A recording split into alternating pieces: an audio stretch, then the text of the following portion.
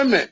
Now the vice president often tell me, since he got a seat as vice president, how many persons have I recommended in this government to serve in the government as presidential appointee? 0. Every appointment in Nimba County was done by him. He and I would discuss something as a brother. To implement it, you will bypass me and do different things. I don't talk on it. Now you need to see us. The thing we saw, it frustrate us. So why can't you lie? Why can't you steal? Why can't you allow the citizens to be? You see, we just tell you. That's why we vote tell you. But you fool us. You screw us, you use us and later on abuse us. So why? The government should lie. Why? But that's the question that we ask. The good person in our whole United Party, that President Baka. You want to say that again? The only person that appreciate good among all the United Party for that President Baka. The rest are ungrateful. The right, they use you and dumb you. But President Baka, if all of them were thinking the President Baka and behaving the President Baka, United Party will have another chance in 2029. But for now, they do not regard people that help them. Three of our soldiers were executed on this party ground. 2 at the back and 1 right at the headquarters. The man who shot and killed our people today is a darling boy in the Liberia National Police. They brought him back to shoot more guns. Get ready to shoot. Because we challenge the status quo appropriately. Inform them in the violence or still any student because of their action. It will be the day the entire Garguah administration will cut down. We will massively violate the students in this country and we'll shut down the Garguah administration. The day that happens, we have the capability to do so. And if they think this renovation project is a joke, let them try it. The fall of the Garguah administration begins with this. If they think they will tumble on any student in this country or at the university like go and work away with impunity, while our children saving opponents and logic in the Western world, while we are subjected to agile power and bad learning conditions here, and the thing will say. In the first 100 days, no car will get stuck on the major road in this country.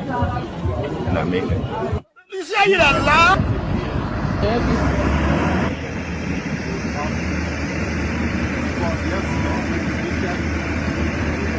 It's going down. First floor. There you have it. That led to decades of war still run deep. But so too does the longing for reconciliation.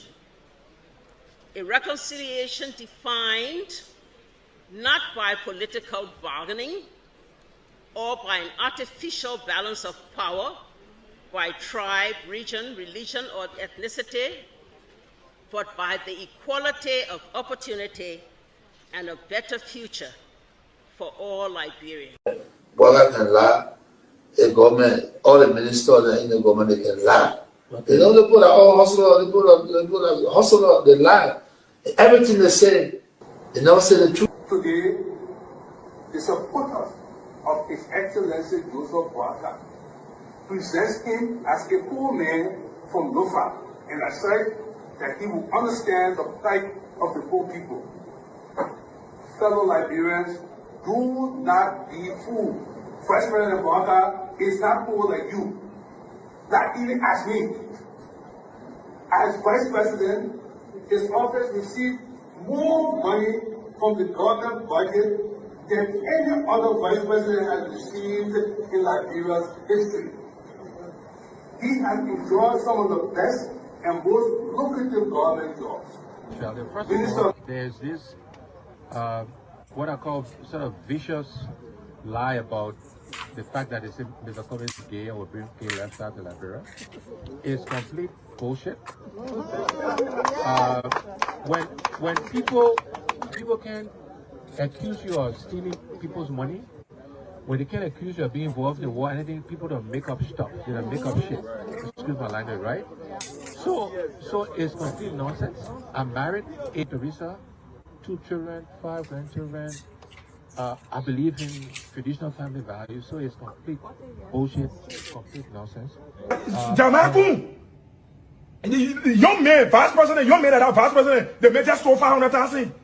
I mean, Jamaica, the major went to, I forgot that Jamaica, the majors went to Ghana, the fit, and they may bring it all company in the country. I mean, Kun, they can't reach yourself. Kun, man, you know, Kun, but I want to sophisticated, quiet, hardcore rule in Labro. But Labro, when 2029 come and pass, then you finally leave. Mission is completed. Now, what the rules of engagement? The war ended, the guy said, the captain, the commander said, mission complete. There wounded outwards. All men on board. Everywhere there is no school, I'll put school. And everywhere there is school and school in bad condition, I'll renovate it. I told them, towns and villages, everywhere you will have lights in a town for children to play and people to see. I told them, every town will have safe drinking water. If Charles Taylor is the problem, he will be out of here in the twinkle of an eye. And I say, let well-meaning Liberians come home. If we respect this constitution, a government formed in Accra is a violation of Article 1 of the Constitution. Let them come home. Let that government be formed in Monrovia. Hello, ladies and gentlemen. This is Jerome Gayman, your servant. Welcome to this edition of The Closing Argument. We have a great guest coming on this afternoon. Honorable the astute Satu will be here to discuss issues pertaining to governance, best practice. So you see, when it comes to the closing argument, I have to give you this caveat. This is a platform that has a diverse panelists that have different views. We come from different political parties, different ideologies, and we will bring those to bear here. What we say here are representations of our own opinions, but not legally the standing of the management of the closing argument. Whatever the closing argument stands for will be spelled out in writing on the letterhead of the TL, the Liberian People's. So Mr. Gayman, how you doing? I'm doing very well, and you? Yeah. So the app was just running. I started to receive a lot of text messages from people because it was like playing on the radio. So people started to ask me, what's exactly playing on the radio? I told them you have to listen because the closing argument, we are not one side, we are from both angles. Like we go anywhere you think you will see us there, both opposition, United Party, whatever means you'll see us there. That's the kind of platform we bring to the Liberian people. Absolutely. This is what we are saying. You will find Unity Partisans here, you will find seditions here, you will find CMC here, you will find anybody who is willing to talk to the Liberian people or anybody who is willing to face the drum. So Mr. Gayman, can you play the app that was sent by Chief Sintomoni George? Let's do it. All right. Oh, yeah. Ladies and gentlemen, Facebook, Instagram, the entire lane of social media. Yes, for Valentine's Day special, you can't afford to miss. It is an exclusive Valentine's Day second black tie fundraiser gala presented to you by the First State Old Timers Post Association of Delaware. Please join us in an unforgettable evening filled with love, friendship, elegance, and celebration, where hearts will connect and memories will be made, all devoted to good time. It's going down, ladies and gentlemen, on Saturday, February 14th at the Non-Shrine Temple, 198 South Dopoh Highway in Newcastle, Delaware. Doors will open from 6 p.m. until 2 a.m. Admission for ordinary, $100. VIP is $1,000 for an exclusive table with accommodation for 6 people. Here's one more information you're going to need for the night. Please come prepared for a raffle draw with great prices. Raffle tickets are available for $5 each. The top prize for the night stands at $1,000 plus other great prizes. Come and let your elegance leave a lasting impression. Come and celebrate Valentine's Day with TLC, but the focus point will stick to the fundraiser, which is intended to build a community center for all residents of the first state of Delaware. The guest speaker of the night, ladies and gentlemen, is a Liberian-Canadian human rights advocate and entrepreneur. His name is Mr. Leo Johnson. He's going to be set and ready to fire up the building. The first state number one DJ will be in the building to play all of your favorite music for mature musical minds. Come on, ladies and gentlemen. I'm yours truly, G. Francis Torgbean. I will be in as well. So let's make a date to meet in the first state of Delaware on February 14th.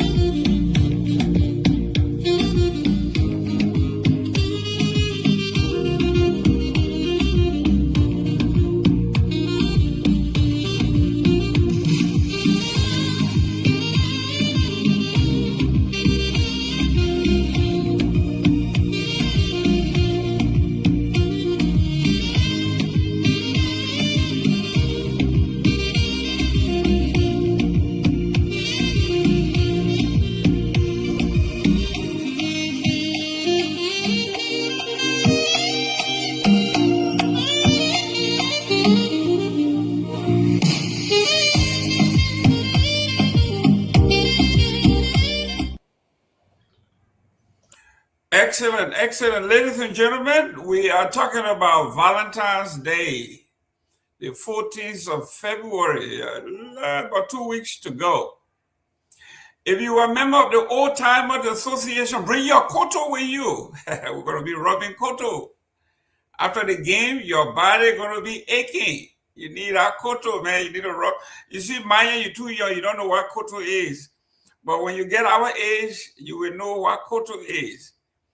So guys, after the event, it's going to be fun. Then, you know, Liberian men and women, we are very elegant. We'll be elegantly dressed in our black tuxedo, black suits of all kinds, black and white, ladies and gentlemen, a black tie, come and look good, look like a penguin. Enjoy the ambience. I want to believe the great Tomalin George is going to be there. I want to believe Dr. Peabody will be there. This is right in their neck of the woods. So guys, come out, support the Black Tie Gala. It's only $100. Come on, have fun. You're going to enjoy it the Liberian way. Don't forget, it is February the 14th. So, someone just talked about our intro. We got a new intro that was put together by our young Myean. This time, he decided to include everybody. So, it's a potpourri of a kind of a panoramic view of Liberian politics, then and now. It may hurt some of you, it may hit you hard, it may make some of you laugh, but that's what this platform is all about. We are non-partisan. I will come on as a Republican and talk my conservative talk. There are some of those who have opposing views, and that's beautiful. They will come and talk their liberal talk. And then we have independents who will come out and talk their independent talk. We have religious folks to come and do the religious thing. This is what this platform is all about. We don't take side, even though when we hit you hard. And that blow doesn't limit it to anybody, but everybody. They will hit me hard sometimes, and I hit back. I may hit them hard, they hit back too, but that's what this platform is all about. One of the things we want to look at, I will go through the headline real quick. After we have done that, then we're going to play a little clip about fact-checking in Liberia, which is sponsored by the international community. And if we have time, we are going to look at the response from Mr. Kamara briefly, while we wait on our guests to arrive, and then we're going to be rocking and rolling. The headline of Liberia today begins with Front Page Africa. Ivanhoe Chief Barnes steps down following a fragile Liberian agreement. Browin Barnes, President and Chief Executive Officer of Ivanhoe Atlantic, formerly High Power Exploration, HPX, had tendered in her resignation after 4 years at the helm, amid mounting uncertainty surrounding the company's iron ore ambitions in Liberia and Guinea. Front Page Africa has learned. That's a big one. Former Minister Pewee welcomed government of Liberia's admissions of errors in President Boubacar 2020. Okay.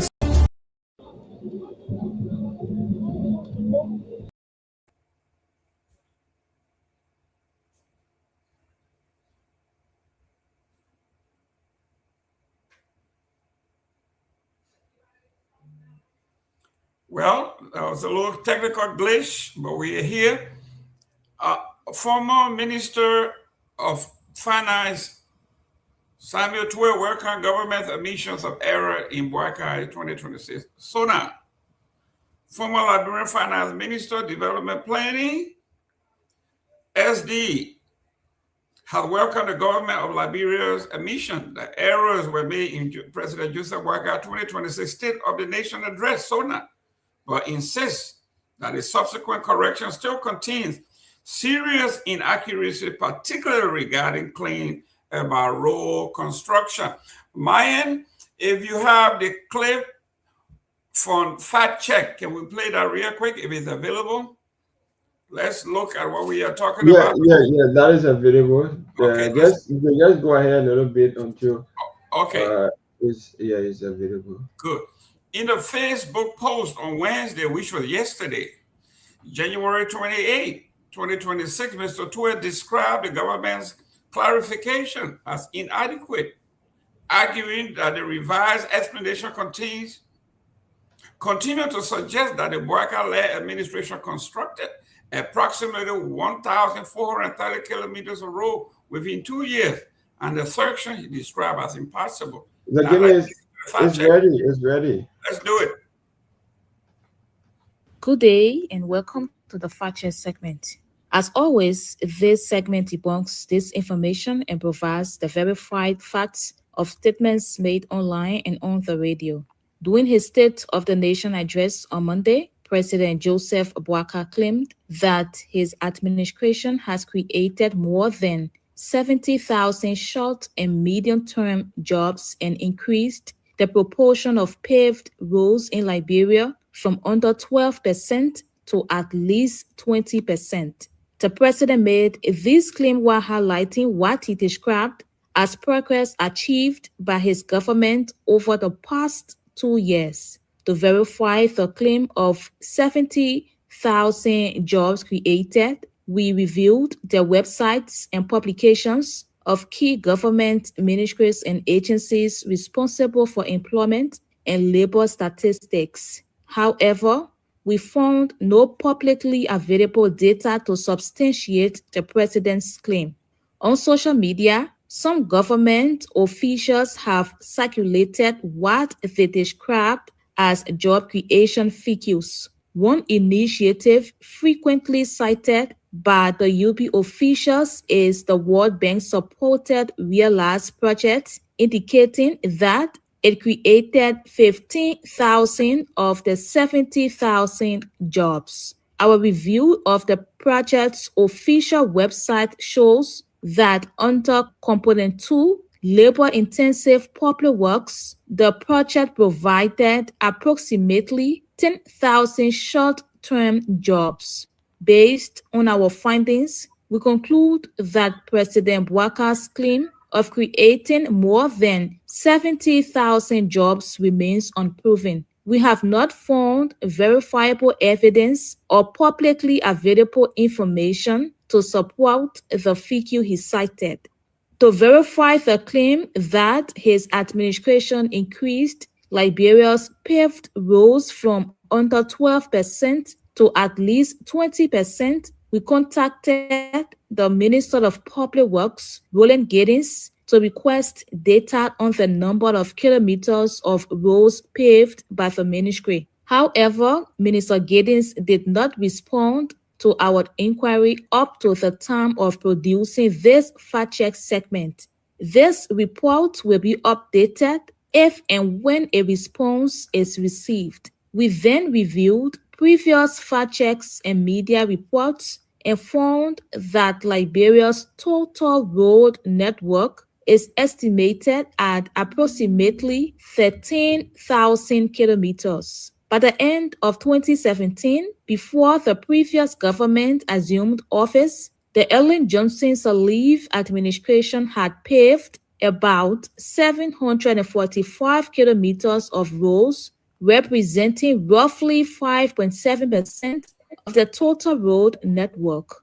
Before the Weah administration left office in December 2023, an additional 400 kilometers, or about 3.1% of the road network, had been paved. This brought the total paved roads to approximately 1,145 kilometers, or 8.8% of the national road network before the Bouakar administration took office in 2024. According to an op-ed written by Deputy Minister of Information Nat Beje, citing data from the Ministry of Public Works and published by Front Page Africa, the Bouakar administration has paved a total of 121.87 kilometers of roads since assuming office. This represents about 0.9% of the road network and brings the country's total paved roads to approximately 1,266 kilometers, or 9.7% of the total network. Meanwhile, Information Minister Jerome Pewee, speaking at the Ministry of Information's regular press briefing on Tuesday, stated that the figure cited by the president was a misquotation of data provided by the Ministry of Public Works, attributing the error to the speech writers. According to Minister Pewee, the intended statement was that the administration has taken bold steps to increase Liberia's paved road portfolio from less than 12% to at least 20%. Based on these findings, we conclude that President Bouakar's claim that his administration has increased Liberia's paved roads from under 12% to at least 20% is incorrect. The administration inherited a paved road network of about 8.8% and has increased it to approximately 9.7%, not 20%, although the Minister of Information has acknowledged that the president's statement resulted from a quotation error. This is all we have time for on the Fact Check segment. This segment is part of an MOU between Local Voices Liberia, OKFM, Pram FM, and Care Radio to counter disinformation and help the public make informed decisions. This MOU is funded by the Liberia Media Empowerment Project, implemented by Internews with funding from the European Union. The funder or partner had no say in the editorial decision leading to the production of this fact check segment. We will be back on Friday with more fact check reports to help you know the facts. If you want us to fact check a claim for you, please send us a text to WhatsApp on 0777 556 296 and we will definitely check for you. Also, follow us on Facebook at Local Voices Liberia, X or Twitter at LVL Fact Check, and go to our website www.localvoicesliberia.com. My name is Olivia Bawon. Thanks for listening. Goodbye. Good day and welcome to the Fact Check segment. As always, this segment debunks disinformation and provides the verified facts of. Ladies and gentlemen, as long as I'm here, as long as this platform is called what it is going to be factual. You can debate and argue your own opinion or mine, but when it comes to the facts, when it comes to the numbers, you cannot argue the numbers. We do not grab numbers from the air. We fact checked. We look to those who are experts in those areas. We do not talk across discipline. So if we cite anything here, we will quote and give appropriate credit to where it is due.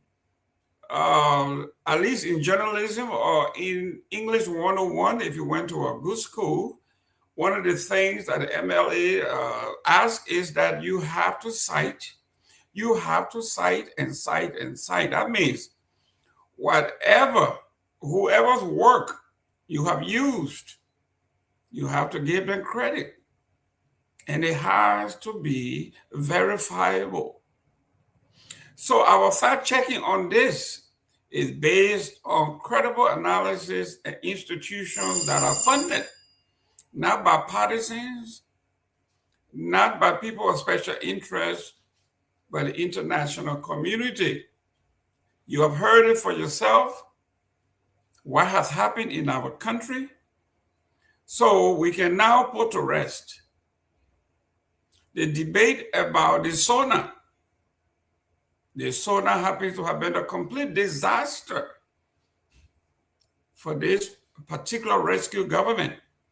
In a Facebook post on Wednesday, January 28, 2026, Honorable Samuel Pewee described the government clarification as inadequate, arguing that a revised explanation continued to suggest that the worker-led administration constructed approximately 1,430 kilometers of roads within 2 years, and the section he describes as impossible.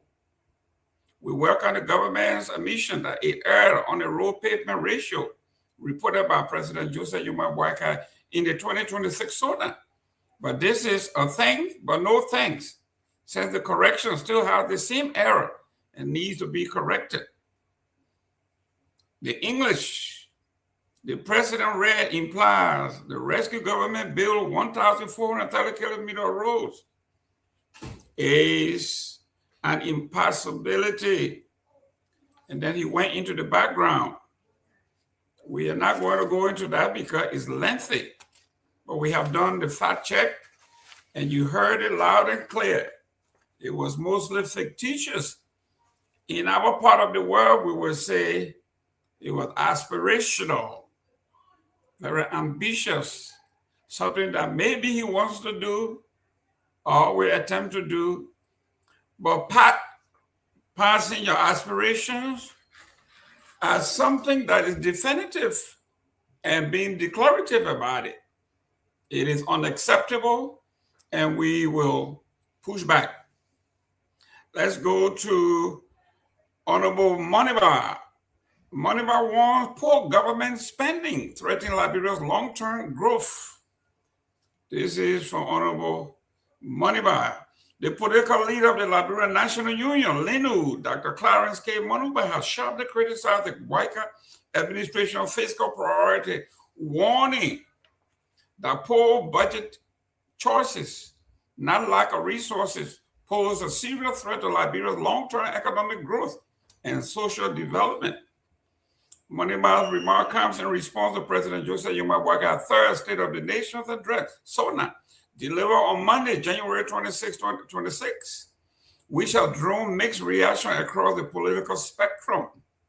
While government officials and supporters have defended the president's claim of progress, opposition figures have questioned the substance behind the speech. In a detailed address released Monday, Moneyba argued that while State of the Nation speeches often sound impressive, the true measure of government performance lies in the national budget and its distribution. As it stands, the speech does not match what is written on paper and definitely what the folks are feeling on the ground. In other news, the Liberian Ministry of Foreign Affairs urges sustained diplomacy, humanitarian access in the Middle East crisis at the United Nations. Foreign Minister Madam Sarah Besler-Yanati has called on the international community to move beyond managing crises in the Middle East and instead commit to deliberate, sustained choices that lead to lasting peace, warning that continued delay in action amount to both a moral failure and a strategic catastrophe. Let's go to the Liberian investigator. Waka Kun strike different tones on job as employment persists. Who is telling the truth, the vice president or the president himself? This is the argument. That's Liberia. We bring you the facts and you can decide, but as far as we are concerned, we'll bring the news to you as they are made. Legislature retreat on port reform pulls back the bill from Waka amid protests and legal warning. This one is heavy. Where is my friend Abu Kamara? Abu Kamara, we need you here. In a dramatic political reversal fueled by workers' protests, legal objections, mounting public pressure, Liberia's national legislature has withdrawn two controversial port reform bills from President Joseph Yumabwaga's, temporarily halting the sweeping effort to dismantle the National Port Authority's NPA centralized control over the country's seaports. The legislature said the decision will allow lawmakers to incorporate stakeholders' input aimed at strengthening the proposed law before resubmitting them into 2 weeks following the final passage.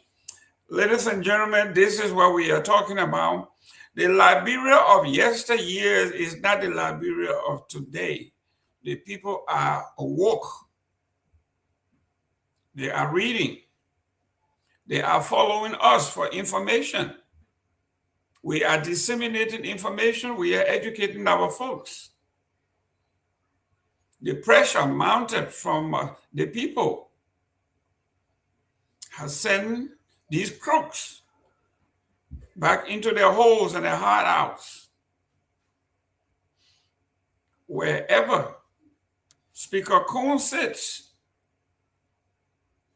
his worry should be more about having a quorum. As the mounting pressure from our folks has yielded fruits, this port bill, shrouded in secrecy and deals,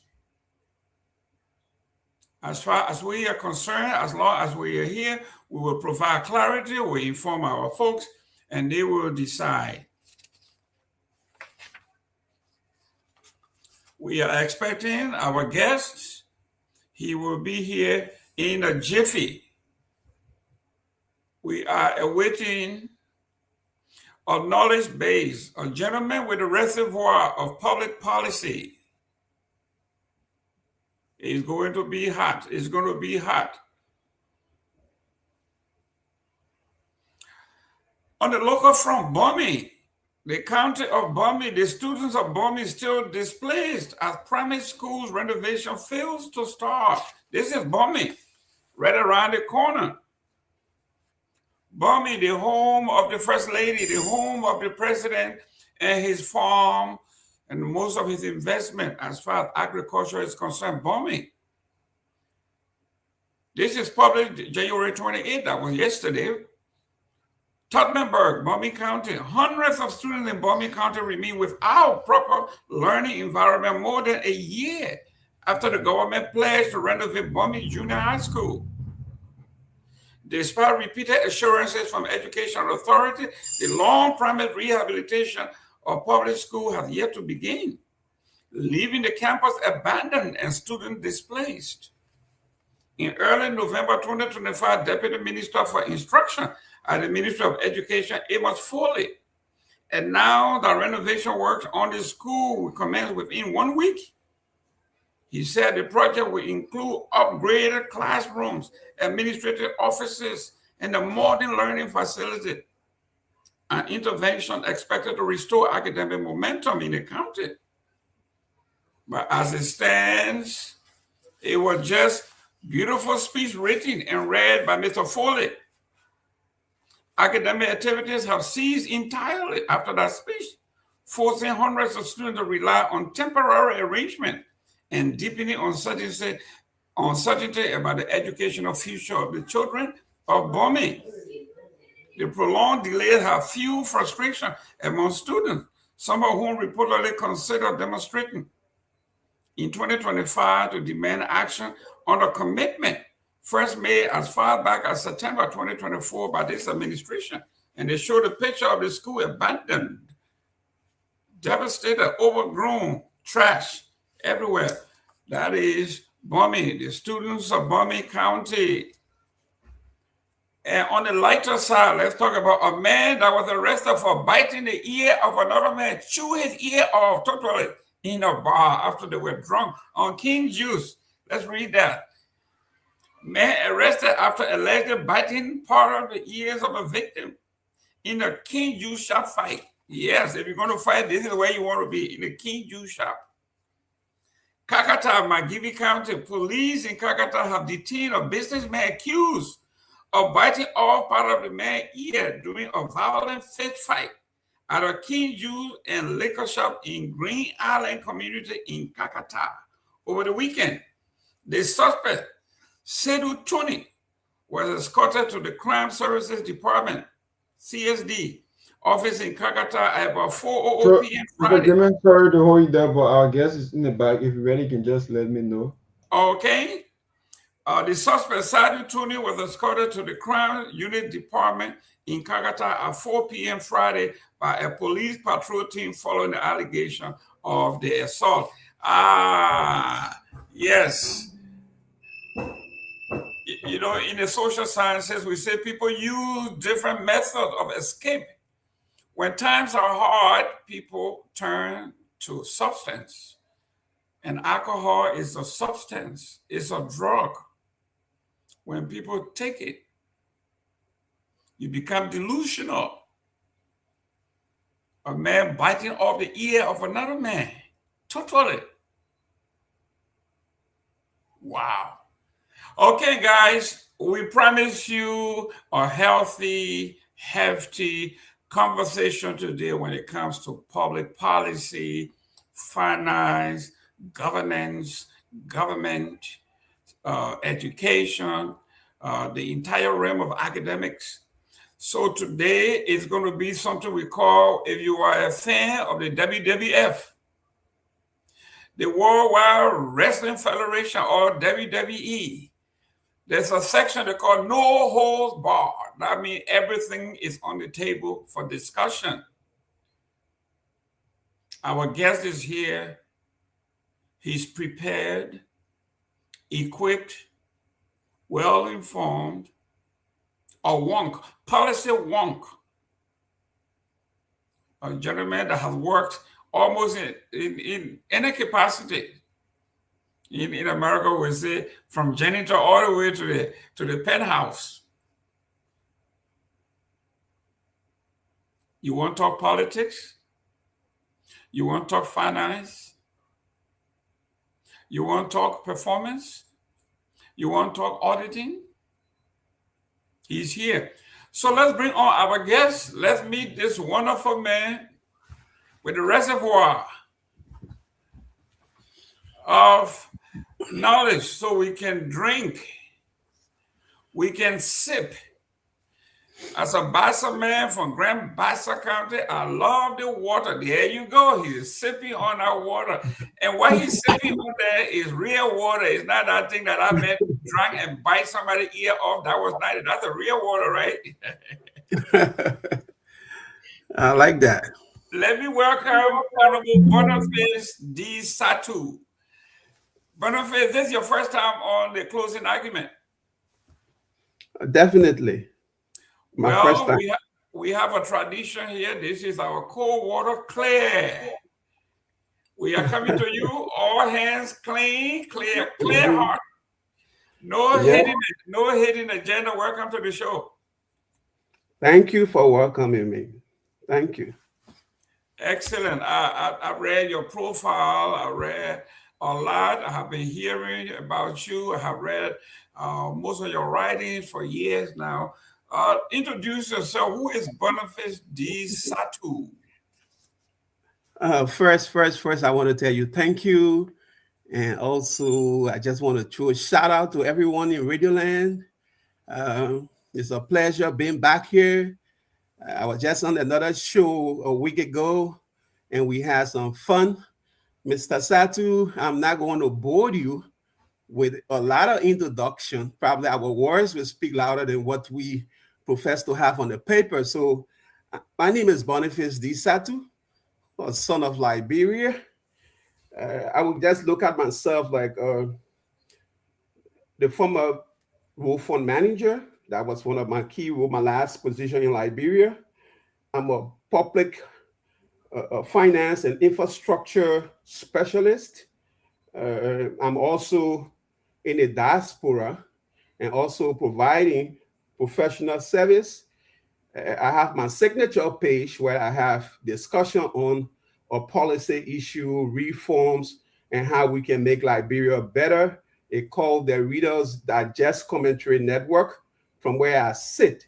So basically, and that platform is used to be able to just reach out to our people, policy makers, and also to provide information regarding our country and regarding other social issues that can help better our country and help better everyone.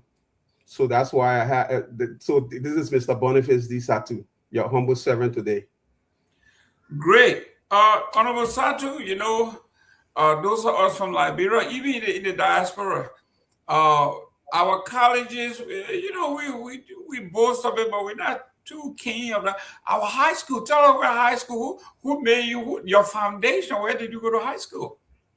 Oh, no, okay. My foundation, my elementary and kindergarten foundation, I started off with St. Mary's in Douala. Then it was St. Mary's Elementary School from first grade to sixth grade.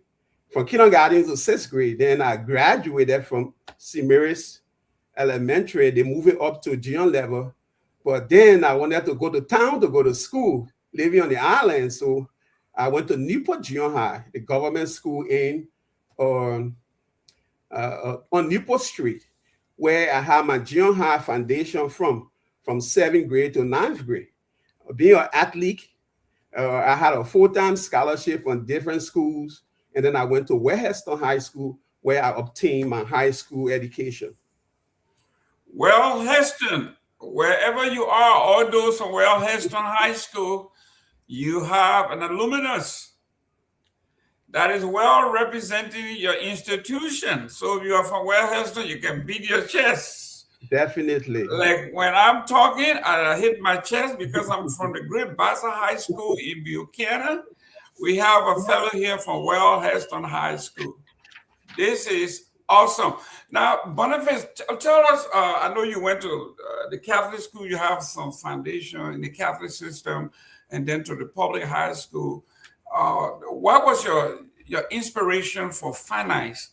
Because most of the stuff that I have read is detailed when it comes to financial analysis. What was your aspiration? What actually brought you to this level? I had a mentor when I was growing up playing basketball in Liberia. We had some pretty good role models that I try to pattern my life, after, so while playing basketball, I always thought, I said, I want to be a banker. I want to be a banker. So while playing basketball, I was recruited to play for Invincible 11 basketball team. And the person that recruited me was a banker. His name was Mr. Koli Estama. And every time he said, oh, the only thing I can do for you right now, you can come to my office anytime you want to come to my office, but I can give you a job here with a bank. Then with National Bank. So I said, oh, but I want to work. He said, no. But you see me, I already have a master's degree. And I've been playing basketball. And I'm now your coach. So the only thing I can do for you is education. So then I started taking interest in banking, taking interest in finance. And that was shaped my financial background. And then while doing that, working for every time I go practice, we say go to the office first. Then I started to go to CWA Junior College, where I obtained accounting and bookkeeping degree. And then I started working with Meridian Biobank, and I moved to LBDI. And then I started going to the University of Liberia. I went to the University of Liberia. Then I traveled to the United States of America.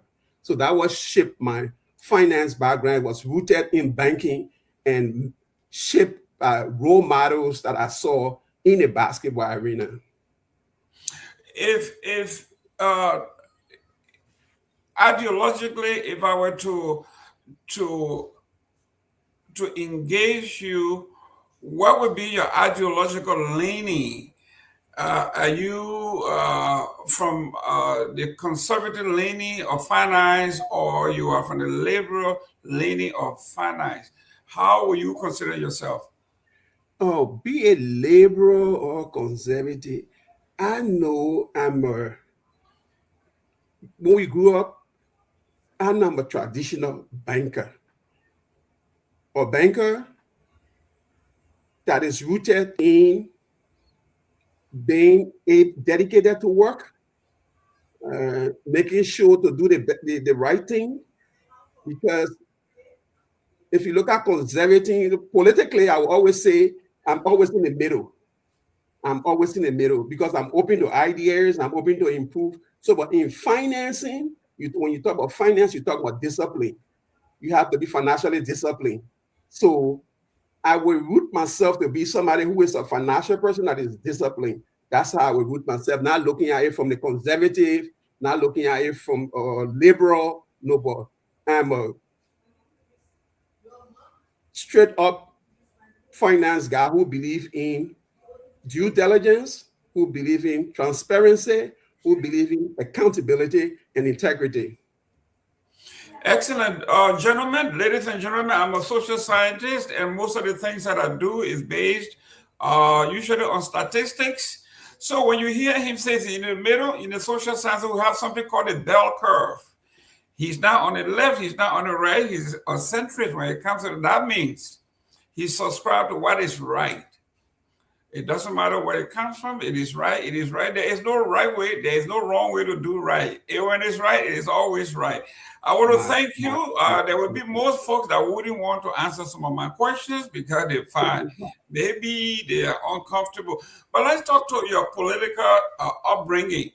Some of our young folks like me, my political ideology was based on my upbringing. My parents, their cast in life. When we were born way back then, the political system in Liberia made us feel, my parents feel like there was a caste system that our lot were totally based on, we were stuck because we were not part of the ruling class, we were not part of the political class, we were not part of the elite class. So basically, they were left to their own devices. Out of that came our upbringing and our advocacy and our way of thinking. Like me, My graduate study interest was social stratification, inequality and social stratification. I wanted to know how come society will classify us, elite, upper class, middle class, a lower class, and at the bottom of the totem pole. So I made it my duty to study how we got to where we are. I want to believe your thinking was shaped by some personal experience. Okay, good questions. I like your psyche. I like what you're driving to, trying to understand the personality. First, I'm foremost guided by my Christian principles. I believe 100% in the Bible and the teachings of God. So even in my decision making, even in my family life, even in my professional life, is guided by my Christian principles. Decisions that I make are guided by my ethical standards also. So those are the key factors that shape my upbringing. And secondly, when you talk about political system, when we grew up, or when I grew up, the system that I grew up in, then, even though we had almost like a one-party system, we used to have the Pewee party, we said we had a Congo in a country, but I will be honest with you, that didn't affect my upbringing a lot. Because when we grew up, I didn't know what you call crime, bassa, this one, tribal, no. When we grew up in Lockingtown, we grew up, every one of us were all friends. We didn't know whether the other person, father was this one, because we're all disciplined by all our parents. But what I've realized over the years, that we have been shaped in a way that is putting us apart. And to just also inform you, beside all of my education background, I serve as a community leader when I live in the diaspora in the Washington, D.C. area. I serve as the president for the Liberian Community Association for the Washington metropolitan area for 5 years. And in that vice always come up, country conquer. But I didn't believe in that tribal. And I think it's dividing. Also, I was never shaped by that. I was shaped directly by my Christian principles. I know my Liberian brother. When I see you, I don't see Pele in you. I see you as a Liberian. When I see you, I don't see you as a crown. I see you as a Liberian. And once we can come back to that system, that we all can be able to accept one another as a whole, as Liberians, I think it will be better. So I'm not more driven by any particular political system, but my Christian values. Excellent. Ladies and gentlemen, do us a favor, share this show on your platforms, in your chat room. Mr. Satu, we suggest you do the same thing so we can have a robust discussion. I know our fellow panelists will be here. This is America. Everybody pushing their cartoon. So by 5:30, everybody will be here and they will begin to tune in. And I'm glad you came in to begin this process. One of the things the reason why I usually push this, because my father was trained as a Methodist preacher. So they were very poor. And he would tell his children, us, your duty is not to go and get rich. Your duty is to come back here and change the lot of our people. Said the Lord himself did not relegate us to the permanent life that we are living. It is your job to come back and be a light, a guiding light. So those of us who began to be an activist, we didn't put ourselves first. We put the general public, like you say, the general good. So let's talk about policy. Let's talk about public policy. What is your belief that public policy, if done right, can be for the better good of the general public? What are some of those areas that you think we have failed? What are some of the areas that you think we can improve on? What are some of the prescriptions that you would suggest or have tried? Thank you. Very good question. In my public service life, I have learned so many things. I have been on both sides. I've had the opportunity to work in Liberia. I've had the opportunity to work in the United States. Currently, I'm in the United States, working in the United States. I had the opportunity also to work with government, and I had the opportunity to work with non-for-profit. I had opportunity to work in corporate institution, both in Liberia and in the United States.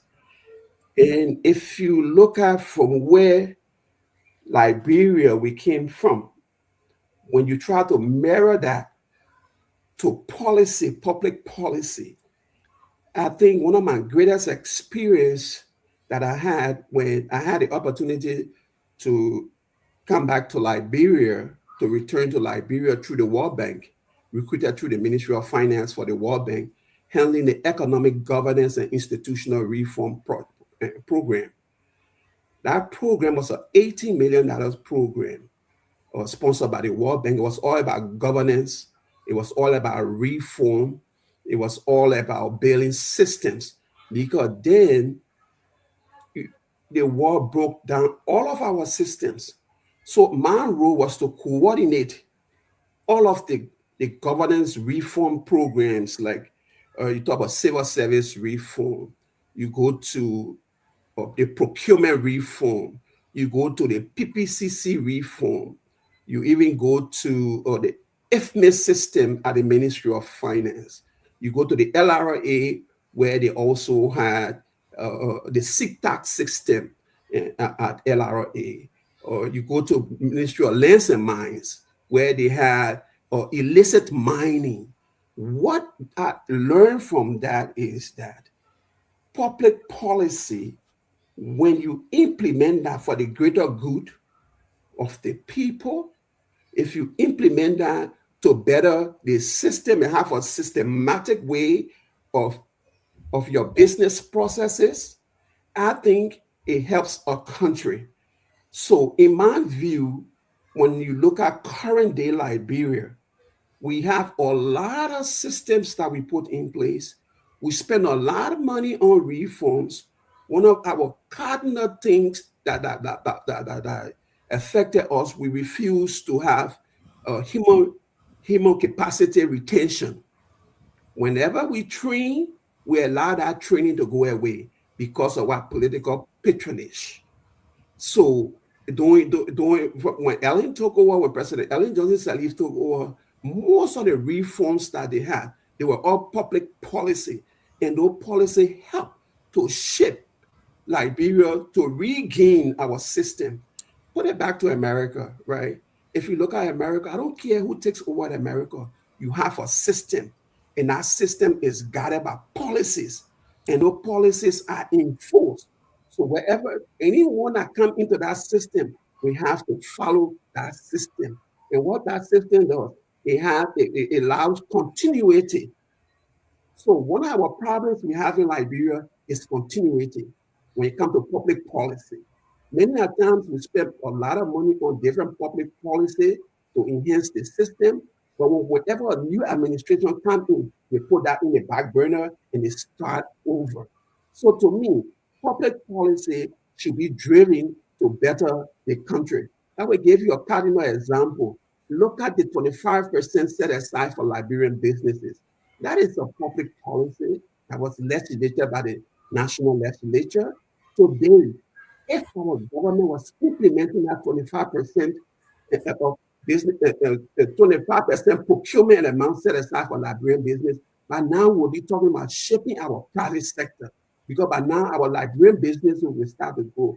Typical example in America, 60% of the jobs that are created in America is created by small businesses. So you see, the best public policy help to enhance the performance of the country. So if you don't have a good public policy in place, and no public policies are not, I would say, monitored or enforced, it's like you just have them on the shelf. They're just sitting down on the shelf. So good public policy for a country helps a country to maintain the system and allow development to take place. That's how I look at policy. Excellent, excellent. Ladies and gentlemen, please let me introduce our guest here. We're getting too serious in the public, but let lighten it up a little bit, and then we'll come back to it later on.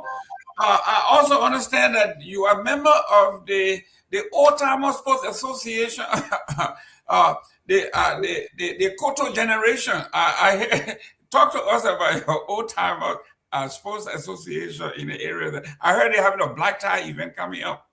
Oh, you mean the Delaware era? In the Delaware, yeah. You know, you guys your old timer thing there. Go ahead. yeah. I think I learned that they should be having the Valentine's Day program to be coming up. Right. Well, I was very impressed when I joined the community. I went to their July 26th program, and it was so impressive. And they have Barrow and IE, they have other things.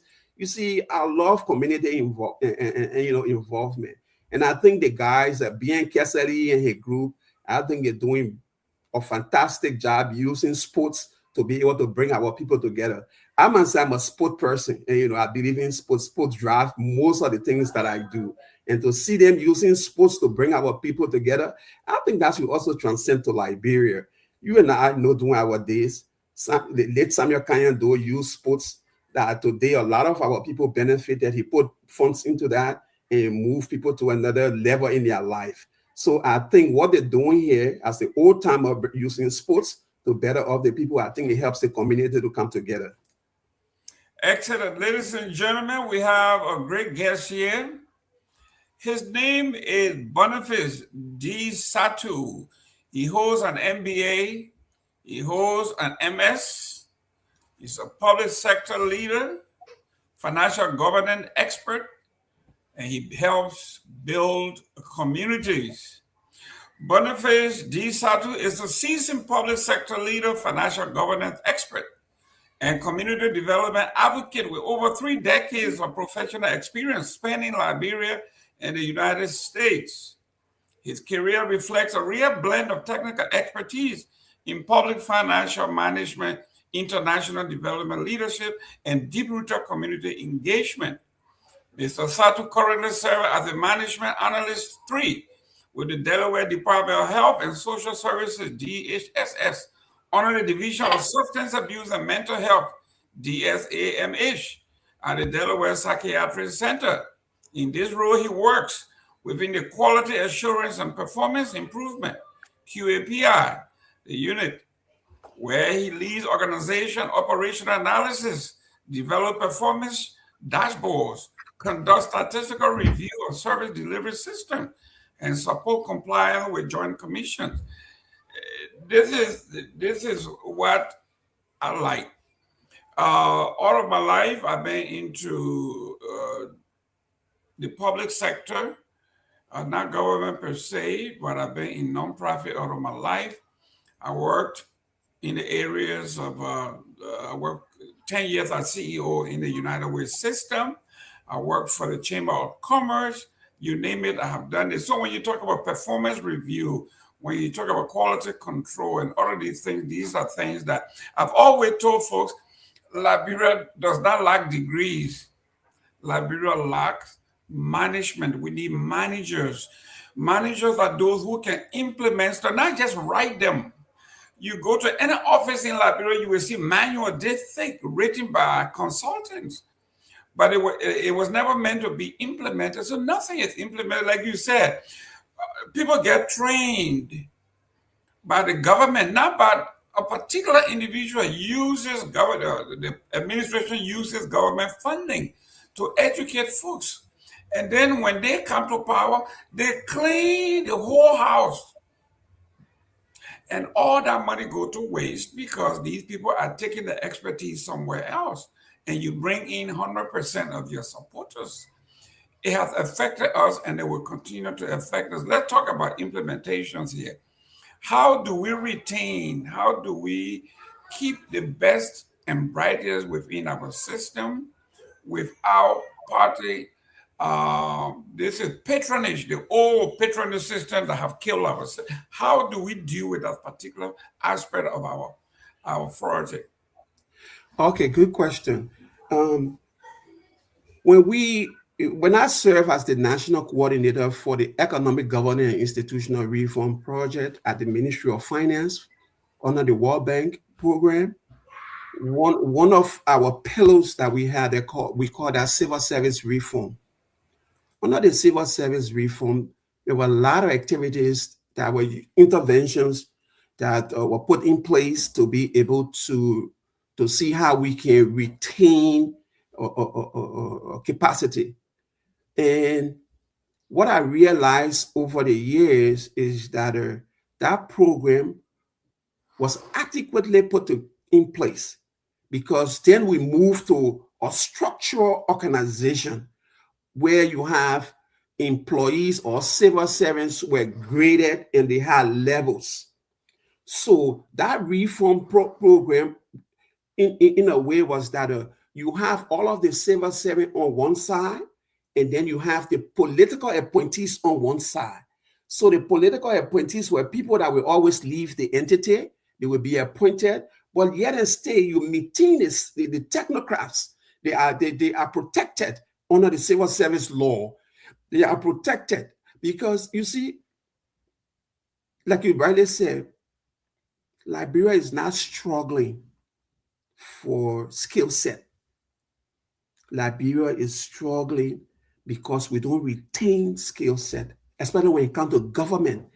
And if you don't have the requisite skill set, productivity in the system is very less. Productivity in the system is low. Making sure that systems are follow is very low. We're not running. Our country, we don't suffer from systems. The systems are there, but how can we retain the system? For example, majority of some of the professionals that were trained under the Ellen Johnson Sirleaf programs, we had a financial management school, we had a procurement school. That program was to help train young Liberians to move into the financial area. But today, majority of those cases were affected because when new government come in, they move them from there. They send them somewhere else. So we have to go back to civil service, the civil service reform, go back to it and look at it holistically.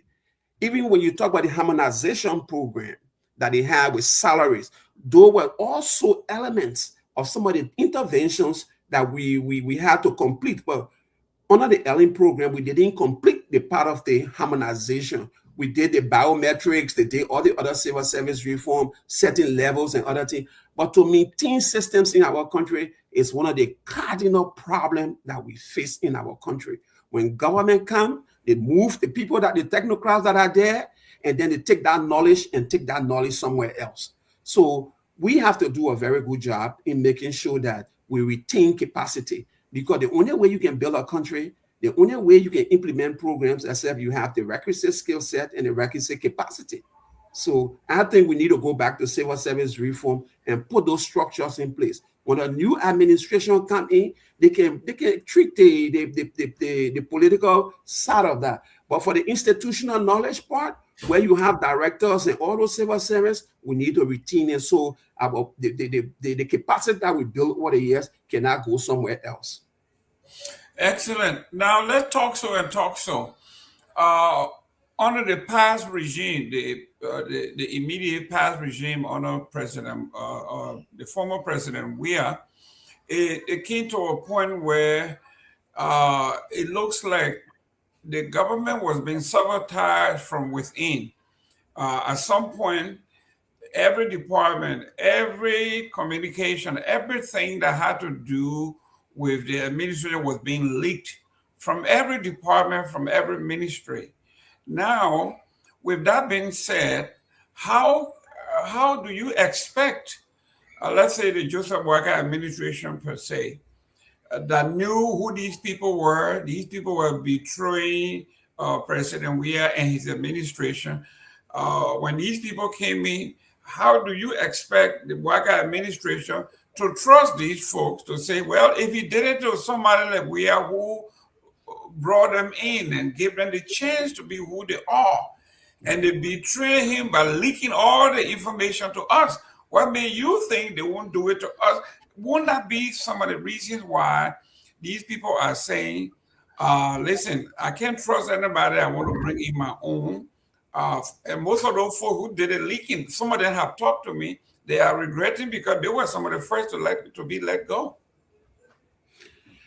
Looking at that aspect of governance, I think you and I know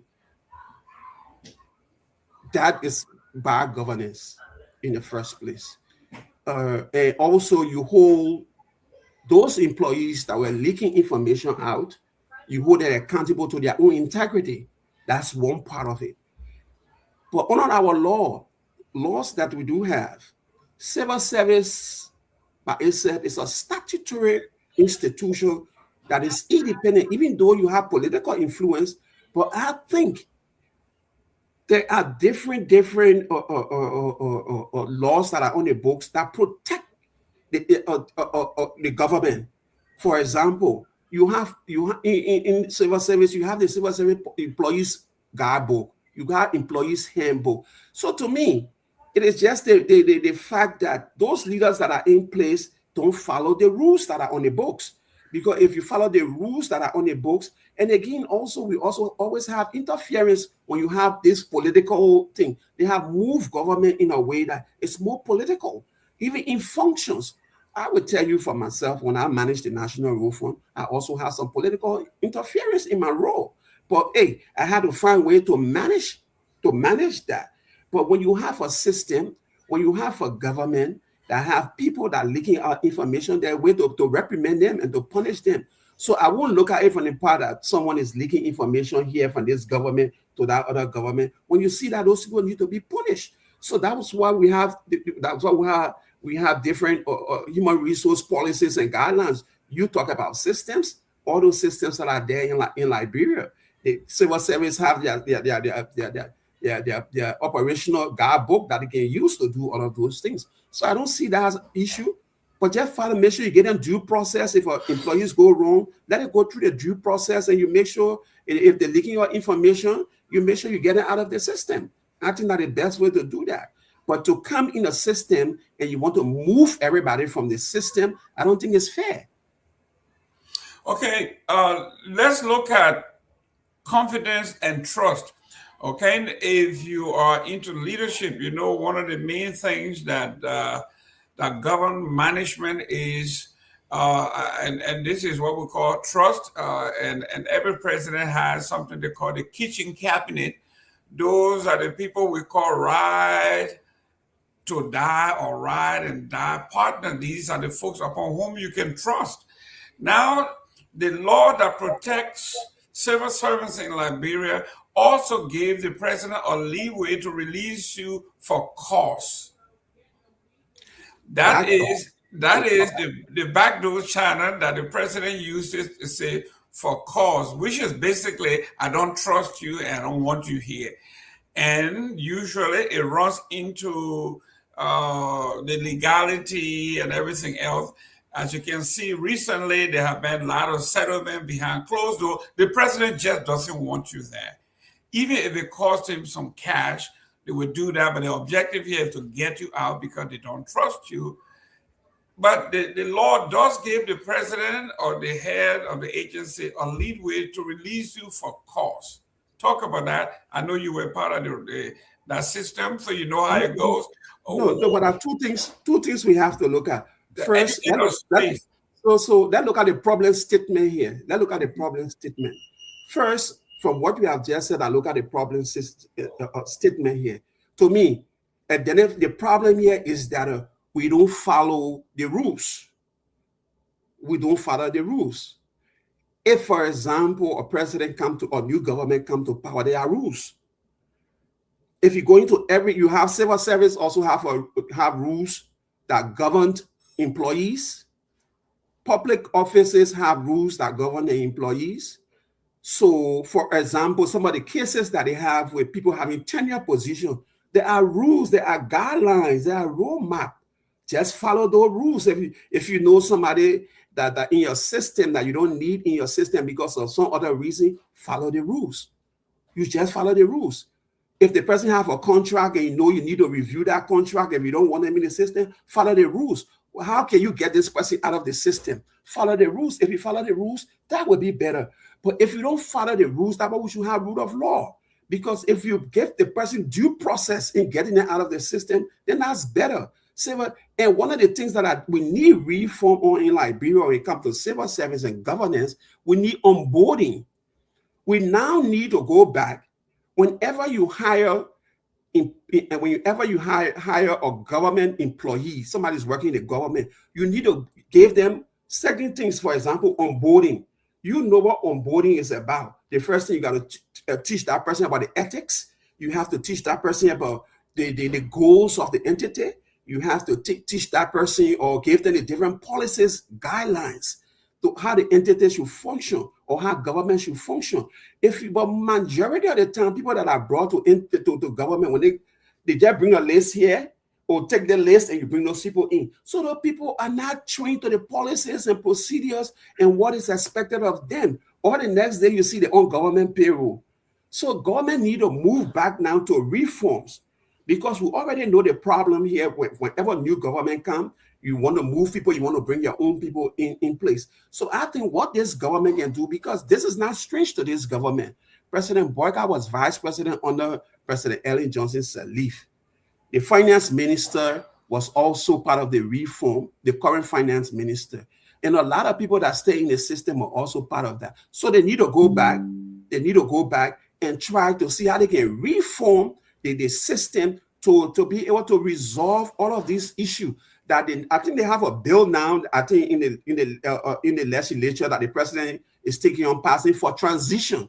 And I think in that transitional policy that will carry off from government to government, onboarding and civil service reform, how you get people, all those things should be a package that should carry. But at this point in time in Liberia, what happened in the past, we don't need to continue that anymore. So to me, we need to reform the civil service system and make sure put the policies and processes in place that we cannot repeat what went on in the country.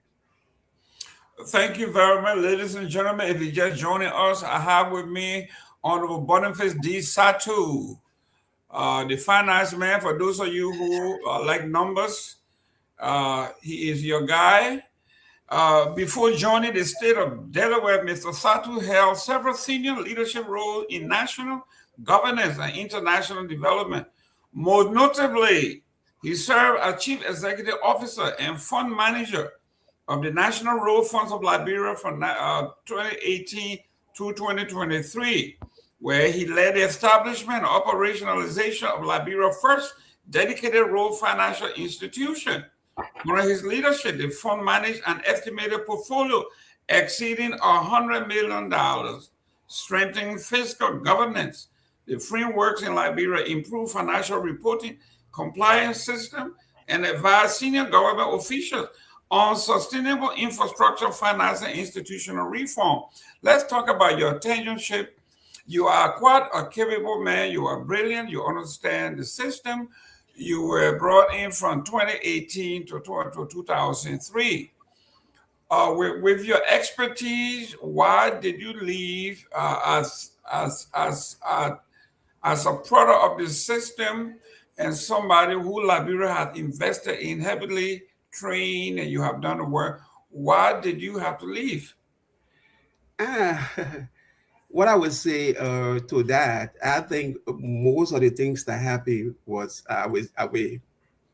that's how the past administration thought that they could hinder my departure from the institution. Because the first thing, I had a tenure of 5 years, and my tenure expired for the 5 years. And the law provided that whenever you have the head of the institution term expire, you need to have a performance review. You know that, and I know that. And the law also provided I had the opportunity to go for another term, but I was never given that opportunity. I was never given the opportunity even to say, we need to have a performance review for you. And that was very disappointing, because if you look at most of the things that happen in our road sector today, the first thing I was trained by USAID on a $25 million road maintenance program for capacity development work on the field. And I was the deputy chief of party.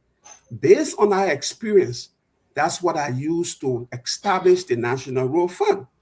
But my leaving was political, I would say, or probably the time, maybe the government then, the CDC government felt that, hey, I don't think we can work with you for us to continue you building the institution. So, hey, they didn't renew my contract for the next 5 years. So that's how I left. So my contract was not, I was never given the opportunity for a performance review. I was never given any opportunity. I just left the institution. But hey, as God will face it, it is Liberia. That's how we do, because that institution never existed in Liberia before. When I was recruited competitively for that role, and when I started that institution, only the law was passed. The law was passed, and when they passed the law, there was no fiduciary administrative function to manage that entity. That's when I was recruited, and I was the first employee, and I hired everybody, build all of the system, the financial management. That is a financial management institution, but I didn't have that opportunity from the past administration to give me the opportunity to continue to build the institution. So who hired you? Who brought you on? Was it you came in from the Ellen Johnson Sirleaf administration? Yes, when I was at the Ministry of Public Works, when they had the GIZ was working on the draft law for the road fund. And I remember that day, Judy Moore was then Minister of Public Works. And he told me, I think right after they drafted the law, the GIZ folks wanted to implement that program to start. So later, when in a donor meeting, he said, oh, we're going to find a fund manager. Then through having a conversation, then I said, but all of the training, I said to myself, but all of the training I'm getting here, I think it's best for me to do the job, because I was also working with the GIZ folks. And the international partners with the Ministry of Public Works and the Ministry of Finance, they put up the recruitment process for that job, which was done through Ministry of Finance. And that's how I applied. So when I applied, I was shortlisted for the program. Interviews were scheduled, but then the government has just transitioned to President Weah government, to the CDC government. So when they transitioned, the ministry continued that process, and that's how I got hired. And that process was involved with the Millennium Challenge, ADB Bank, the World Bank. They had a panel with USAID. They had a panel. That's how I was recruited competitively.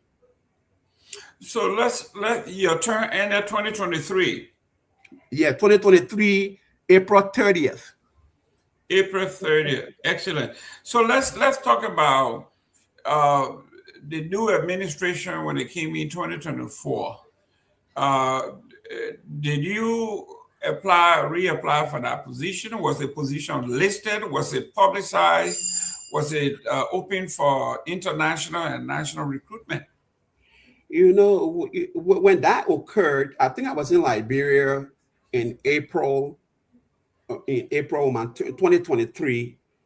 But the way I was treated by the past administration, especially when they were alive, when I was on my term over, they didn't give me no opportunity, as if they myself were in some confusion, somebody that self an entity, helped to build systems in the country, helped to build roads in the country. So after that, I saw it like, I think it's time to get out. So in May, I left the country and I moved back to the States and to see how I can stay out here with my family. That's how I left, because I was never given the requisite or respect. I was never given the requisite time. Even though my contract over is their duty. I agree. If you don't want me to work with you, yeah, that's fine. And there's a responsible and respectable way of doing things. And and I don't think I'm not against them that they didn't renew my contract, because it was their prerogative. It was left with them to renew or not to renew. So, but when you don't want to renew somebody, but there's a way you can tell them, oh, thank you for your service, I think you can go. But all of those things never happened. I flew from Liberia and I had to come to the States. That's how I left it. That's how I left that function. And they have somebody that I recruited in the office that they do. But it was a chaotic scene that in my whole professional life that I've never seen before. So, I'm happy that I did what I could do for my country. And I'm happy that the institution was audited, and the audit reports that are there today, I've left after 2 years. There's nobody coming after me for any financial malfeasance. So I'm very happy for where I find myself today. Excellent. Ladies and gentlemen, we have with us Honorable Boniface D. Satu, a financial expert, somebody who has been into public policy, know the nuances. What he's talking about is something that I know a little thing about when it comes to management. Usually when somebody leaves my employ, I usually have an exit interview. We will interview the person about their experiences here, what they think, do we have any errors, where can we make some changes, what would you recommend? We'll do all of these things. And the person will give us an honest review of what they think. What Honorable Satu is saying here is that at that level, at the national level, where the best and the brightest of a nation congregates, you think that within the government structure, somebody will say, somebody of this nature deserves an exit interview to extract something they call turnover notes. You come in where, Garguah used to say, if you are owner of a farm and you own the barns, you know where the rats are hiding, so you would never go hungry. That means if you were transitioning from Satu to somebody else, it would behoove you to sit with Satu, do an exit interview to extract some turnover notes. Where did you begin? Where did you end?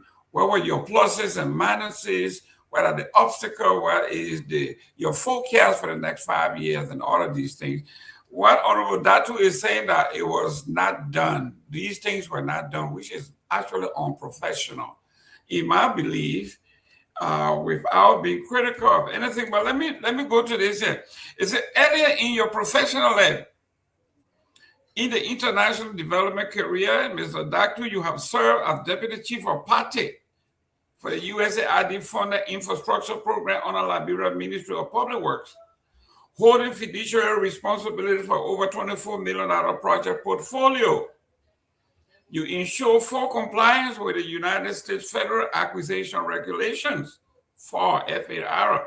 You oversaw procurement and subcontracting system. You led audit and compliance processes. You also work with the World Bank's Economic Governance and Institutional Reform Project. You also work with the West African Regional Fisheries Program, WAFA, and the World Health Organization supporting financial control, procurement reforms, and institutional capacity building across key government agencies. Talk about our portfolio. What did you learn? What did you teach? And what could we learn as a nation from your portfolio across all of these international and national agencies? Okay, good. There, like for example, if you look at the first one you spoke about USAID, under the USAID program, that program was structured to put maintenance program in place.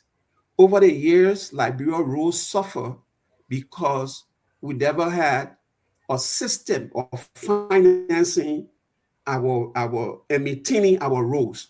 And whenever you build roads, if you don't maintain roads, over time when the road deteriorates, it's an added cost. So part of that program was to ensure, not USAID, to ensure how we can have a maintenance program together.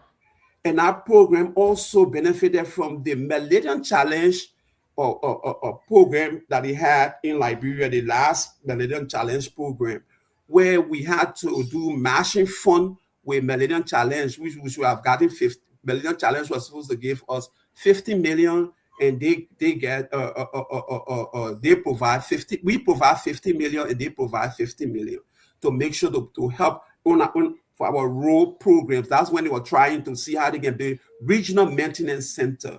So the USAID program basically was structured in a way to build the capacity of engineers in the country, was structured to develop community-based organization to maintain their community roles. It was also structured to, then we also conducted a study doing that program for USAID. Under that program, it shows us different road surfacing. Not all roads should be asphalt road. Some road you in America, you see the same thing. Not all our roads here are asphalt, depending on the traffic volume. And some of those surfacing have prices. Some of them they call it low cost, low volume seal. Low volume seal is something. If you go up to the 14 military barrier right now, they got something they call the pulley road.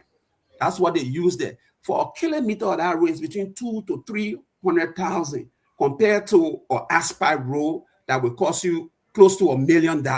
So all those studies were done to see how we can be able to build our different road infrastructure. So that was one part of my experience that I gained from the USAID. If you go back to the World Bank program that it had $18 million, it was all about reforms in the country.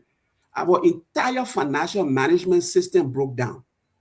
And we had to rebuild that system through different reforms. So I had to coordinate between 9 different ministries. And we also, when we talk about corruption, some of the programs there were to see how we can reduce corruption in the country by instituting some of the things that we did. When you see the biometric system that came from that program also. Even the national legislature that you see over there, we had a program there for transparency. So we brought a machine that any legislature that is voting, easily the system that was there will easily give account of how they participated in their legislative work. We went to the IFMIS system. So there were different kind of reforms that we put in place for that program. Then you look at the WAF program.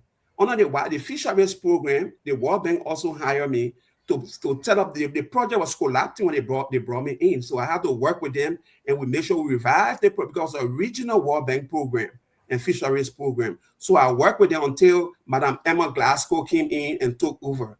I was asked to see how I can continue with that project, but by then I had the opportunity with the World Bank. And you look at health system resilience. I also work for WHO, where doing Dr.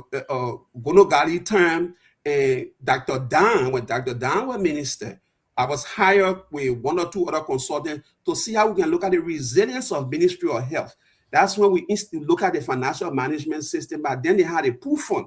So based on our study, our recommendation, that's how they moved to their internal financial management system and got rid of an outsourcing system. And that system saved them over $1 to $3 million every year. So those were the kind of things that I work on in Liberia. So most time I say I have a lot of experience, rest of our knowledge, because if you look at some of the majority of the system moving from our war days, making sure that we have a structured system in Liberia, I formed part of that and I led most of the project implementations. Excellent, guys. We are talking, most of our folks and most of the other platforms, the reason we are more academic in nature and less of a G's or gossip or slang, you learn nothing. But what we are doing here is for our country, the nation state of the Republic of Liberia, to be improved. We need expertise. You need to hear from folks. There's a reason our parents spend a lot of money for you to go to school. There's a lot of reason why people deny themselves something we call instant gratification.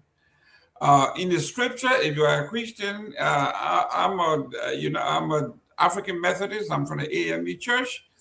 If you went to Monrovia College, Eliza Turner, went to any of the AME churches, we have a special day that we set aside called self-denial, where all the wealthy, successful, whoever you are, wherever you are, is a day where you become a commoner. They ask you to, if you have a beautiful bed, please lie down on the floor and be regular again. If you were eating your caviar and drinking your champagne, your Dom Perignon, go drink some palm wine. If you were accustomed to drinking the Perrier water, go drink some well water and see what the average person endures on a daily basis. It will bring you to reality, and that also should inform your public decision or your corporate decision. There's a reason, there's a biblical implication for that. So yes, for those of you who are into public policy, sometimes it is good for you to get off your horses and talk to people like Mr. Satu, because no one knows it all. But let's go to your journey here as a professional. Your journey began during one of Liberia's most critical historical periods, between 1993 and 1997. You served both the National Elections Commission, NEC, of Liberia, and the Meridian Bank of Liberia contributed to National Electoral Administration and financial services operating during the country's earlier post-conflict recovery phase. Talk to us about, say you are a jack of all trades, you are working across everything, including Elections Commission. Talk to us about the founding, the intricacies of the Elections Commission. Oh, okay, good. My earlier, my first. I'm taking you all the way back. Yeah. In my early years, my real first professional level work was with Meridian Biobank. When I just graduated from the junior college, and I did. But then we used to have the school called WAXI. WAXI used to be a computer programming school. So from CW, I did accounting. Then I graduated from WAXI, where I did Kobo language and database language. So when I got from my graduation, but then Meridian Bank was looking for young people. And I had one or two of my colleagues, my friends, working there. They said, "Oh, Mr. Satu, Boniface, I think we got a function at Meridian Bank." That's how I got hired. And I started working with Meridian Bank, started working with the IT place, and started working in accounts and dealing with, looking at their international reconciliation. That's where I started my professional journey. And later on, because of the war, Meridian Bank collapsed. When Meridian Bank collapsed, I got hired with the Elections Commission in the IT department, where it was the first time we were doing the Charles Taylor elections, 1996, between 1996 and 1997. We had IFS there to tabulate our election result. And we had some Liberians are smart people. We had just had some young Liberians coming from the IT profession. So we met with Dr. Kanaka and Gloria Scott and Jerome Andrew, who said, "Oh, but this election result, we think as Liberians, we can handle the elections by ourselves." And that's how I got into the elections business. And when I grew there and I started working in the IT department or elections, we started producing election results. So that's how I started working with Elections Commission. Then I was recruited now to go to LBDI Bank. LBDI Bank had, they just established their Western Union, and Mr. Sefrida Tama called me and said, "Hey, Mr. Satu, all the computer skills you have here, it is about time you come to the bank and help us." That's when I worked with LBDI, and as my last function there was to serve as the marketing and operation person for the Western Union program. So that's how I started working with. I started my bank. I continued my banking when I left from Meridian Bank, and I went to Elections Commission. But those were my early years, and coming into my professional life. But then, trust me, doing all of that, I was still playing basketball. I was still playing for IE Majestic Sports Association, and I was still playing for the national team while I was still working and doing all those things. Well, ladies and gentlemen, you in for a treat. We have, I'm having a great time here. I am learning as somebody who is a person who loves history. This is part of the history we are talking about. For those of you who are just joining this show, let me welcome Johnny. Welcome to the show. You are muted. Yeah, thank you, Mr. Gayman. Thank you, and I'm happy to see you back to the U.S. I wouldn't say back home because I know you were home. Just went to visit where you are right now. Mr. Nagbe too, thank you. I'm happy you guys were able to return to a land of hustle. And let me appreciate also our guest, Boniface. I've been following on the radio while driving home, and following the conversation. They are very interesting, and this tells me that with Liberia, it's not lack of people who are knowledgeable. I think what like Liberia's lack of is actual leadership. Thank you, and I'm here to listen, learn from him, and also contribute to this conversation. Thank you. Let me welcome the Honorable J. Victor Nagbe, the Secretary General of CMC. He's saying we should audit the legislature now. Good luck. And I'm not gonna give up on that, but it's good to be joining you. Thank you for holding it down, Mr. Gayman. Mr. Setu, welcome on set. It's good to see you. Johnny, it's good to join with you again, my brother. Let me welcome our audience as well. Thanks for joining us. I see a couple I know. Mozart, the great Mozart Dennis is in. Mozart, thanks for joining us. Billy T. Weir, Harrison Fong, Martin Willie, Matthew Dan, thanks for joining us. So Setu, I listen a lot. I think our guys in studio, they must be busy. So I've been sitting here listening to you, and you're quite an accomplished guy. But thank you for coming on. I wanted you to talk to us a little bit more in depth about the road fund. I heard you say, you were one of few who got trained for only $25 million project or so. And based on that training, you went back home. I was trained in the U.S. here, and you went back home and helped to establish the road fund. I heard you say your tenure expired in 2003, and 2023. I'm sorry, and you expected to be given the option of either continuing or leaving, but you weren't given that option. So, I guess a loss for our country. But tell us a little bit more about the road fund. What is it about? What exactly is it supposed to do? Thank you, Victor. First, my last name is Satu. Satu from Grand Crew County. Satu. Okay. What does it mean, Satu? I will not go deep into that one. Yeah, but man, we want to learn some crew too. No, the name that I think will be preferred for you to learn from is my crew name now that is called Nyenwolo. Okay. So when you call that name, everybody will know, and that stands for the chief gown. The gown the chief put on.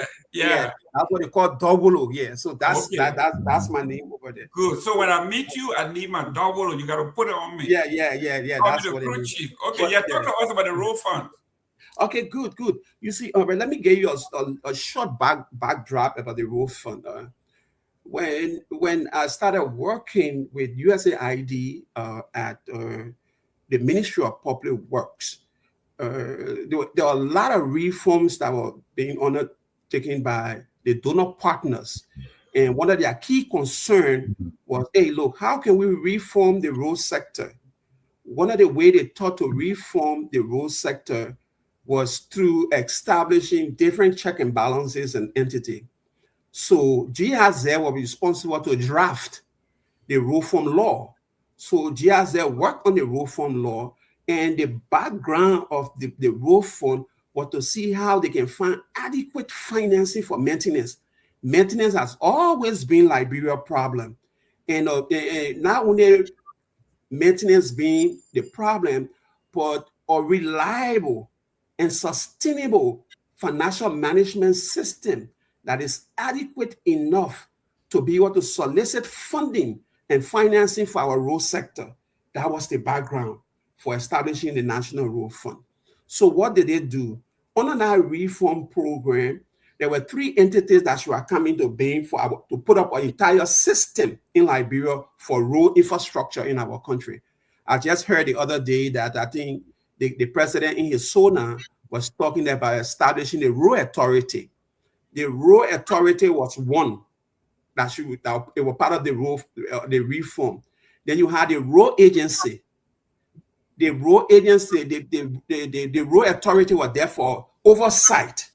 That's what the road authority should have been doing. Then you have the road agency, which should have been the implementing arm to carry out construction work. Then you have the road fund should be the financing arm, because one of the things here is that you cannot have an entity like the public works. Then they were responsible to contract the contractors for the road work.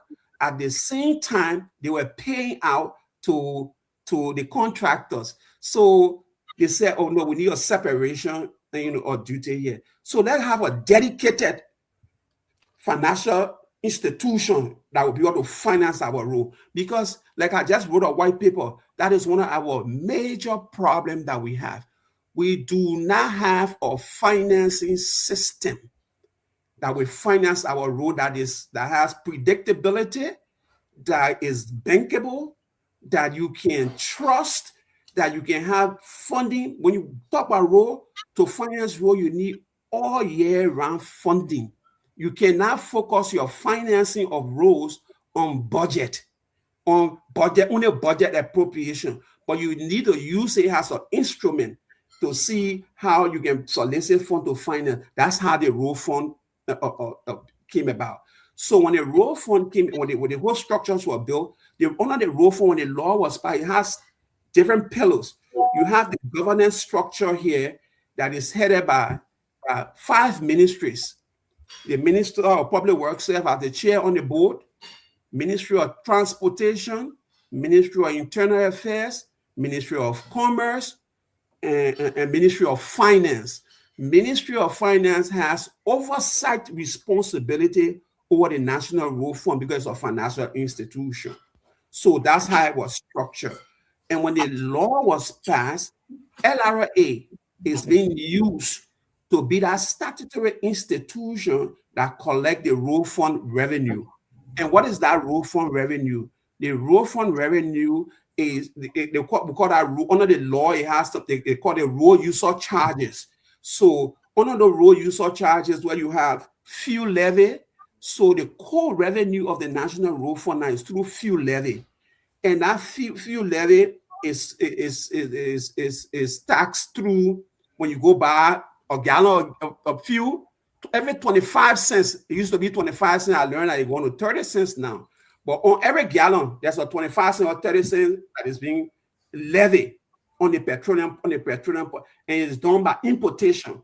Based on the importation of fuel, the different fuel we have in the country, 25 cents. That's how we generate that's how the road fund generate their revenue.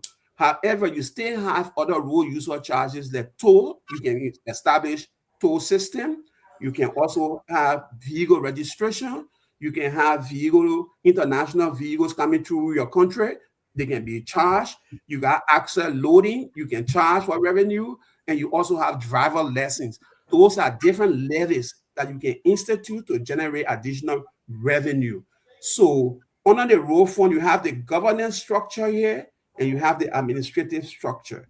So I was under the administrative structure, having the fiduciary responsibility to establish the entity, look at operations, look at the day-to-day management of the entity. That's how the road fund is being structured. And then they also have laws, they have stipulations of how the road fund money can be used. For example, 1.5% of that money should be able to go to emergency fund. I think between 1 to 3% of that money come to the administrative costs of the office. About 40% of that money go to maintenance, routine and periodic maintenance, and about approximately 50% go to road construction. So that's how the road fund is set up. So the road fund is set up in a way that it can be leveraged to finance your roads. So typical example of that, when they established that, the first test was the World Bank. The World Bank leveraged the National Road Fund to build the Ganta-Tapeta Road. Under that Ganta-Tapeta Road, we call that the CCRAM project. Under that CCRAM project, the road fund should have contributed $8 million every year for that Ganta-Tapeta Road. The total project cost for that road was $100 million.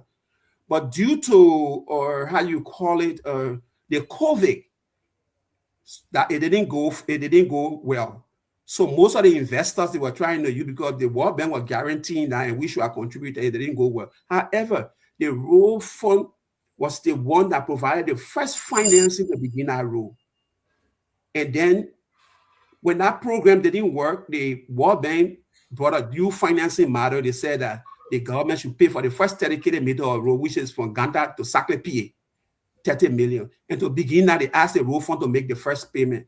Because mind you, all that time we were saving money because we should have done money. So we should have contributed to that, almost like a matching fund, that we were going to bring the first chunk of the money to do resettlement and to begin a road. And it was Ben paid the first $5 million to begin our road, to begin our Ganta-Tapeta road. That's how that road started. And the government paid the other 30% of that road. The same way the road fund was used for Millennium Challenge matching fund. Then also most of these donors ask for something called counterpart funding. So to begin a road, they would tell you, okay, the government will need to build, the government will need to take care of all the resettlement on the road, and we will take care of the construction. So the road fund is set up like a financial management system to be able to year-round to finance all of your roads and maintenance in the country. So that's how the road fund is being structured. We can go more depth to that, but I think that the fundamental function of the road fund, that's what I'm trying to present to you. Well, thank you very much. I mean, that's quite a lot. I know Jenny want to come in, but I have to ask you though. So the initial plan was to set up this three-pronged approach to the road problem: the fund for the funding, the authority for the supervision, and then the agency for the execution. Yeah. Now that, how come only the funding was rolled out and the president is just now talking about the road authority? I mean, how long has it been since you put this into being, the road fund? No. Okay. The road fund, the law was passed in 2016. I got hired 2018 May. Yeah, 2018 May 1. The whole reform program was championed by the international partners, but we were only successful to establish the National Road Fund. So one of the things you see at Ministry of Public, where they have a unit there called RRU, the RRU should have been transformed into the road agency. So you see most of the guys that they are accountable more to the RRU because they manage most of the World Bank programs. You also go at the Ministry of Public Works. They also have the ADB part of the unit there that manages all the ADB work. So the reform, we didn't complete our reform. So one of the things I think happened was political, because people were thinking, oh, hey, they dismantle the Ministry of Public Works and take all these functions on, and, road construction. So it was more political. So I don't think the buy-in was that strong enough to complete the other two agencies. All right, thank you. Johnny, you want to come in? I'll come in later on other questions. Johnny, you want to come in? Yeah. I mean, thank you, Brother Saitu. I really admire, your level of knowledge you have with regards to Liberia's and post governance and development. I want to be interested into the road fund with regards to how the road fund should be or can be supportive of making sure that Liberia, the roads, I don't know how many 1,000+ kilometers of roads in Liberia can be constructed or paved.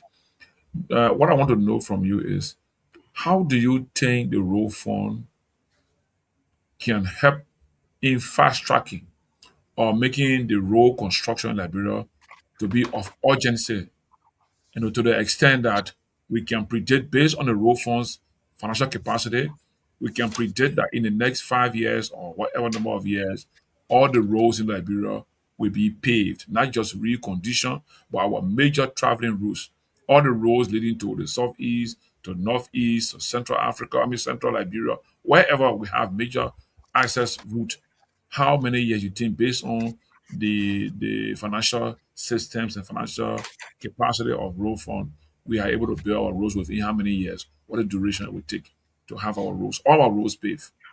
Okay, one of the things that the World Bank did, I think I also want to stress this point now. As a country, we need to go back and see how we can do data collection.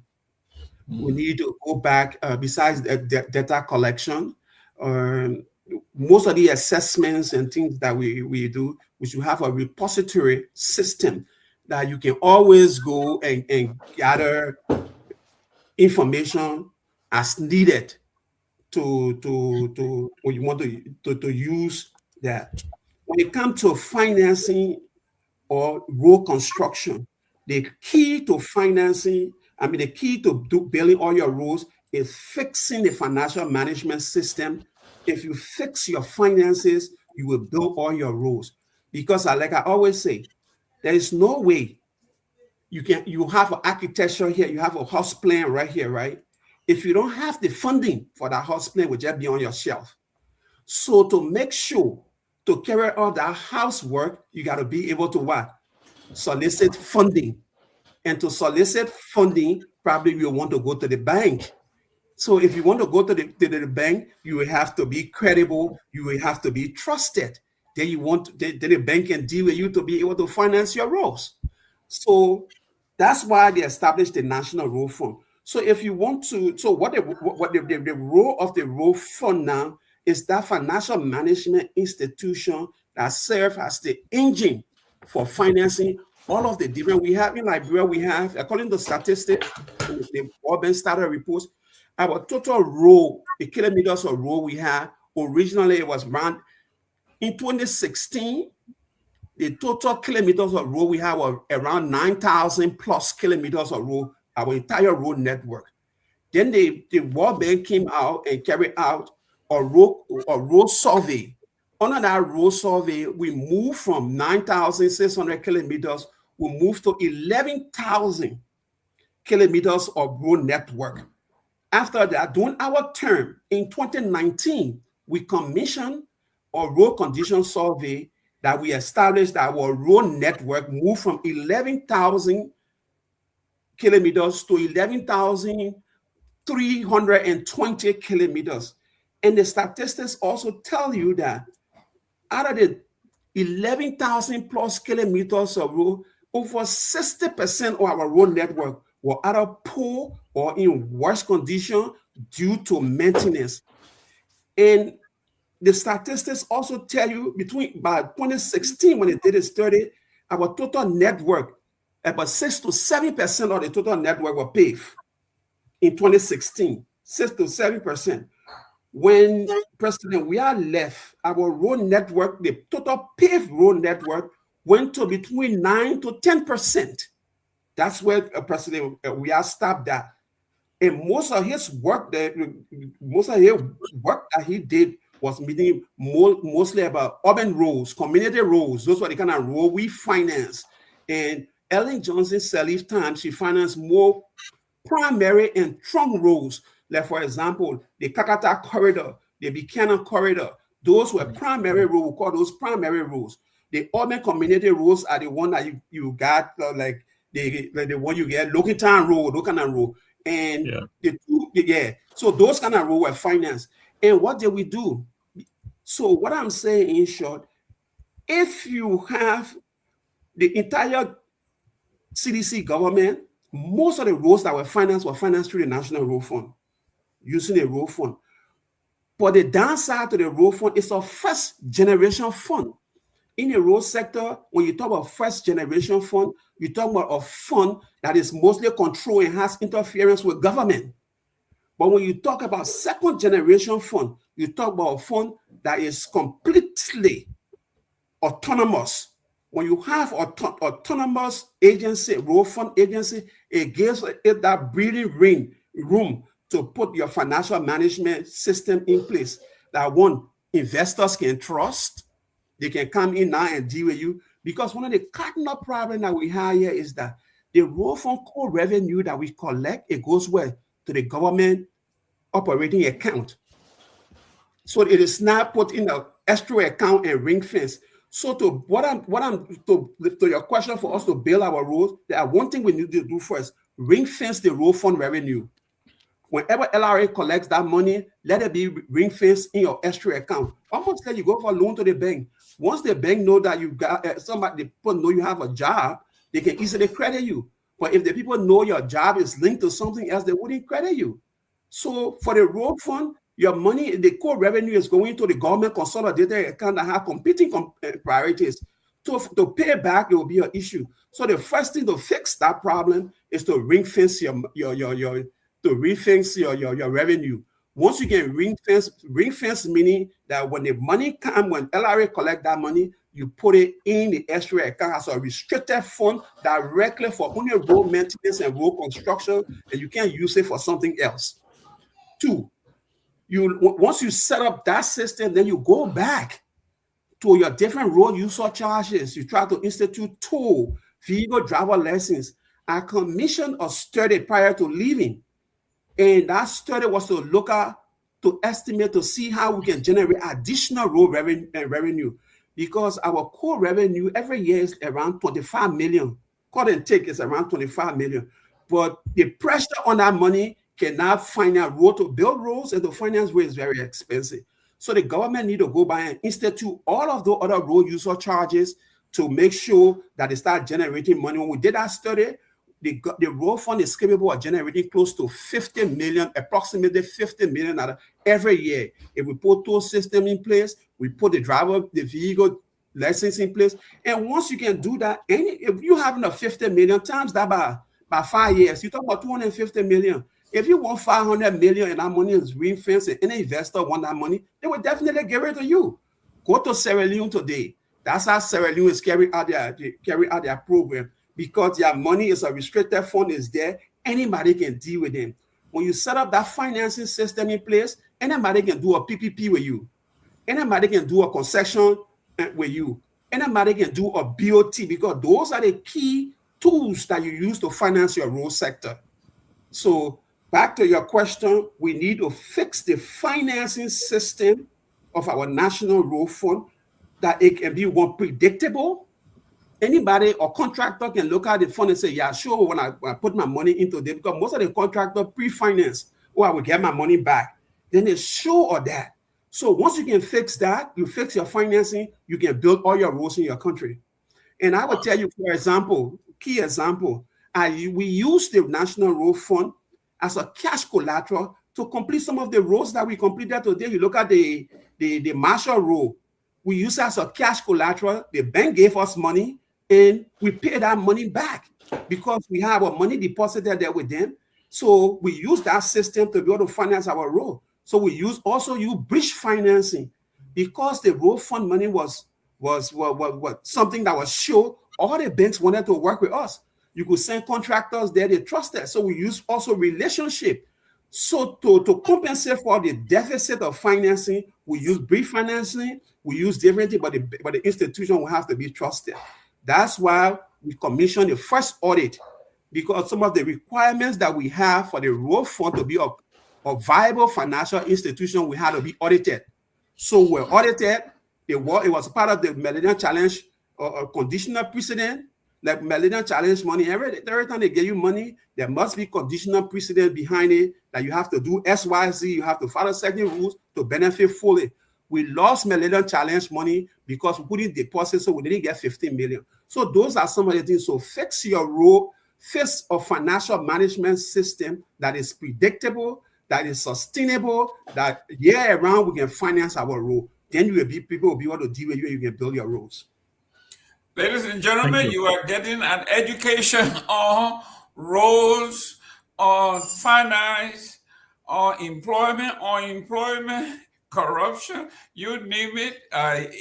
Even though he's a professional person, he won't call it corruption. But if you have a system in place and you deliberately deceive the folks and don't implement it according to the book, they may not call it corruption, but if a money or anything given to you that is not used for the purpose for which it was intended, some of us will call it corruption. The bureaucrats will say misappropriation. Let me welcome Honorable Seaton, Jackson T.S. Seaton. You see the people from... Yeah, but Mr. Gayman, please, before Seaton comes in, please. 1 minute, coming. The people from the southeast, that Kepama, Sano area, the William V.S. Tutman, Jackson S.T. Seaton. Welcome to the show, Chief. Oh, thank you very much. And I'm happy to be here. My good friend Boniface is here. You know, we have had this series of back-end discussions before, and but I'm happy that he's here to educate us on what it's going to take to be able to construct all of our rules. We are struggling with rules. Let's be honest. I remember during the administration of President Taylor, I was traveling with a senator to Sasstown, Grand Crew County. Taylor used a logging company then they call OTC. It built a corridor from Buchanan to Riverside, from Riverside to Sindo, to Greenville, Sindo County. When we got in Sindo County, Greenville, we got stuck. How did we get to Sasstown? We took a Fanti canoe. And we stayed on the Atlantic Ocean for 6 hours from Greenville to Sasstown. We stayed there and we came back, we used that same route. So the road situation has been a challenge for Liberians.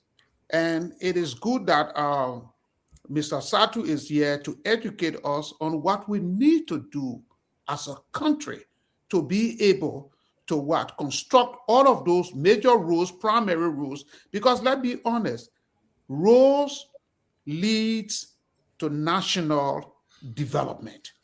We cannot have national development in our country when our people don't have farm to market roads, when their produce cannot go to market, when investors cannot go into the leeward counties to be able to access, if they want to do mining, they want to do construction, they have no road to access those parts of the country. It becomes an impediment. So it's a good thing that he's here. But I just want to ask him a question.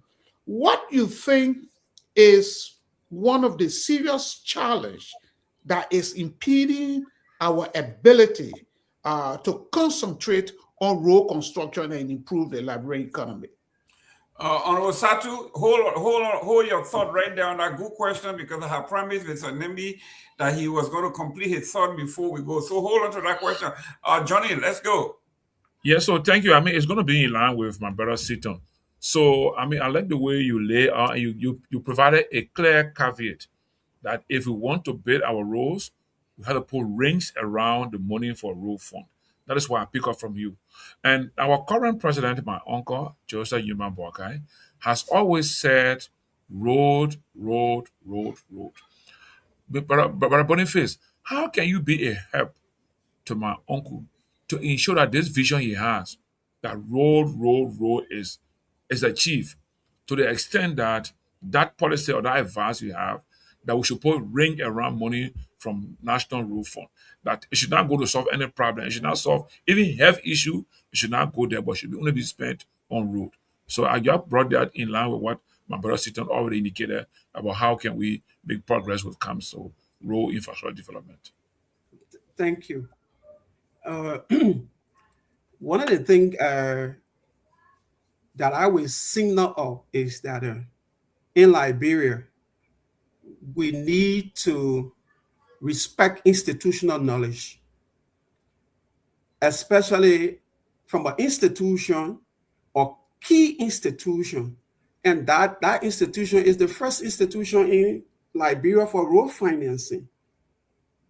And if you have someone who worked and developed and built an institution, and that person leaves, don't you think it will be the prerogative of that, of what will be a whatsoever government that come in place, to come to that person and ask and seek their advice or consultancy? Or so, Mr. Satu, you left this work. How do you think you can help? Can you give us some of the pros and cons or some of the advisory that will help us to continue that work? Because that institution was a new institution. That institution was built on a strategic framework. The first strategic framework that institution was built on was to see how first for it to be credible, for international partners to deal with that institution. Before anybody deal with you, got to be credible. So the first phase of that was to put in the internal controls and to put in the system and for that institution to be trusted. That was the first phase. The second phase was now how international partners or how would-be investors can look at the institution and say credible. That's why one of the cardinal functions of to operationalize the road fund was that we should make sure that our road fund is audited. That's why you see GAC audited the National Road Fund. So when we started to audit the National Road Fund, majority of the time we went to bank, they asked for everything. They saw that that institution was trusted and was credible, and we proved that to them.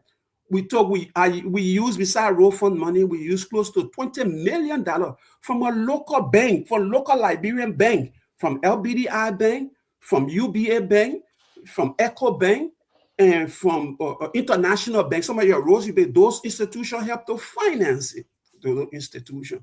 So my thought process was that, hey, look, even though the past administration, they didn't think that they could continue with me, but hey, the institutional knowledge is still here. You can reach out and say, oh, you left this place. What are some of the things you left on the table to help us with? So the first thing that I did before leaving Liberia, I met with the public works minister. Even when they had the current infrastructure meeting, when you bring your infrastructure meeting together,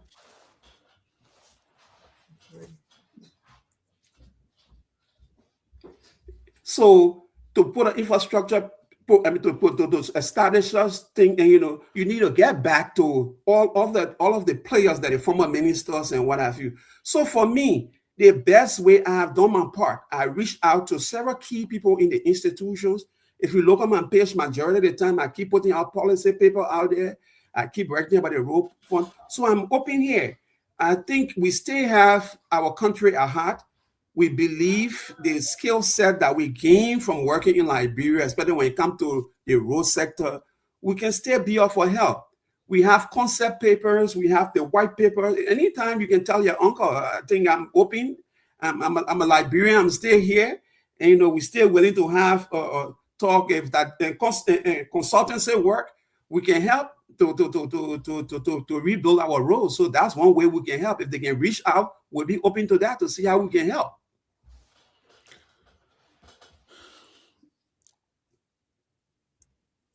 Thank you very much. I appreciate it. May I make a comment on? Yes, go ahead. Mr. Satu, you strike a salient point. That is, consult experts who were already in the field to get some insight with respect to their knowledge on how they got certain things done. And it reminds me about, you talk about the infrastructure conference that Liberia held recently in Garguah City. You have a former minister of public works who was never invited to that conference. She's an expert knowledge. She has some expert knowledge on infrastructure. But the Liberian government had a conference, and I don't know whether it was deliberate, but the minister said it was an oversight. How can that be an oversight when this lady is your immediate predecessor, and you're having an infrastructure conference, and you don't even get to her to get to ask us, say, look, hey, we're having this infrastructure conference. You serve as former Minister of Public Works before. Is it possible that you can, come and deliver a concept paper on such and such and such topic? And let she decline. But nothing like that was done. And it is not only the Ministry of Public Works. It's all over the Liberian government. Everything we do in Liberia, we put politics into it. As long as you are not from a specific political party and that party is in office, the people don't want to deal with you. And that's one of the things that is killing our country. We need to respect experts. We need to respect those individuals who are knowledgeable about their areas. Even if they are not in government, call them, get some expert advice. And let me tell you a story. This guy, when he was when he was commissioner of the Bureau of Maritime Affairs, Benin Ayure. I was in Liberia then. I was as a reporter. What Benin Ayure did not have all of the knowledge on Liberia Maritime Program. But what he did was,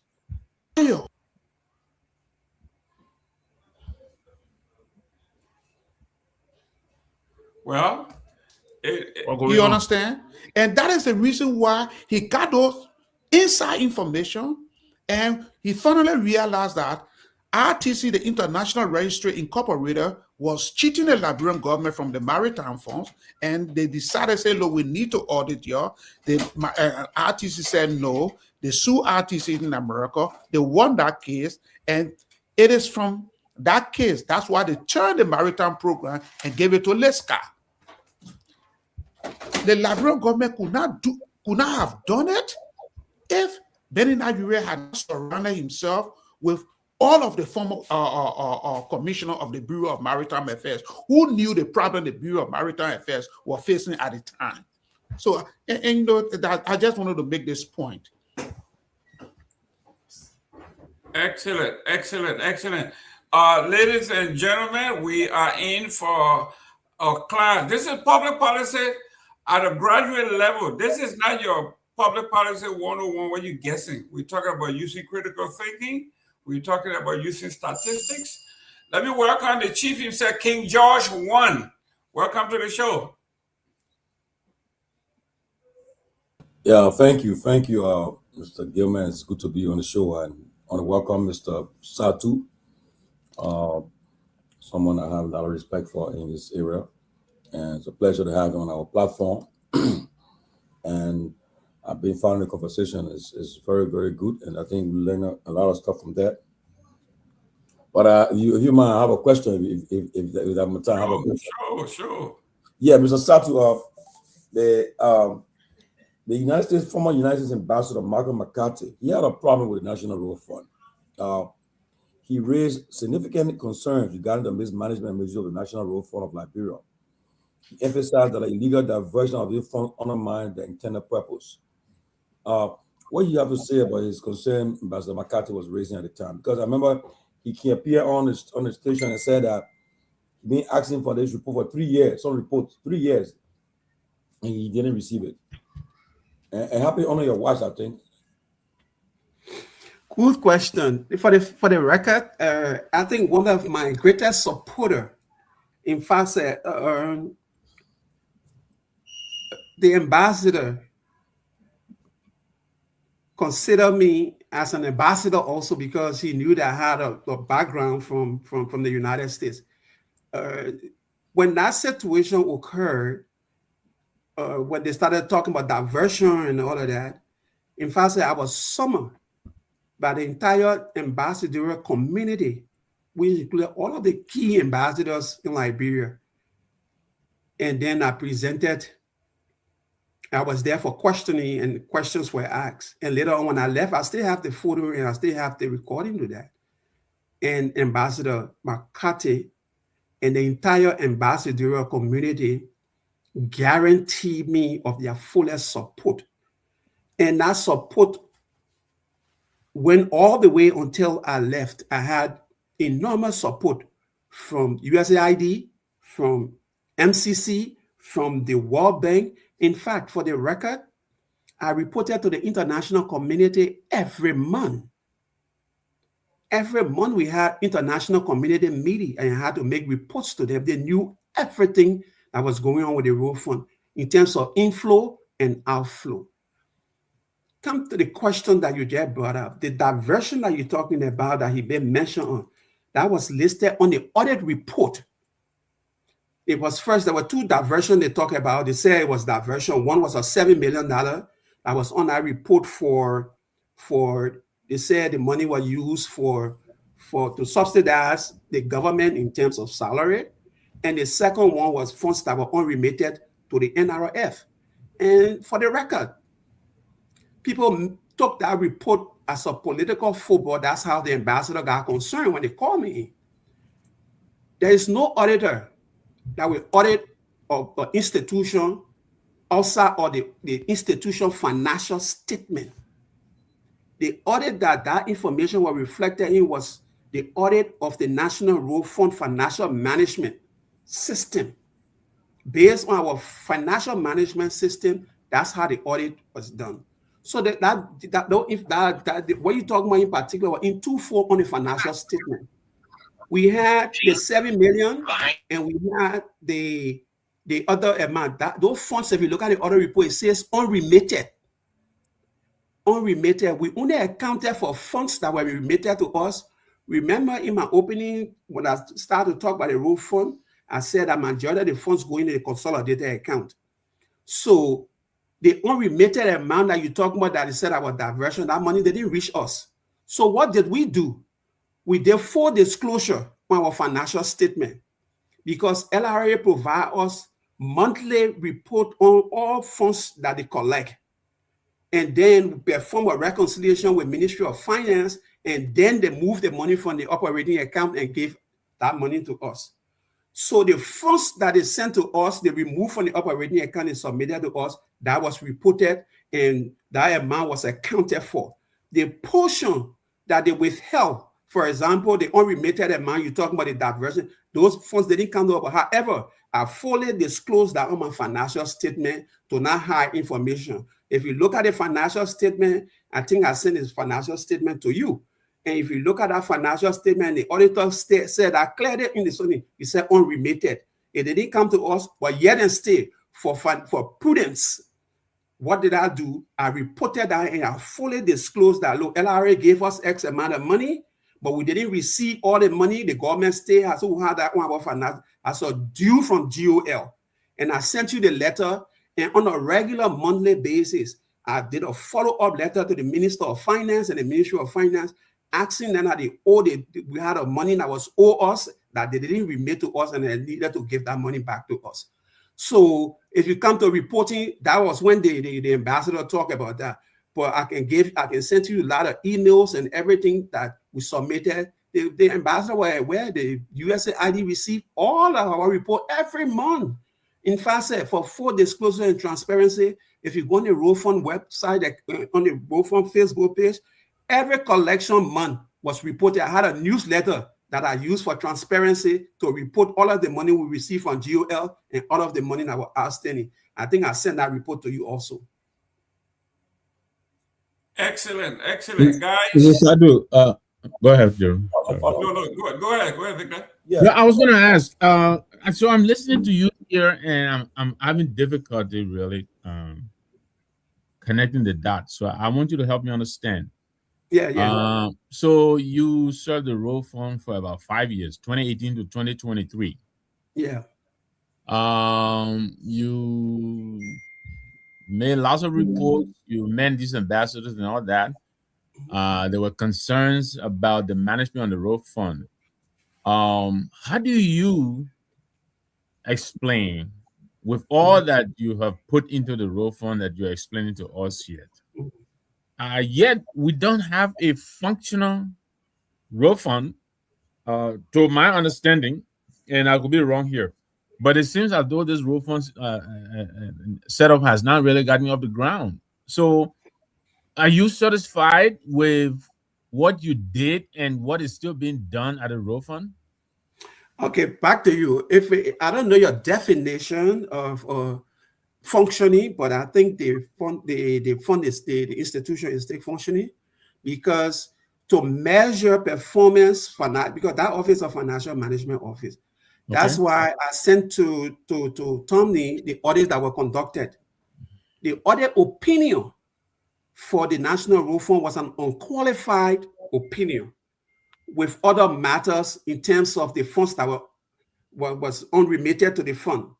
So the other matters were that the unremitted amount were listed by the GSC that we needed to do follow-ups on. And that particular area was governance issue, because Ministry of Finance portion, because they control the money. What they send to us, that's what we receive. But if you look at the operational activities of the National Road Fund, on a GSC, if GSC tell you, say, oh yeah, your financial statement we have here is an unqualified opinion, meaning there was no malfeasance, but we have other issues pertaining to governance that you needed to look at. And I will be clear to you, when you start a new institution where you have to put in controls, where you have to put in the operational procedures, policies and procedures, it takes time for the bar to move.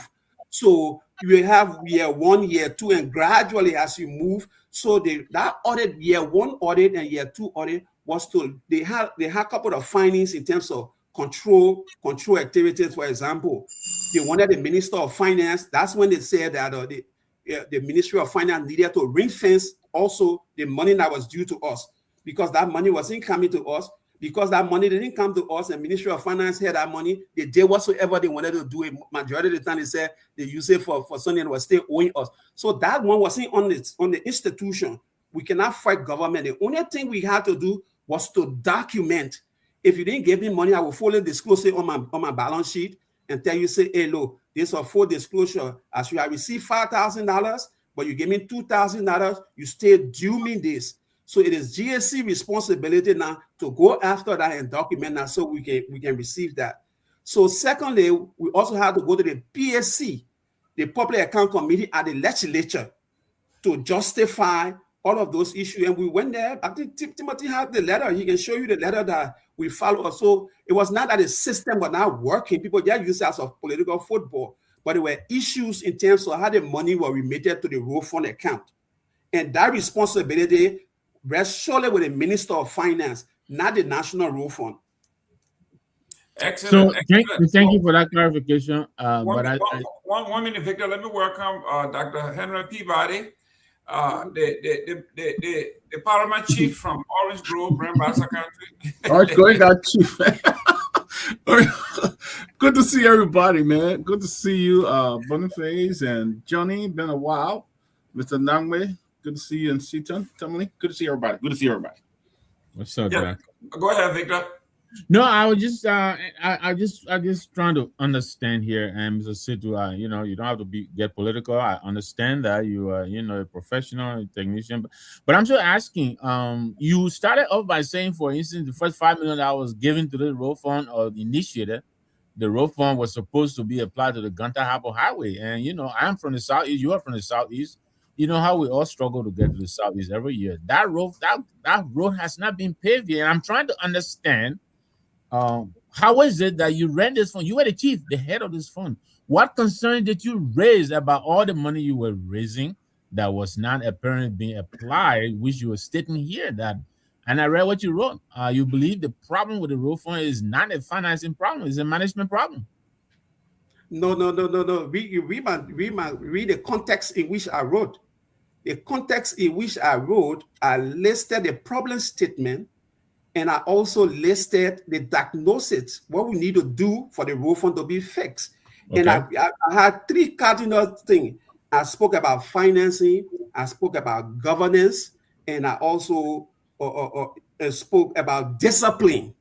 That's the 3 key factors that will strengthen the road fund. That's what my white paper is about. It didn't say we talk about governance. We talk about going back to the road fund and trying to do and carry us on reform. From the beginning, I spoke about how the fund needed to be for us to make it as an independent institution that is functional by itself, or autonomous institution. That's governance. We need to reform the system so it can stand on its own and to curb what we're talking about now, interference. Because if it is imagine you have 5 ministries, government ministries on a board. But on the second generation fund that is autonomous, you have civil society participating. You have the community, you have local governance. That's how it should be structured. That way you have accountability. Even if you intend to try to do planning for the roads, you always have buy-ins. So in 2 different ways, I would say this to you. My responsibility when you talk about the other areas like or why the southeastern area was not built, that's not my responsibility. That responsibility rests with the Ministry of Public Works. The Ministry of Public Works decide which road to be built and which road they will prioritize at a particular given time. That's not the responsibility of the National Road Fund. The National Road Fund is the arm by which the Ministry of Public Works will come to you through their planning and saying, these are the roads we need to find we need to construct. Can you find financing for these roads? And then we go about to see how we can find the financing for those roads. That's how it works. So everybody have their function. Ministry of Public Works is responsible for construction and contract management, and the National Road Fund there, our duty there is to ensure that we find adequate financing. So that 2 separate things, Chief. Excellent. Dr. Peabody, your guest. Mr. Satu, always good to see you, and good to see you again. I just saw you in Liberia, I think, last year, and saw you recently. But I mean, you seem so passionate about the National Road Funds. You talk about, we met in Liberia, and you also talk about the work that you did about the National Road Fund. I don't want to be repetitive here and ask the same question. So let me ask you, at any time you felt that your work was being interrupted by the then government or the previous government? So I think, if you look at, I think there were a couple of some interference in the function of the road fund. For example, where you have the fund is being controlled, and I would tell you it's not unique to Liberia. The National Road Fund was part of 34 African countries that have road fund, and one of the fight they always have is with the Ministry of Finance. They always have that fight, because the Ministry of Finance is looking for money to find funding for competing priorities. And when you have the road fund money, it's commingled in the general revenue account, that's a problem. You will have interference. And that was the major problem that we faced. Because of competing and the road fund money was liquid, every time you always had that money in the account. So once the money hit the account, they see that money and other revenue that coming, they will hold on to that money, probably will delay you. It causes delay and other things. So the easiest way out of that, that's the diagnosis I'm telling you about, is to remove the road fund money, because that money is a designated money for the PFM law even protects that. Even if the PFM law also protect the Ministry of Finance, that all revenue needs to go into the consolidated account, the revenue account. However, you can move it the next day. In Sierra Leone, the model they have there, when the money hit the account, the next day is moved out to an escrow account that go into the account. That way, the money is ring-fenced and is protected. So that was one of the interference that I see in there, because we didn't have full fiduciary responsibility over the money. The money was controlled by the Ministry of Finance. And when you have the Ministry of Finance having competing budgetary priorities, then definitely other money will not come to the road fund. Sometimes some will come, some will not come. So that's the issue. We need to fix that. Well, let me ask you a second question. I hope nobody asked this, but just recently I was in Sierra Leone. I drove from the border in November last year into Freetown, and entering Freetown, I think there were a couple of toll booths, major ones, where you get there and everybody paid the toll booths. Was that something you guys were considering, or why is it that we can't do that in Liberia, where we have a major toll booth and everybody pay? Why we can't do that? Thank you. part of my work, and when we thought on finding out, because the fund was not sufficient enough, so we thought to carry out an assessment on all the other road user charges, which included a toll. So we commissioned a study tour to Sierra Leone. We visited Sierra Leone and we met their road authority. We worked with the government, and I took the committee on roads from the legislature, including Matthew Joe, P. Mark Jury. I took them along with me with some ministers, the Minister of Public Works, the Minister of Information. We visited Sierra Leone to see how we can carry out the same toll system in Liberia. That study was done.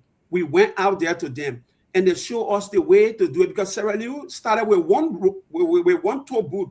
They call it this. What they use in Sierra Leone, they use BOT, build, operate, and transfer. And it's a Chinese company that they did that program with. That's how Sierra Leone built their road. So we did a study, and it was there. In fact, we found financing for the first infrastructure to test that to Clay Junction. And UBA Bank was willing to carry out that program. But we didn't have the full, support to make sure that all those things were implemented. And one of the things that we did, we thought we would find out, we worked with the legislature through a Tupperware, the then district in Marshall representative, to establish the institution as an autonomous institution that will give us the opportunity to bring the toll system in Liberia. So that program, we work on that program also to make sure that happened. But we didn't have the full opportunity to fully implement everything that we needed to do. Because if we have established the toll system or pilot that system, we could have generated revenue close to 40-50 million per annum. Because Jeff, when we met with China Railroad, they have already done a road count survey on Liberia between the Clay Joint, from Clay to Freeport. That corridor alone, you put one or two toll there, you generate a lot of money. So we didn't fall short. We went through all of that. It was just a matter of having the political will and the support to carry out all these things that we wanted to do. But in 5 years, you cannot achieve that. You just started, it's not easy to build a house. We just started building the house. We started foundation. We carry up. When it reached to the roof level now, to finish it and start putting all the chairs inside, and you out, so you didn't have the full time to implement all of the things. That's where we're going. That's why I wrote that white paper. That was the means we're using to generate more revenue to build most of our roads, that people could trust us to be able to do BOT for us, that investors will come and say, look, we can do a PPP together, because those are the things when you put together, when the institution is strong and it's accountable, you can have the money to build your roads. Mr. Gayman, yes. I want you to follow up my question. Please. Yeah, Mr. Satu, I want to give you a benefit of the doubt, because this happened on your watch, okay? When the U.S. Ambassador Michael McCarthy, when they read the concerns and the findings, I want you to use the opportunity to declare the doubts, so that because like I said, a lot of us have a lot of respect for you. Okay, the findings they came up with, they said that diverting the funds for other purposes was in violation of the Road Maintenance Act.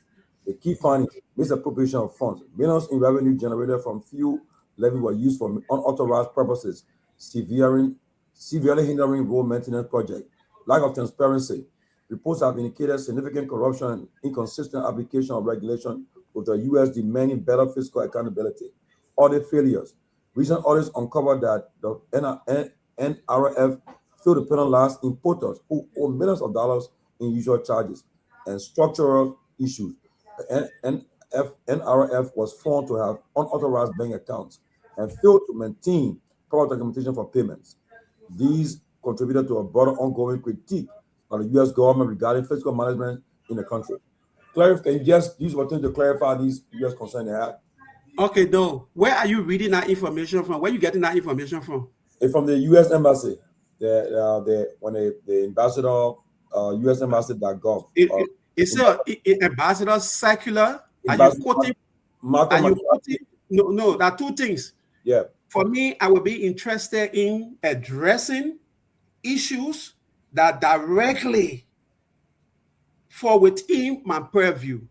Okay. The one thing for you getting that's a tear source. The primary source that I will be willing to have conversation on is on the audit report. It is not on some other information that somebody else is writing. So if you want to judge our activities or our fiduciary, hold on. If you want to judge us, judge me, and I'll be willing to respond based on audit findings, on the GSC audit findings, not what Mr. McCarthy say or not what Ambassador McCarthy say, but on the GSC findings. I think that way you should hold me accountable for. Anything that GSC said, that's what I should be addressing, and that's what I'm willing to address. Okay. Go ahead, Mr. Gayman. Thank you. Thank you very much. Ladies and gentlemen, Yvonne, it seems like Yvonne been off our channel for a long time because she didn't know when I left. And she just saved me in a long time. But Mr. Satu, let's go to how many finance ministers did you serve in those 5 years from 2018 to 2000? Okay, before I move forward, Tomalin. Yeah. I hope I was able to answer your question because I want complete clarity to reinforce my point is that source that you're quoting, that source from third-party information. The main source that I expected from you to quote or to hold me accountable for is going to be on the audit report, because the audit report go into our system to make sure to see that's where you measure performance. You don't measure performance on some newspaper or some tear information. So that's where I expected you to ask me questions on. No, hold on. That's why I send the audit report to you to question me on audit. I will not come on. No, hold on. I will not come if I want to ask you question, Timothy, on your something. It will be based on a primary source. If you want to question me, use primary sources. That's where I expect God to have the conversation on primary sources, but not second and third or what the person say. What the GSC say? GSC said. GSC report that GSC provided to you. He said unqualified opinion. Yeah. What's the definition of a qualified opinion? Educate us. Yeah, man, educate us. The GSC said that. Yes. No, but before you, unqualified opinion meaning a financial statement that is clear and that is, respectable, that void of any malfeasance. That's what it says. That's what a qualified opinion means, a clean report. That's what a qualified opinion says. The reason was that I remember I listened to Ambassador McCarthy on the radio. He had a problem. He said that for 3 years you were asking for this. No. But I think that was overdue. I think in 3 years, I left the National Road Fund 3 years. My conversation that we should be having, I'm disappointed because the conversation I should be having, you myself should be having it, not to question me after you look at a financial report and they give a clean report and you want to do. That's why I said from the beginning, we should be void of using institutions for political football, because that's what affected the National Road Fund. When we politicize things, when we take information on things, it affected us a lot, because that fund we're looking at, international partners deal with that fund. We had no problem. Every financing that I have came from African Development Bank. If that people were and that, in fact, the government of Liberia never spent a dime on establishing that entity. Everything done was bought by the African Development Bank. The financial management system was paid for by the World Bank. Most of the equipment you see down there were given by Millennium Challenge after they closed. GRZ or institution that is not properly managed, the international community will never finance that kind of institution. Let me ask this question, because I'm looking at the audit report here, the GSC audit report of 2019, and it says that during the fiscal period on the audit, we observed that the LRA collected total amount of $25,947,820 for fuel levy fees. We further observed that out of the amount, the government, through the Ministry of Finance and Development Planning, transferred the total amount of $16,046,217 to the National Road Fund as actual allotment, thus leaving a variance of $9,901,603. So my question is, what happened with the money that you did not receive? Did you follow up to get that money back so that to put it back into the road fund? And what were some of the orders that you got in trying to get this money? Because this is this is the audit report. I'm just looking at the audit report as Yeah, 2019. thank you. So GSC findings dashboard 2018, 2019.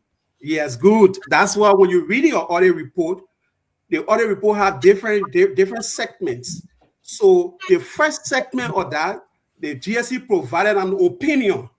So if you go back to the audit report, it provided you an opinion stating that, look, we have reviewed your financial statement and we find it credible. However, we have these findings. And the findings that you're talking about that I said, LRA, road fund we don't collect money. Road fund doesn't collect money. We're not involved in collecting government revenue. The money is being collected by who? LRA. The money, they don't put that money in our account. That money going to the government account. And what we do, we perform a reconciliation. The government say, okay, the reconciliation, LRA collected $10 million. We send you $9 million. The one that remain, the $1 million that left, they still got it. We'll send you the one, we'll send the money back to you. So what do I do as a financial person? I will report that, yes, you collected, LRA collected 10 million, but you gave me 9 million. The 1 million that left is due from you. It's on our books as a receivable. And then what did I do? On a monthly basis, whenever I prepare my reconciliation, I send a follow-up letter to you reminding you that you still owe us. And ultimately, you have the just duty to maybe put that letter or that I sent to you, stating all of my follow-ups to the Minister of Finance. I didn't sit down as a responsible finance person that I didn't follow up, or neither will I will part of them to say, oh yeah, they get the money, so. I follow up regularly on that money and send it out to them. That's what I did. And ultimately, you have that. So I want you to do the just duty to put that letter or send you brought that issue up. To look at my follow-up, because that what a prudent financial person will do, to follow up. Thank you. Now let's go to my question. You didn't answer. How many finance ministers did you serve during your tenure? because you know what? I'm trying that thing here, but the conversation has moved to things that we pass, and I expect us to be talking systems here, policy, and how we can help our country move forward, not to go back into the same old things that brought us to where we are today. So, Honorable Satu, you are a system person. We are not. So our job is to prove we come from different backgrounds. So bear with us. But tell us, how many finance ministers did you serve? Okay, I work on the Kamara. Okay. And the next person was Minister Twe. Excellent. So how long did you serve Minister Connie? And I said I worked with Connie from 2012 when I moved back to Liberia up to 2015. So, but I'm looking at your tenure here from 2018 to 2020. Oh no. But then that 2 days you asked me, you say how many finance minister? Yes, as a road fund manager. Yeah, there was as a road fund manager, only one minister. 2018 to 2023. And that was Twe. Yeah, Twe. So the shortfalls you are talking about when it comes to remittances, it was all on Twe. It was on Minister Twe. Yeah, on Minister Twe.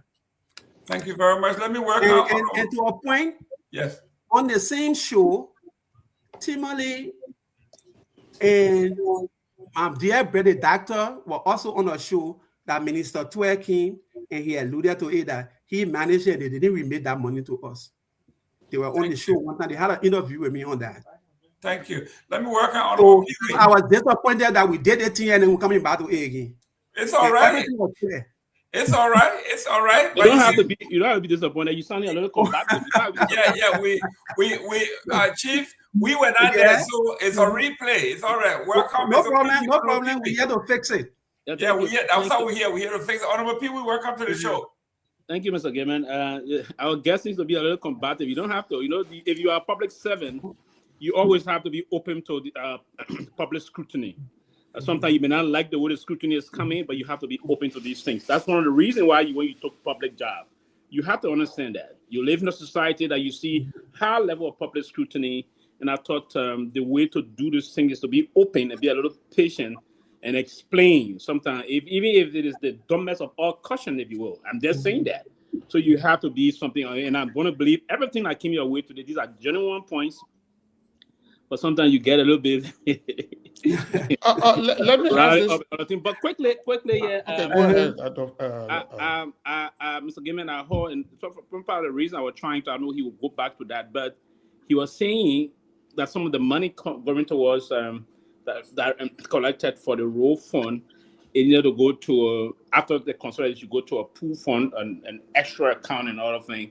I just thought to remind him that we do have a law called the PFM law. I don't know if he's really familiar because it seems to be that he do understand some of the financial system very adequately. But I wanted to remind him of the PFM law. He's given an example of earlier. And sometimes, again, we public officials should refrain from trying to do this kind of a comparison. And when we have not seen the law of that country, but it's our own law.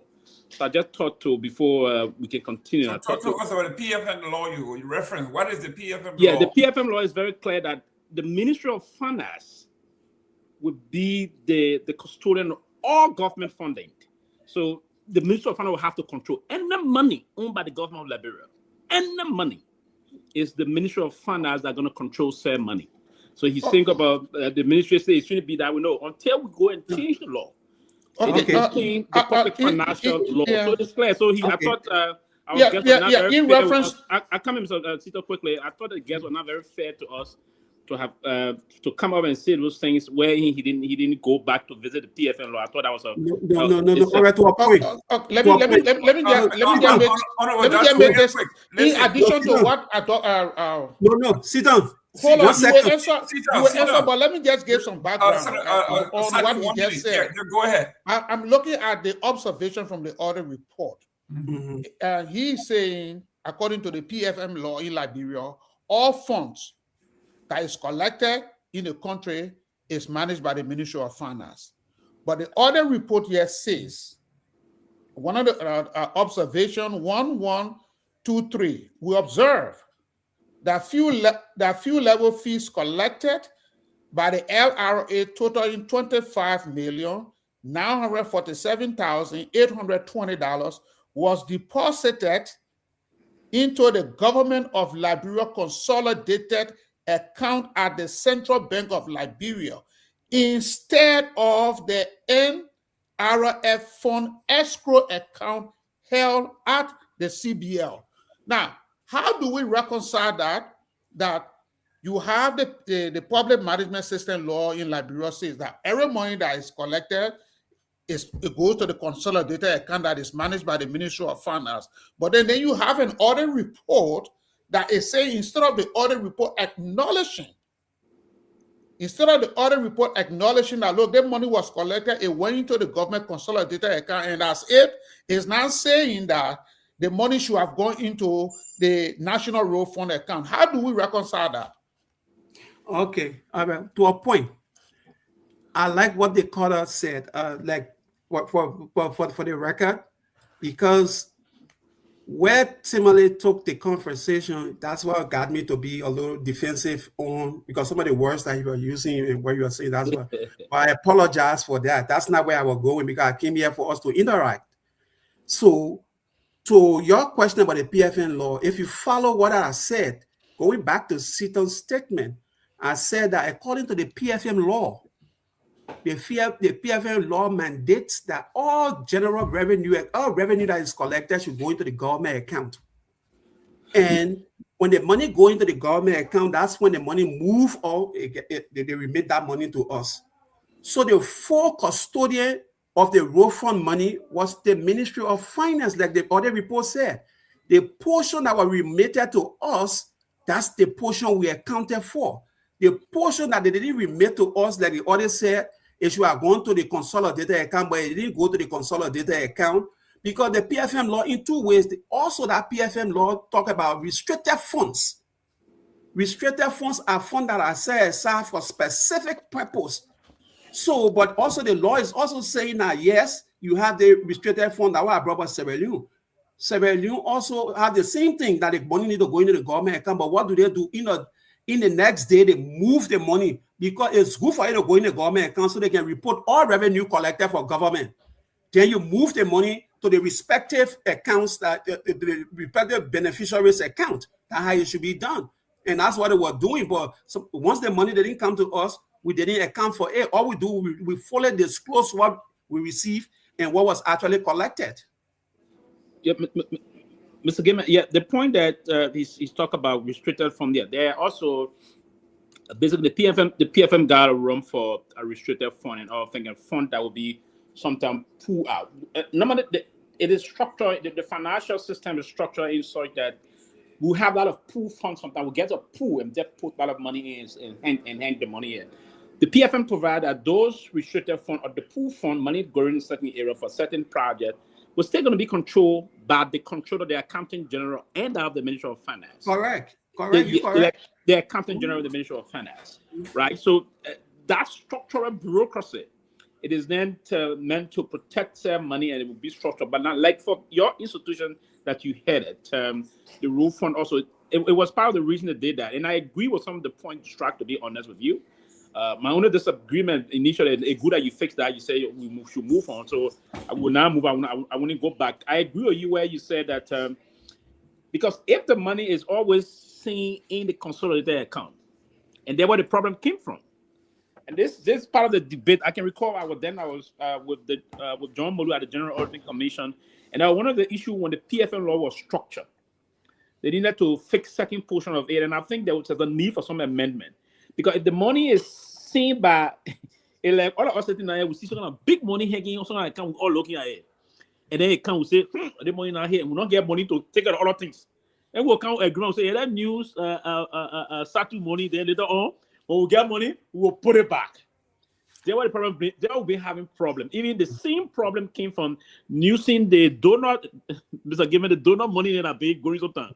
Dig hole to cover hole. Yeah, dig hole and cover hole. We see the money in the central bank there, it's there, and they see those money, So we'll be having conversation of these kind of things. Dr. James Colley been working to, then he was stayed there and did a lot of work with him, so that I got some deep understanding of these things and the rest of that.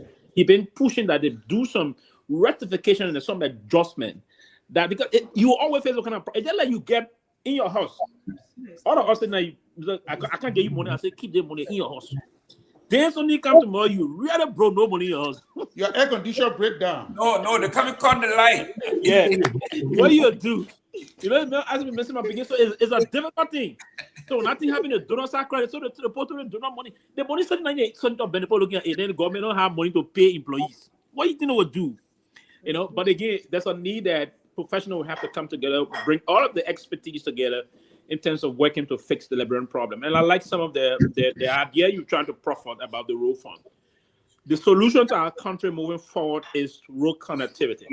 It will put into play a progressive plan, very policy-oriented plan to move that. That road fund thing is a very great institution. We need people that are not only economically savvy, we need people that got the wherewithal and the experience to transform that area and generate more resources from there. On a serious note, I thought his time there, I don't know, probably you can still make use of all of part of your expertise and move the country forward. But it's a general thing, Mr. Gayman, on a serious note. The country is not as big, but today we struggle. We don't have 20% of all of the 100% pavement we should do to hit the country across. 20%. Imagine? So we're still very far away. No, not true. Yeah, we be 20% here though. Okay. Can I interject? I don't know, maybe in our range, but we close to that about. Yeah, go ahead. But the government said 20%. God, Mr. Satu, go ahead. Okay, good. You know, if the Krupo can say, if I knew where you are living, I want to come and put you on my back. Mm-hmm. I will come and put you on my back because you understand. You understand a major problem. I have you. You're not able to get me. It's all right. I just kidding. Go ahead, Chief. I enjoy your clarity and I enjoy the kind of information you put out today. That's why I said in my white paper, I established the problem statement. That's why I said for road connectivity, we need to have governance. The governance that I spoke about is what you're talking about today, to reform some of these things that we have. Make the road fund autonomous. Make sure that you ring fence the road fund money. Make sure that you set up the board structure. If you can set up all these things, and the next thing, you make sure that all of the different road user charges that we have, you pass them into law. Once you can fix that governance structure, then you will start fixing the road problem, because now the road fund become bankable.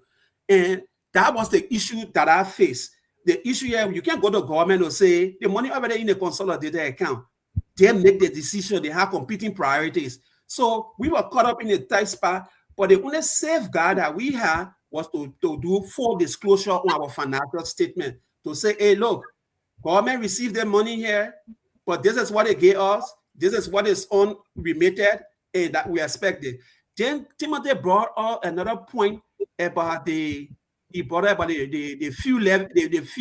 money that was collected for fuel, that other petroleum importers collected. You know who brought up that amount on the books that the people started talking about today? We, the same people that brought that. My first move that I made when I took all the National Road Fund was to do background investigation when I knew the law was passed and people were collecting that money. I went to FPRC because FPRC, the one was collecting that money. And when I went, I was informed that approximately $25 million was collected prior to establishing a road fund. When I got that document, I worked with LRA, and LRA verified that. I reported that on my financial statement as receivable from importers. You see, so people understand that. So that information that people started running with, it was we that collected that information and reported, because we're keeping those people accountable to pay what was fully due the road fund. That's how you saw that money, that money was reflected in the audit report. We did fully disclose that. Everything that you discussing today, we provided the full disclosure on all of the financial information for the National Road Fund. That's why the Auditor General wanted to pick up that, because we didn't want to have information that tomorrow when it comes up, then the whole us accountable. That's why we have full disclosure and full notes to our financial statement, disclosing everything we're discussing today. Honorable Satu, please talk to us about first and second generation, the fun thing you were talking about, right? What's the difference between the first generation and second generation? You were talking about it. I thought it was a very, very key point that you need to reach. Okay. Before I left, the African Road Funds Administration in Africa appointed me as chair for the resilience of road fund across Africa, making sure that road funds are autonomous. Because historically, most African countries, the road funds were challenged because they didn't want majority of them to be fully autonomous, because then they would not have access to the money. Like my brother said clearly, once the people see that money here, it's money that they won't compete with because they have other things to take care of. So Ministry of Finance will always fight for that. But what they started to do to mitigate that was to make sure you do the second generation fund. So the difference between a first generation fund and a second, Liberia is a first generation fund, meaning is semi-autonomous. You still have government fully influenced by the road fund. The board that is structured is completely government board. You have the 5 ministries, they're making the governance decision about it. By right, the chair of that board, if you have it as a second generation fund, you will have somebody in the community, somebody in civil society, the one that will be the chair of that board to hold both the Ministry of Public Works and other people accountable. So that's it, and it has to be fully autonomous. Once it's fully autonomous, then it lacks that interference. So that's why they call it first generation, second generation. originally most road funds were first generation, but a lot of them have moved because the only way people will trust your system, that government is not interfering. If you turn it to a second generation fund, which is fully autonomous, the funds is ring fenced and they have control, that even the society, the road fund should be accountable to the society, to the community, to the Liberian people. When you build roads, some of the road decisions, the society need to have say in the kind of roads that you build in your community. That's how it's function.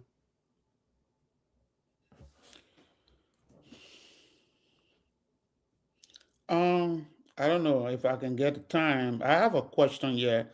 I'm also looking at the audit report here. I'm looking at an observation. Observation 1153. And I'll read this, and so that I want you to make to clarify this. It says, it was observed during the conduct of the audit that the NRF management made total payments totaling $86,199.77 to various individuals and businesses without evidence of payment vouchers. Or 8,000. It is $6,199.77 to various individuals and businesses without evidence of payment vouchers, cash receipts, and other supporting documents.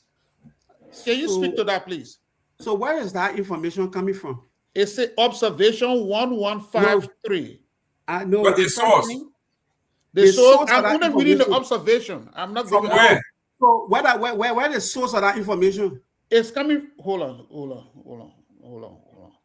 It is the GSE final findings dashboard. It's from the GSE final. Is it a dashboard or is it part of the final audit report? Because we should be having conversation on the final audit report. Yeah, but it's a GSE. GSE findings dashboard. Where you got it from? Which source that you get it? Which source you it's get it the from? audit report, the 2018-2019 audit. But you said dashboard. Yeah, but I want the heading says. Okay, but let me ask you, Sidon. Let me ask you a quick question. I'm not being defensive, but I just want to put it back to you. If GSC, the premier auditing firm of Liberia, if they perform an audit and they came out, they said the audit, they provided an unqualified opinion, meaning that they don't have no malfeasance on your report. And then you say for this one, this is a material in audit, in finance, in financial management, or in auditing. This is a material amount here that you don't have invoices for and what have you. Then which mean the audit, the GSC, they didn't do their work correct. Because if GSC will come out in their report and they say it is 6 million or what you're talking about, it is 6 million. They didn't have receipt for A. They didn't have the other one. Then you think they will give you an unqualified opinion back to you. So that's why I'm saying to you, I want to challenge that source. Because for what I know, the GSC report is clear. There is nowhere that I saw the kind of information here. Well, it is a report that was provided. I think you provided this report. Sidon, what he's saying here is you are saying you are getting it from the dashboard. Dashboard is a platform that people can make their opinion. Other people can add their opinion based on what they notice. Hold on. What I'm understanding here is based on the audit report, the GSE came out with some bullet points. And it is those bullet points that is called dashboard. I may be wrong. No. Dashboard is a platform. It's a platform. It's a separate platform that we are on here. You look on the right-hand side. People are making comments here, and these comments are not representative of the closing argument. These are comments, even though it's on our platform, but it's not representative of our management here. Anybody can quote this and say, I got it from from the closing argument. But it's not the closing argument. When it is one of the documents that he provided to the Tomalin judge. That's what I'm reading. It's not a separate document that I'm reading.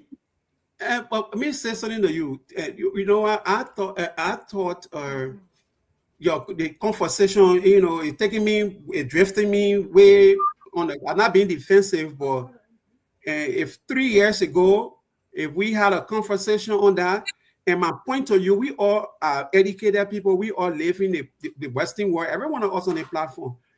If you want to question me, like I said, go and question me on the final GSC report that is signed and look at the findings. Don't bring conversation on dashboard. Don't bring conversation, even the conversation that I sent, the information that I sent to Tomalin, it was the letter that was written to us. What you talking about are more details. Let me put it back on the other side. It will auditing you. If somebody audit you, they will have three different. Before they send you the final management letter, you will go through audits. There will be certain documentation that you don't have. Then they will send it. You're missing the other document. Yeah, you're missing the other document. Send it back to us. Then you clarify that until you come up with a final audit report. That how audit process work. So apparently there were information that they were trying to find out that they didn't get documentation, but it's not possible. See, that $86 million, no documentation. It's not 86, it is 86,000. It is 6,000. You're talking about 86,000 relating to what? It said payments were made without no documentation. That's what I'm saying. So who can you? I don't know that what they because what I'm seeing here. Okay, you sent a couple of documents to Timothy George that was posted in our chat in the chat room. They say what? Okay, let me read the heading of all of these documents. Say Auditor General report on the financial statement of the National Road Fund. Then it says GAC final dashboard 2018-2019. Then it says management letter on the financial statement audit. Then it says audit general report on the financial statement again. So these are several documents that just posted in our chat room, and I'm just going through and that's to a point. To a point, I understand where you're reading from. You know what happened? Where you're reading from? That's not the GSC report. I'm sending you a dashboard. When as this dashboard that I sent to him, when GSC conducted their audit, right? They sent us the findings. When they send out the findings, are constituted a committee with Public Works, with Ministry of Finance, and the National Road Fund.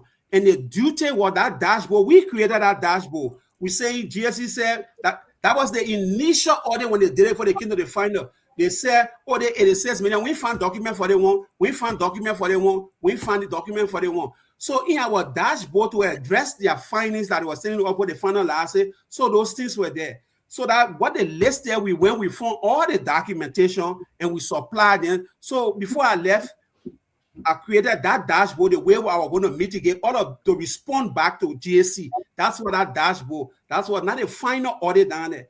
That is different from what I sent to audit. I only sent that to Timothy to tell him that look, when I left, all of the findings that these people were doing, this is how we address them. This is the system that I put in place to address the findings. Because GSC said, oh no, we see the other document. Maybe that document somewhere you find it, we'll go look for it, we'll bring it back to you, we'll say that that's what it represents. It is not a final audit. So for this kind of conversation, I expected us to be having conversation on the final document. And that final document states that the board fund had an unqualified opinion with other matters we were relating to the unremitted funds. That's it. That's what we produced that to address all the findings that the people had. So it's not an audit report you're reading. Thank you. Ladies and gentlemen, we are talking audit, we're talking financial management. Honorable George, if you could please flag that Dixon's comment, please. I want us to talk about that briefly. Let us misspell. Yeah. That Dixon says, Mr. Satu, that's dodging Tomalin's question. Satu, you know that if America has any, they have information. To discredit the American embassy's information is questionable. These folks keep information on everybody and everything. Don't answer that. Let me answer this for you. That, with all due respect, I have issue, even though Mr. McCarthy was somebody that I had some affiliation with. He made some terrible mistakes in Liberia. He was very biased. In fact, BBC took him to task They asked him, they said, Ambassador McCartney, he said, what you did in Liberia, you know you couldn't have done it to Western countries. When you particularly attack a particular side of a campaign because either your dislike or disagreement, and he apologized. He said, yes, I will not do that in France. I will not do that in Great Britain. And the gentleman asked him on BBC, but why? Is it because it is an African country? He apologized for that. So yes, not because the American ambassador says to me, it is gospel. They also have their own biases and their own interests. So yes, everything America says about you may not be totally true. It may be political, it may be of interest. Just like the sanction, when you ask them for the sanction, when you ask them for the evidence, they tell you it is not judicial. I think Honorable Pewee, you were here talk about the Manesky Act and why it is not judicial. No, but before you go further, just 1 minute. Based on the thing that, for clarity, the question that Tomalin asked, Tomalin was quoting the ambassador. And I said that we reported to the embassy. I can forward you all my financial statement that I reported. Now, one day the ambassador ever told us, or I ever heard something that, in fact, I also have documentation that they commended us for that report. I will find a picture now and send that picture to you from my Facebook so you can publish that. So that information there, I know people manufacture information. I'm not discrediting what you're reading that they said this and that, but I have no information about that. The only thing that I know that we provided all our financial report to the ambassador, and never at a point in time will ever question regarding that. Never. Yeah, before Mr. Gayman can go to the other side, I heard Mr. Satu said, I think the GSE, so they gave you something we refer to as you said unqualified how they call it opinion. Was that correct? Yeah, unqualified opinion. Yeah. Okay, then that's excellent. If you got that, then I mean that's a very great job, because those kind of opinion is often referred to in the financial statement as what we call cleaned opinion and cleared and appropriate reporting standard. Basically, that's the kind of a standard reporting the general accepted accounting principles. So if you report into those kind of a line and the opinion coming from from that report, if there is an qualified opinion, then that was an extraordinary thing. It's difficult to receive. Even when I was with the GSC, most of those reports come in other general opinion, hitting many folks. It was very difficult to find a lot of institutions getting an unqualified opinion, because often at times there were no system, because the GAAP system is where one is qualified before you can get an offer, because you need to put into place everything, the general accepted accounting principle. That is the basic line. If you structure all those things and if you went through them, and that is it. So that is good. But you know, and I can read a portion of that unqualified opinion if you want to. Please read that. This is a letter that was addressed to Mr. Satu on March 11, 2022. Mr. Boniface D. Satu, Manager, National Road Fund, Monrovia, Liberia. Dear Mr. Satu, Auditor General's report on the financial statement audit of the National Road Fund for the period July 1, 2019 to June 30th, 2020. Unqualified opinion. We have audited the accompanying financial statements of the National Road Fund, NRF, for the period July 1, 2019 to June 30th, 2020. These financial statements comprise the statement of receipts and payments, statement of comparison of budget and actual amounts, statement of financial position for the year then ended, and a summary of significant accounting policy and other explanatory information. In our opinion, the accompanying financial statement of National Road Fund present fairly in all material respects the statement of receipts and payment as of June 30th, 2020, statements of comparison of budget and actual accounts, and actual amount rather, and a summary of other accounting policies and explanatory notes for the fiscal period that ended in accordance with the international public sector accounting standards, cash basis of accounting. So that just that's the first two paragraphs of this letter.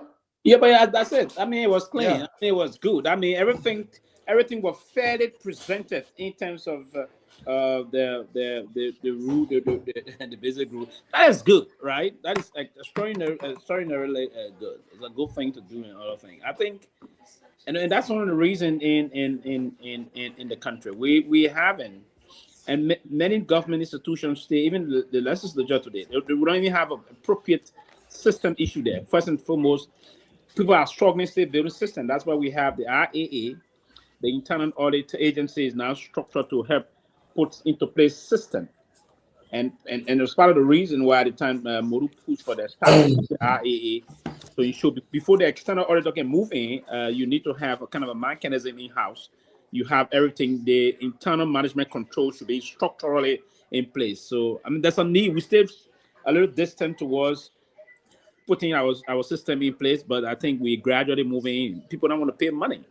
It's about time you hire some basic knowledgeable consultants or people that understand it, help institutions put their financial thing in order, our performance level, our validation level, and all those things. So there's a general need for those things to happen. Or many institutions feel on the get-go. Mr. Gayman, can I come in? Yeah, 1 minute. Timale, just to her point. Yeah. Just to her point. Thank you again. Thank you, Mr. Seaton, for reading out that information. That is the information over the years the people refuse to read. They refuse to read that information because it will have been providing integrity on our fiduciary responsibility. Because in Liberia, to find Liberians to manage millions of dollars without you having malfeasance is very difficult. So what I diagnosed was that people didn't want to see the good part that happened, that we have Liberians that are credible. We have Liberians that can manage money and stay without having problem.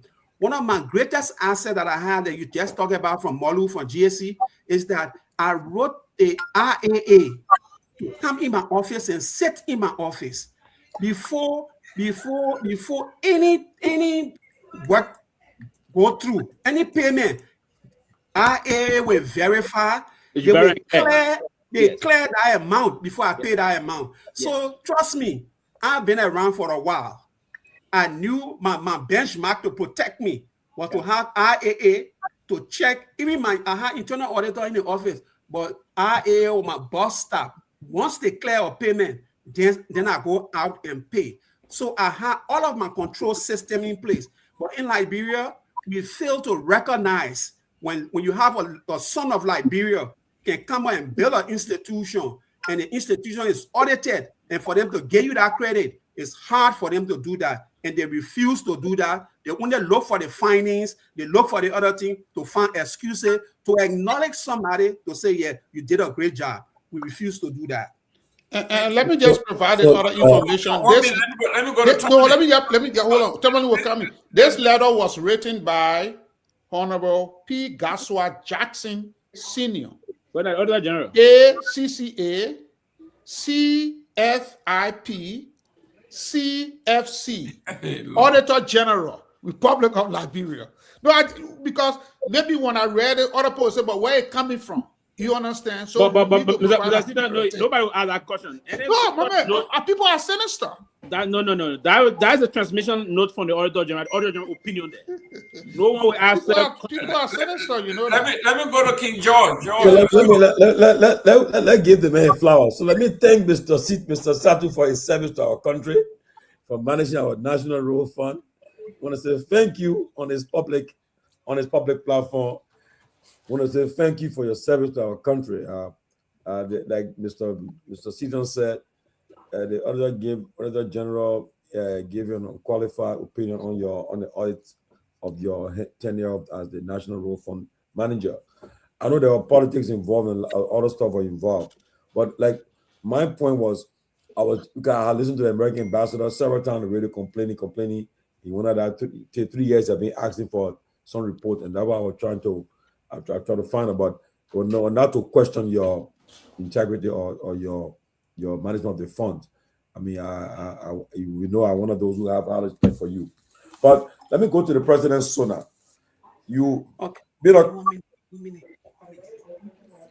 Yeah, take a little war. You better over 2 hours. Myean, play the stuff now, Myean. Myean, the short break. Play the stuff now. The Delaware guys. Let's do our black tie event thing. Black tie boys from Delaware. That's right, the black tie. Mr. Gayman, when we started CDC 2004, there was a guy living in Delaware. Hey, man. Peace to your arches, man. Hey, yeah. When I was strong, man. What the guy needs said, man. Was he in Delaware or New Jersey? New Jersey. His last name was Wissey. Wissey, yes. Hey, yeah. T. Harry Wissey. He was an anesthesiologist, yes. The guy, when we have a meeting, when you heard talk, you say, there's a chair. Please, the gentleman from Delaware. Hey, that's a funny guy. The gentleman from Delaware. He died before the CDC took power, man. Hey, it was a very, very, when I was a strong guy at the time. Yeah. Wow.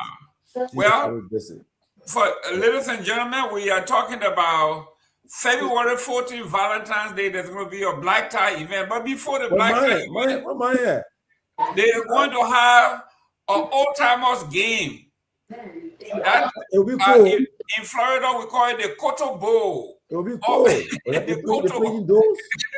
Jackson, those are your old folk. You want to go play football, basketball, you got to bring your own Cotto because you would need it. Mr. Gayman, talking about the National Road Fund, that have been in fact, right now, the lady who is there right now, they've been fighting hard to get her out, but when I met the popular minister, he said, look, this very lady was sent to school by this Ellen government. And so, you know why they're trying to push him to get rid of this lady for her tenure expired. But like other panelists said earlier, the road fund were intended to maintain the roads, were intended to do a lot. But that fund should be like, I think I agree with Mr. Satu that it should be in a different account. It should be in a government consolidated account.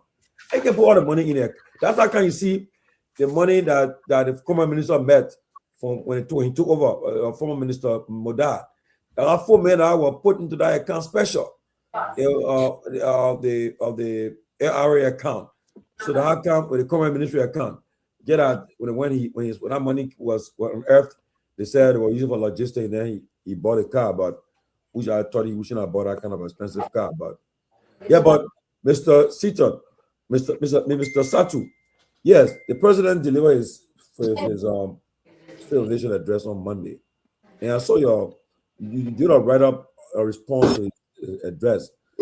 You gave some praises, and then you said, and then you a little bit were measured, just in 2 minutes. Just give us a summary of it. Okay, I would look at the president's SONA from this background. That SONA is what? An important political and constitutional exercise. But it is not in itself a development instrument. Stability comes from fiscal discipline and donor confidence, which the government has improved productivity, private sector, infrastructure, financing, and strong institutions. The government has done that. But Liberia largely is still vulnerable. You can have all of the GDP numbers and everything, but once the people don't feel it in their pocket, in their homes, you're not doing anything for development for the country. So there is one thing that the country is now stabilizing, which the government is doing. We can get them probably looking at the international recognition that they have, looking at the MCC challenge, looking at the systems and things, the role agreement they're doing. Yeah, those are positive things for the economy, but it doesn't transcend into transformation of the people's lives. So you must say that look at it in twofold. From 2020, let's say from 2022, 2023, 2024, if you check the national budget amount of almost between, it started growing from 700 to 800, it's almost about $2 billion.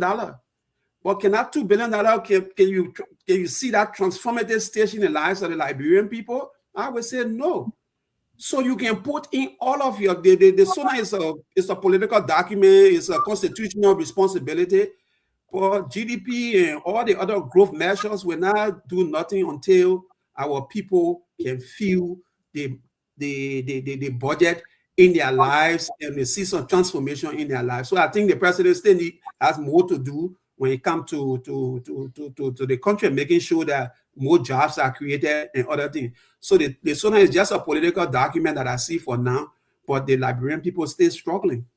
Yeah, before other guys, I mean, I totally agree with you. And I think Chairman Pewee alluded to it in his response to the president's SONA too. And like these numbers, people go by all these numbers, the IMF, the World, all the data they give, just for I believe just figures, because even in our country, this country in America, President Biden on the paper, everything was looking good for him. The economy was doing good, but the people kept saying the people's lives are not being impacted. They're not seeing it in the people's lives. Even when he passed that big infrastructure bill, people said, I mean, it was good. But the idea, I think he was losing the argument for the fact that all that the people were saying were not being seen in people's lives. Still, President Boyka, he said that the economy grew 5% and so forth, but yet still, people are still struggling. The prices of basic commodities are still high in the country, and people are still out of jobs. And I think that's where our friends in the ruling establishment. I told somebody today, I said, look, I don't think the people are against the government, but the response that the government receiving the reaction from the president's speech, my first time in a long time to see that kind of a strong reaction from the public. Everybody is attacking this government for the president's SONA. And I think you guys shouldn't just be defensive and show and arrogant about it and try to push back hard. No, you should sit down and think about where the people are arguing from, because people are saying that their lives are not being impacted. The hospitals, our educational system, people are still sitting on rocks to learn. And you see it, and people are affecting the people. Talk about the feeding the students. We saw this stuff. How many students getting fed? All these things have been said. So they shouldn't get mad about it. They all found work to do it. So I think I agree with you. I agree with your assessment. Maybe the other guys got something else to say. Robert, welcome. Maybe I will come in from where you talk about the school feeding, because this is something that I did an extensive research on in Liberia. And I was surprised when the president said that currently they are feeding 229,000 students. You have children from 15 years below that are in school. You got 1.7 million kids that are of school-age children in Liberia. That is from 15 years down. Out of that 1.7 million, 550,000 are not in school. And the government has not even come up with any kind of a policy direction to see how best to address that situation. 550,000 kids in Liberia are not in school. This is not Jackson Seaton saying it. There's an organization in Liberia that they call Lumios. They did our research, and I'm quoting directly from them.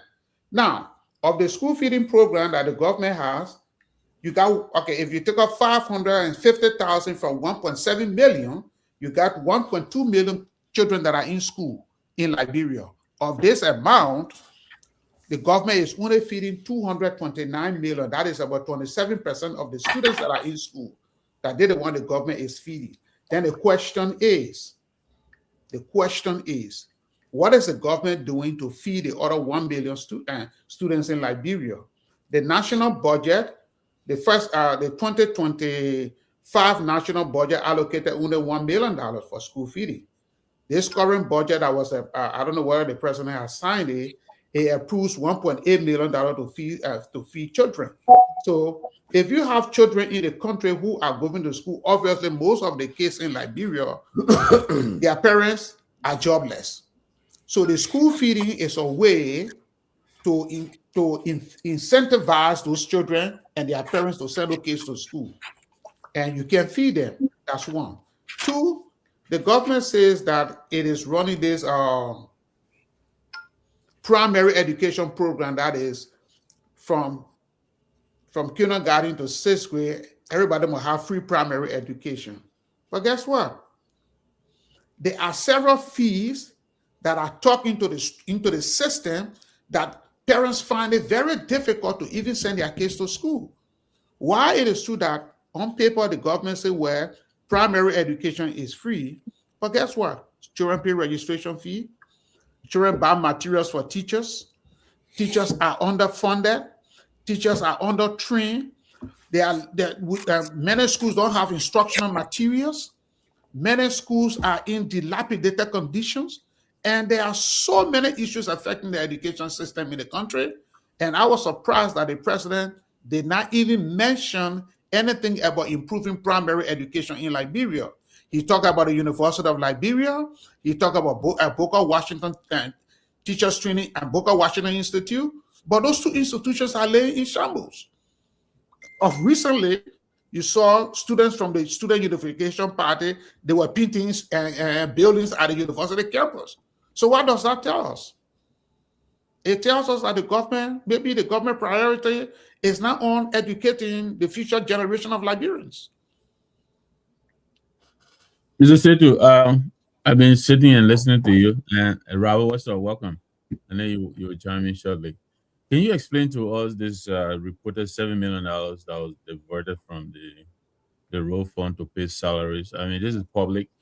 I think Simon too spoke on it, but you were there, I believe, at the time this thing happened. Do you care to throw any light on it? Oh, yeah, with clarity. With clarity.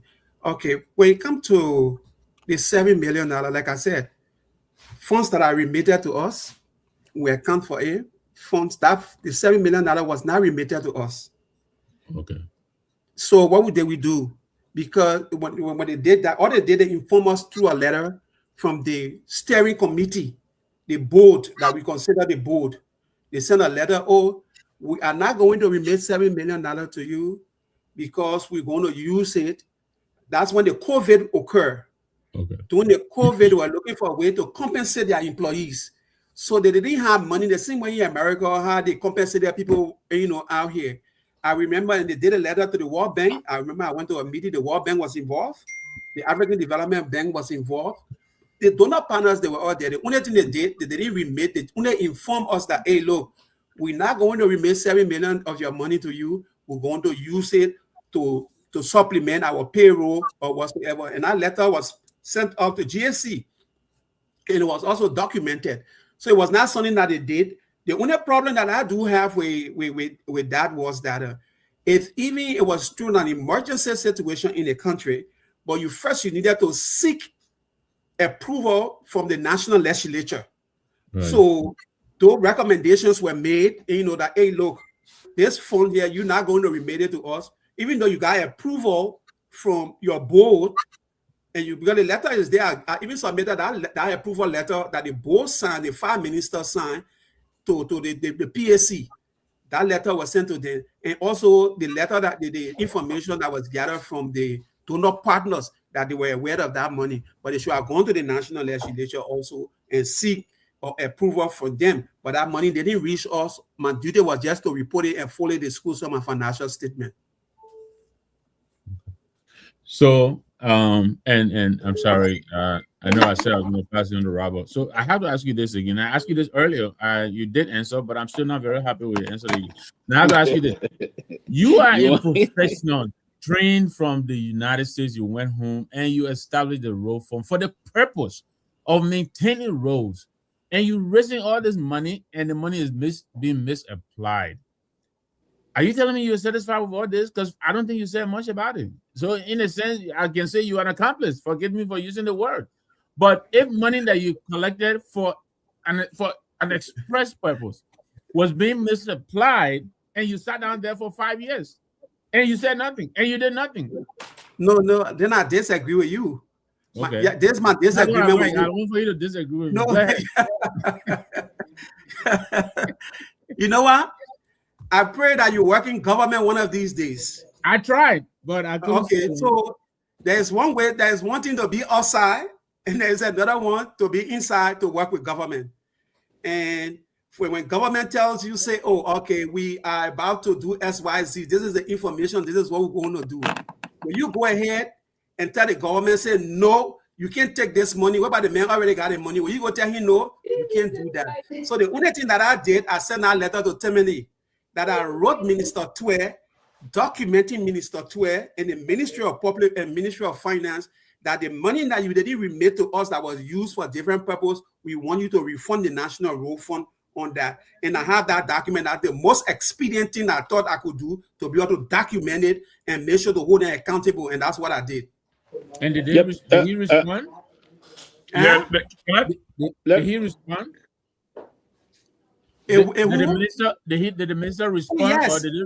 In fact, the IMSC board wrote the Ministry of Finance requesting for that amount, and the minister, if I said some of the money that were outstanding, they remitted some of that money back to us. Because it was subsequent year when that happened. When we started to document, you know, between you and I, when you're inside, then you will know. You're talking about 2019 to 2020, and we're talking about up to 2025.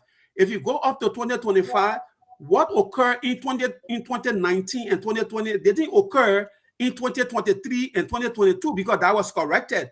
That's when you see, because that money you're talking about was tied to MCC, Millennium Challenge, the road fund money. It was tied to the World Bank.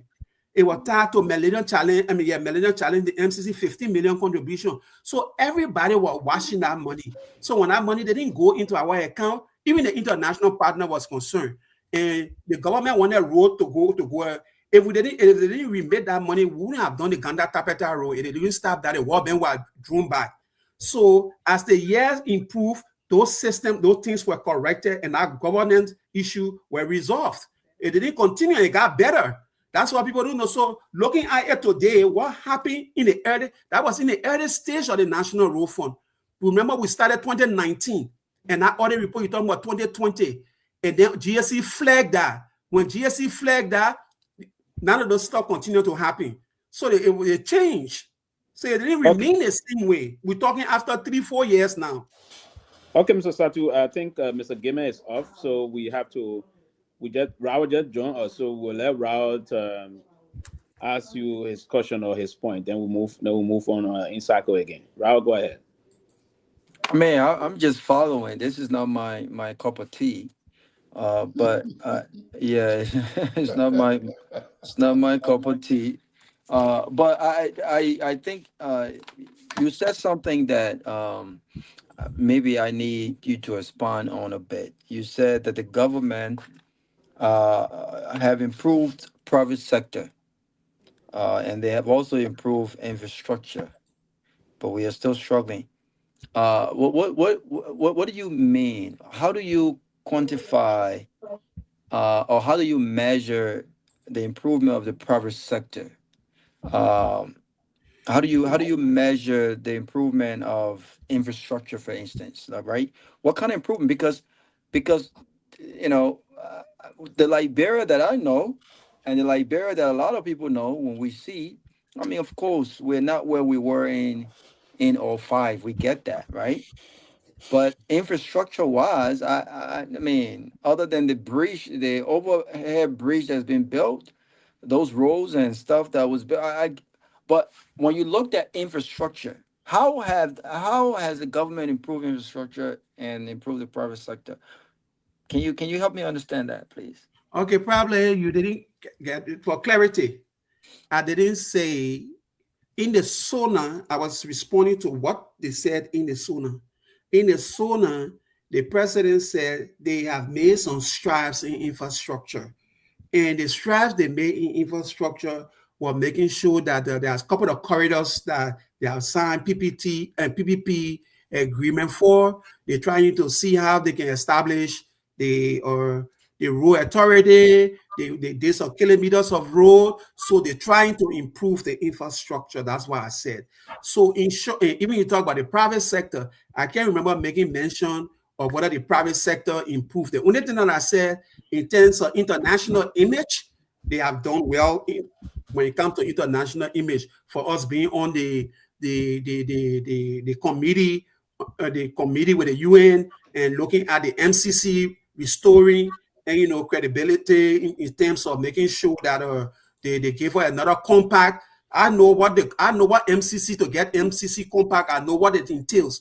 I know the amount of conditional, because I went through that, the amount of conditional precedents that you have to go, even though people are claiming it today, for the second, even for to claim some of the MCC thing, the road fund will also tied to that in the conditional precedent to make sure that all these different areas are working well. So all of the different infrastructure in the country is tied to the MCC or conditional precedent. So I didn't say that. I look at the SONA and saying that, hey, look, for what we see today, and let me myself be honest, if you look at the country today, I think they have an arrest agenda, which when he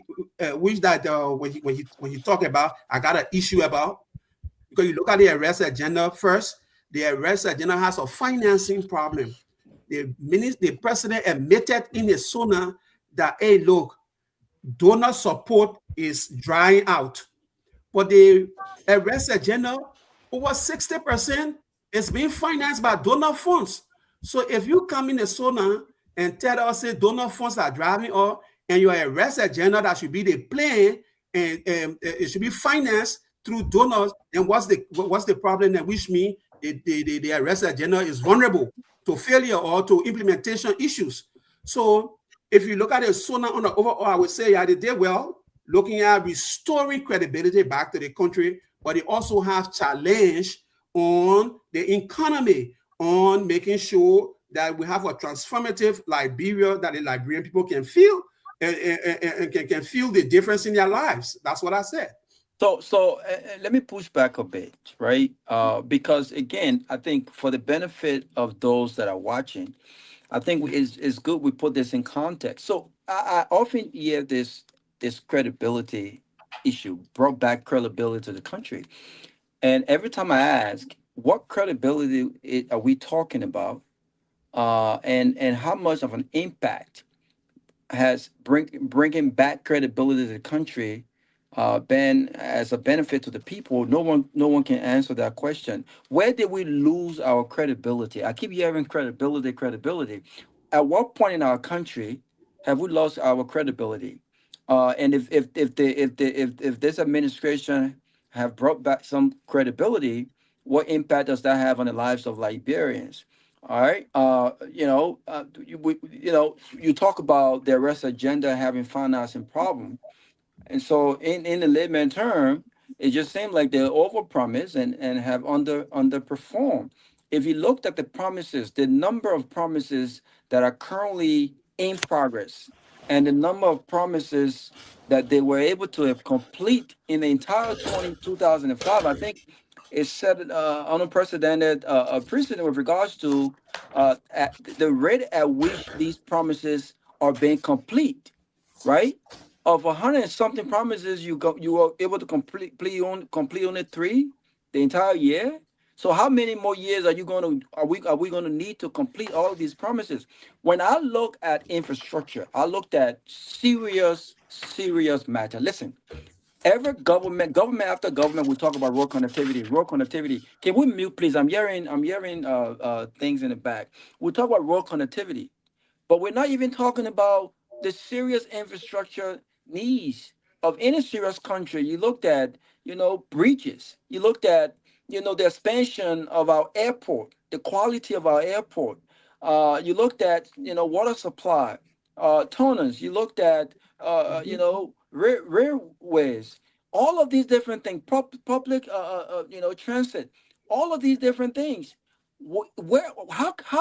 How have we prioritized infrastructure on a serious level in our country? I don't see that. Yeah, roads is one thing, but other than that, what have we done to really improve our infrastructure in our country? A lot of things are still lacking. And so when you talk about this speech and the government doing well in the speech, I can measure the performance of a government by a SONA speech. We measure the performance of a government by the impact their policies have made in the lives of the people. And so when we are specifically talking about the economy, and the president says that we've created all these thousands of jobs, and the economy has grown 5.1%, but the people are still struggling, even to your own admittance, then how are we doing well? How is the government doing well? I think it's a bit contradicting to me. What do you say? Okay. About that? After the time, then we move up to Okay. Go ahead, please. Look, and clearly, in some areas, I tend to agree with you because in my last on my platform, I have a commentary there that talk about evidence base, and when you present a SONA to your people to report, it should be measurable. It should be a SONA information that is evidence. You can trace the source. You have targets. So the SONA is a political document. It is not a development document. The president presented a piece of paper to us to say, hey, this is what I achieved. So to measure that or to evaluate that, we will not have to go back to look at all of the things he said. And like you said, I must say have some challenges in accepting all of the things that were said. For example, that's what I flag the arrest agenda, that even though the president talk about the arrest as a development plan, but it also has a financing problem. If you depend on donor people to give you money to finance your agenda, then that's a serious problem for your plan. That's one issue that I have. When you talk about jobs, when you say you create 7,000 jobs, what is the evidence that you collected that? Do we have a way to measure that? We don't have a way to measure that. Those are some of the issues. But also, if even you flag out all of the rare things, you still have to look at the positives. So there are some positive measures. Sorry, Mr. Siton, you have to mute Mr. Siton. So if you attend to excuse me, I'm already muted. It's not everything that's Mr. Siton, my man. I'm sorry, okay. Mr. Siton. So in short, all the macroeconomic data that were presented, yeah, they are fun data to me, but it doesn't transcend to transform the Liberian people. And I still believe we still have challenges, and the government still need to do more. So from what, so I cannot rate the government to say 100% that they didn't do anything well. No, there are areas that they did well by bringing some sense of stability to the country, and there are certain infrastructure work that they're trying to undertake, but those are work that are in process. But they still have some structural challenges to change the economy. That is my point. Thank you. Yes. Mr. Nagbe? Nagbe. I'm surprised that you from Lofa, you can pronounce the name. Anyway, yeah. The name is Nagbe. In simple terms, you call me catfish. Johnny, just put it on your back. You'll learn to pronounce your name. Catfish. Well, anyway, so I mean, I'm sitting here That name don't have any rudimentary, so you don't hope responsible to pronounce it the way I should pronounce it. Go ahead, please. I guess if I have some Russian name with all consonants, you pronounce it well. It don't have it, so go ahead. Now it's a typical I'm Liberian coming call the name that Bunny man calling the name. I call the English name, and you want to come in the bed.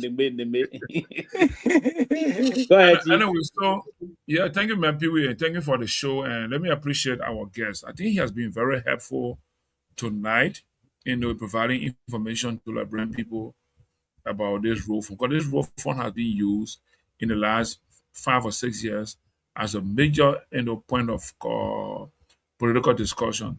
I remember some times back, Mr. Blatant name was linked to national rule fund issues and all kinds of things. And today I'm happy I sat here listening to him carefully, providing us information. And the key thing I learned from him was if the government that is interested in doing real rule work can institute a system where they put a rank of fence around every revenue collected to support the national rule fund, then we achieve. That's very important. And I hope our people from the South, the Unity Party, and the government are listening. We take something from here positive to see how we can reorganize and move towards providing access to our people.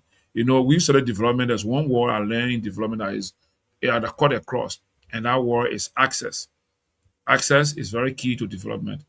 And I also want to say that when we're talking about the sonar, I mean, I think we from the background of Liberia National Union provided our feedback from the sonar, and I would say here clearly that the sonar shows to me individually the level of incompetence I see within the system. I mean, those that provided information to the president's speech, and and today I can see in the last 72 hours almost, everyone from government tried to provide justification and defense. To the extent of my own brother would say that I think we need to build a ministry or department of brand butter. I mean, I think that was a real affront. That was not a professional statement to come from somebody from a high level of government. But again, people get emotional. Who said that? Who said that, Johnny? That came from your mayor, Garguah Gaf. He said, because the current finance minister. The current finance minister, he was giving us, he was slapping us in the face, like people, to hell we are. I think we need to build a ministry or a bureau, we call a bureau or a ministry of bread and butter, But clearly, from my personal view is that this year Sona was marked by incompetence. The writers, the source of information, and then the other point is my president, my uncle. I don't know whether he even had a time to review what he's going to read, because if he has sat down to review it and take some time to see what is written in there, he would have called for a serious audit. I mean, serious edit of his speech, the way they organize it, and some information are provided into the speech. But again, that's like you said, it's a political document. And if I follow Mr. Snow, the Senator for Bomi County, he has written the plenary to ask for federal government ministries and agencies to come and to provide clarity on some of the information provided in the State of the Nation address, and to the extent that they've been asking if the president can resubmit the SONA, because based on what was presented and the level of inaccuracy in the SONA, we need to do something. But again, you can see that the SONA did not give us a real account of the 2025 budget expenditure and activities. For me personally, I'm not a financial person, but my expectation was that the SONA would have brought information to us based on what they did with the last 2025 budgetary expenditure. We allocated this amount, we did this, and then now in 2026 we have 1.2 billion, and these are things we're going to do. You can see clearly that the SONA, even the agenda for the 2026, I see a disconnect from the current budget. I don't know why in the current budget they got money there to construct 600 homes. Why in the current budget has money to construct the new Ministry of Justice that they are going to do groundbreaking. So a lot of things have been said again as going forward for 2026. But now I don't know whether the current budget has funding to address those new the new agenda for 2026. So I think we all need to try our best to see how we can continue to talk to our people in government to see that, because what they do represent the country. If the election didn't go well internationally, it shows bad for all of us as Liberians. It doesn't just show bad for the government alone, but Liberian government. And we made the government with the Liberian people. So let me say thank you to you, Mr. Setu from the Southeast. I like your region. I worked there a lot of time. I know your region even more than my own home in Lofa, to the extent that I know things about Grand Crew. Sometimes I see Nagbe and Gayman trying to give me a problem. How can I know more about the people in the Southeast than knowing my own country? But thank you so much for you. I'm going off because Now, where you know where you coming from? Or you know you're coming from the southeast. Thank you. Nagbe knows. But anyway, I'm signing off because it's 1 o'clock here in AM. Good night. Thank you. Good night. I think before Mr. Satu can come in here, the issue about what the finance minister said, again, you see, if sometimes you see some people want me plow, like if you are already guilty, so now you can want me plow, right? You can want such shipping here. So the finance minister is lost in focus. He's failing to perform his responsibility. Now he's pushing to say, oh, they should establish the Ministry of Bread and Butter. But what he does not know, or what he's headed, the trouble he's putting his government in, is that the same bread and butter reason why Mr. Weah was not elected. The same bread and butter thing. So I don't know if the finance minister is being deliberate or he's just ignorantly speaking. Probably he's deliberate. He's trying to play for the Liberian people. He's going to catch up with him. But I thought this finance minister had the bullet puppet to ready perform because he served before as finance minister. He served before as budget director. He served before as foreign minister. But his current stand there now, he's very incompetent. So he was dead in the shadow of them and to their side. And to the side. Just she build thing and they can work on those things that she put into place. But in terms of doing his own thing now, to the extent the president is asking us, and I'm taking some. I didn't want to do it, but I would do it. I would sit tomorrow and try to do something about that. The president is part of the legislative agenda pushing that we establish the commission on planning and budgeting. When we have the Ministry of Finance and Development Planning, I'm doing an article on that to expose the incompetence of the finance minister. I think the minister is more incompetent. That's what they're trying to need now. An autonomous institution to do these things. For you to come out and say those things is very disappointing in a finance minister. Yeah, if you feel the people, for he came, we should fast and pray. Now, the fast and prayer thing, getting whole and other thing. But I honestly think those comments will haunt him. I mean, we all know. We've seen the banners being printed. I think he has an exploratory committee to begin to float his name as a possible presidential candidate for the UP. And so I think that those comments he made didn't do him any favor. But again, it is what it is. But I agree with you, Sylvester. This finance minister came highly recommended. I don't know him personally, but a lot of people were very excited that he was coming back to the ministry. And I think he hadn't been there before. There were a lot of expectations, but I don't know if a lot of people feel that he has delivered, and I'm just flabbergasted by this. But Mr. Setu, I live and work in Barobo before I came to Monrovia. So I know where I came from. I can close my eyes and take you there. But let me say this. I think you delivered very, very well tonight. I have my own concerns about some of the answers you gave us, but notwithstanding, I was reading up here. Honestly, I didn't follow you much until recently, and then when you were announced today, so I just tried to read up on you.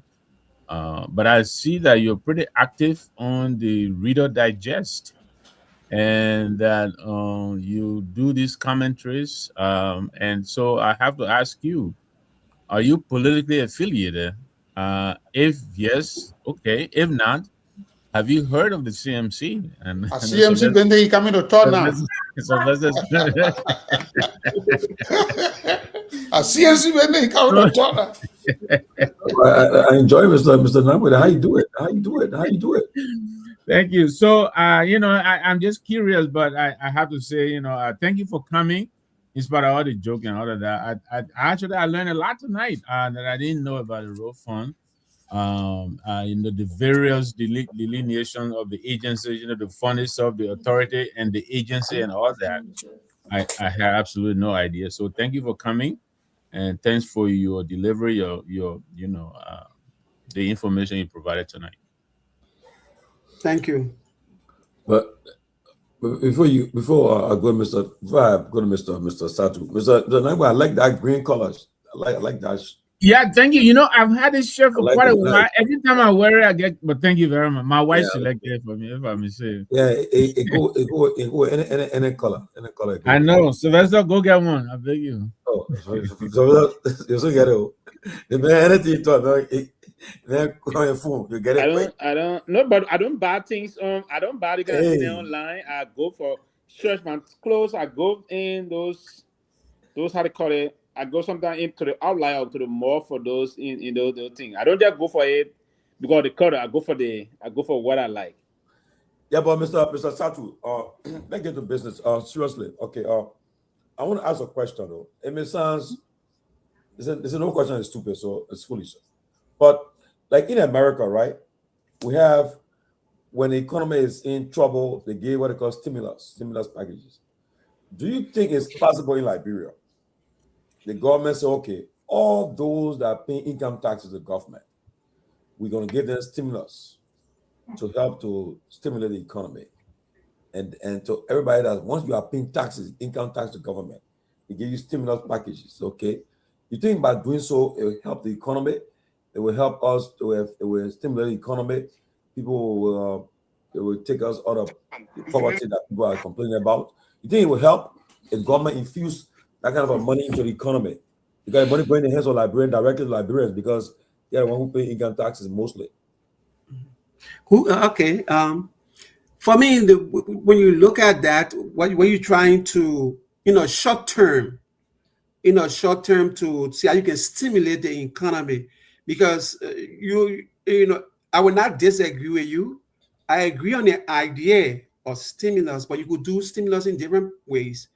One of the ways that you're talking about on revenue, because income tax is a revenue, and that revenue is tied to other activities like maybe let's say infrastructure or some project or what. So taking away that revenue to give it back to the people, well, in some other sense, it may be good, but you will also affect the budget. So because then you're taking money away from for other activities. But what I would suggest is that if you, in a short term, looking at the unemployment rate in Liberia, looking at small businesses, one way that you could even do that, you could like from my experience with the Road Fund and with USAID, you could look at it. You could use the road sector. You do periodic, routine maintenance. You establish a short-term program that will do routine maintenance, cleaning waters all around the country, the road infrastructure, and they do side brushing, and hire young people, because our unemployment rate, the youth are the people that are the most unemployed in the country. So you go in that area and be able to carry up community-based organization. Let's say you set aside some 5 million, 10 million across the country, you can create 1,000 or 2,000 or 5,000 jobs right away. That will help kids. So another way you can do that in the national budget, right? You have the national budget now is $1.2 billion. In that $1.2 billion, 469 million is there for procurement spending, the overall procurement spending. And that $469 million, you have 25% set aside for Liberian businesses, that amount is almost $116 million. If you enforce the Liberianization law right now for small Liberian businesses, and you allow government to carry their procurement to affect those small businesses, you know what you do right there? You will stimulate the economy also. Because, for example, the mechanic, most of our cars will take it where? To Lebanese people. If we want to buy stationaries, we take the stationaries where? We go to Lebanese people. In fact, that one can't do it for capital flight. So if you make sure you take that 25% and you force our Liberianization law, even you can leverage the diaspora also for procurement, for certain procurement purposes that will stimulate our economy and create jobs in our economy with small businesses. Because 33 years, we have 700 million, 800 million. Now you put out that almost $1.7 billion that went into the economy. If 25% have gone to those businesses that set aside to our people, you think by now small businesses will grow and create job employment? In America, 60% of jobs that are created by small businesses. At the SBA, they got different kind of program. Why are we punishing ourselves? All of our procurement money that we spend, $469 million in procurement for goods and services and for other investment purposes. Why you can't use your Liberian businesses and let that money to remain in Liberia? Those are different kind of ways that you can even stimulate the economy. Those are different ways that you can create you can create employment. And finally, what I do think that we lack in our country is that we need a master national development plan for our country that is developed for 10 to 15 years. Even you come to America, you go to Ghana, you go to other countries, they have a master development plan. What does that do? It integrate that, for example, the president now want to set up rural authority. We shouldn't be carrying laws in a fragmented way. But you put that in a national master plan, even a decentralization plan. You put that in a national plan, people can do what? They can forecast against that plan. The international community, when they know you got a plan for 10, 15 years, they will also plan against that. And what does it do also? It helps curb the fight that we always have about continuity. If you have a national master plan that is legislated by the national legislature, any new government coming in play, they will follow that plan. They will not go create their own plan again. So then we have a plan that even the men in the country know what is development there for this year, for it there for next year. So you have that national plan that is integrated with all the different component parts, investment, infrastructure, and you have a plan for the country. And every 5 years, you review that and see what will happen. And one of the mistakes we made in our country, they spend government money on project. When the government can't spend money on the road project, you abandon that because it's not your project. But you're forgetting to know that taxpayer money. And you see, so that we should find a way. If you have a national master plan, everybody will come and follow suit, and we have one development plan that we're working towards. And quickly, today the legislature they voted. In fact, the Senate concurred with this House, and it passed the third amendment of the ArcelorMittal Liberia agreement. Now, but most of the lawmakers I talked to today, when I asked them about the vote, in the Senate, they say, "Oh, they provide, but it's not perfect, but it provides opportunities for Liberians. In fact, Liberia will be in town management now. They will be involved with more social development projects in the various in Nima, Bonk, Basso, that areas will benefit. But this agreement takes it to almost to 2050. Again, people up to 2050, I think, yes, the year 2050. And honestly, I don't think our lawmakers did our justice, did good to the country, but they kind of, all of them, they said they were scrupulously examining the bill. But now they went today, they voted, they concur with the House now, they've gone to the president's desk to be signed to law. What's your take on it? Because I know they're talking about opportunities for Liberians in this particular amendment. And for me personally, I know they'll say, okay, in America, that's what you're talking that for, but I will go to Liberia soon. I'm going to leave Liberia very soon. So whatever they do today will affect me. And when I get to the House, or 2030 when I'm in a House of Representatives. Where definition is very soon. You know, he's in there not to stop that. When I get to the House of Representatives 2030, when I be inaugurated in the House of Representatives as a representative, I will have to call for them to revisit all these things.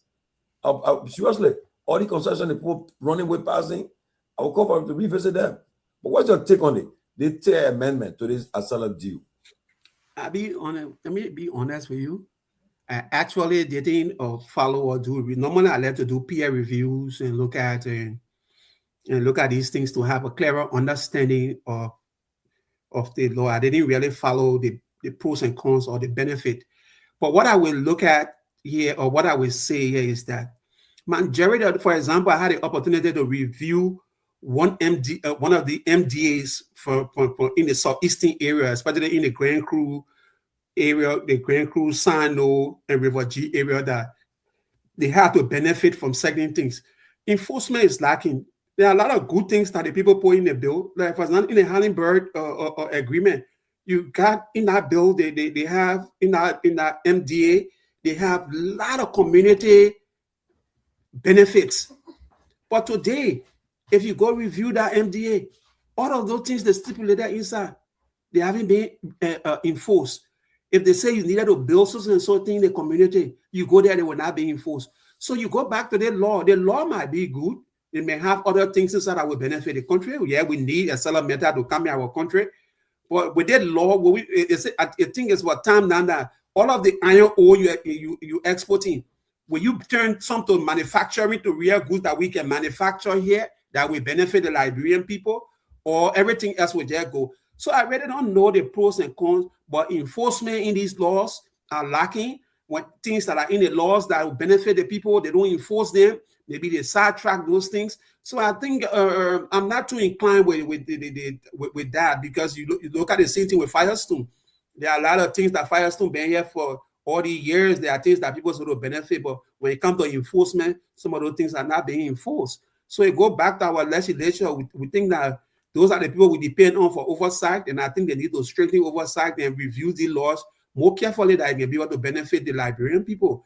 If Asala Meta is carrying $1 billion project here, you should see it in the lives of the people area that they're operating. If you go to Buchanan now, you look at the road that leave to go to them there, the road not even paved.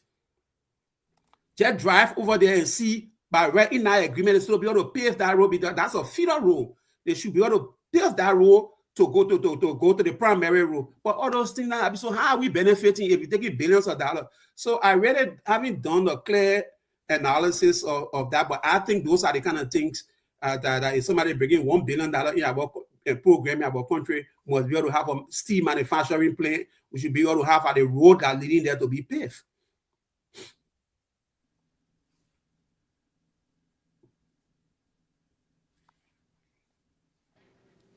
Yeah, I think we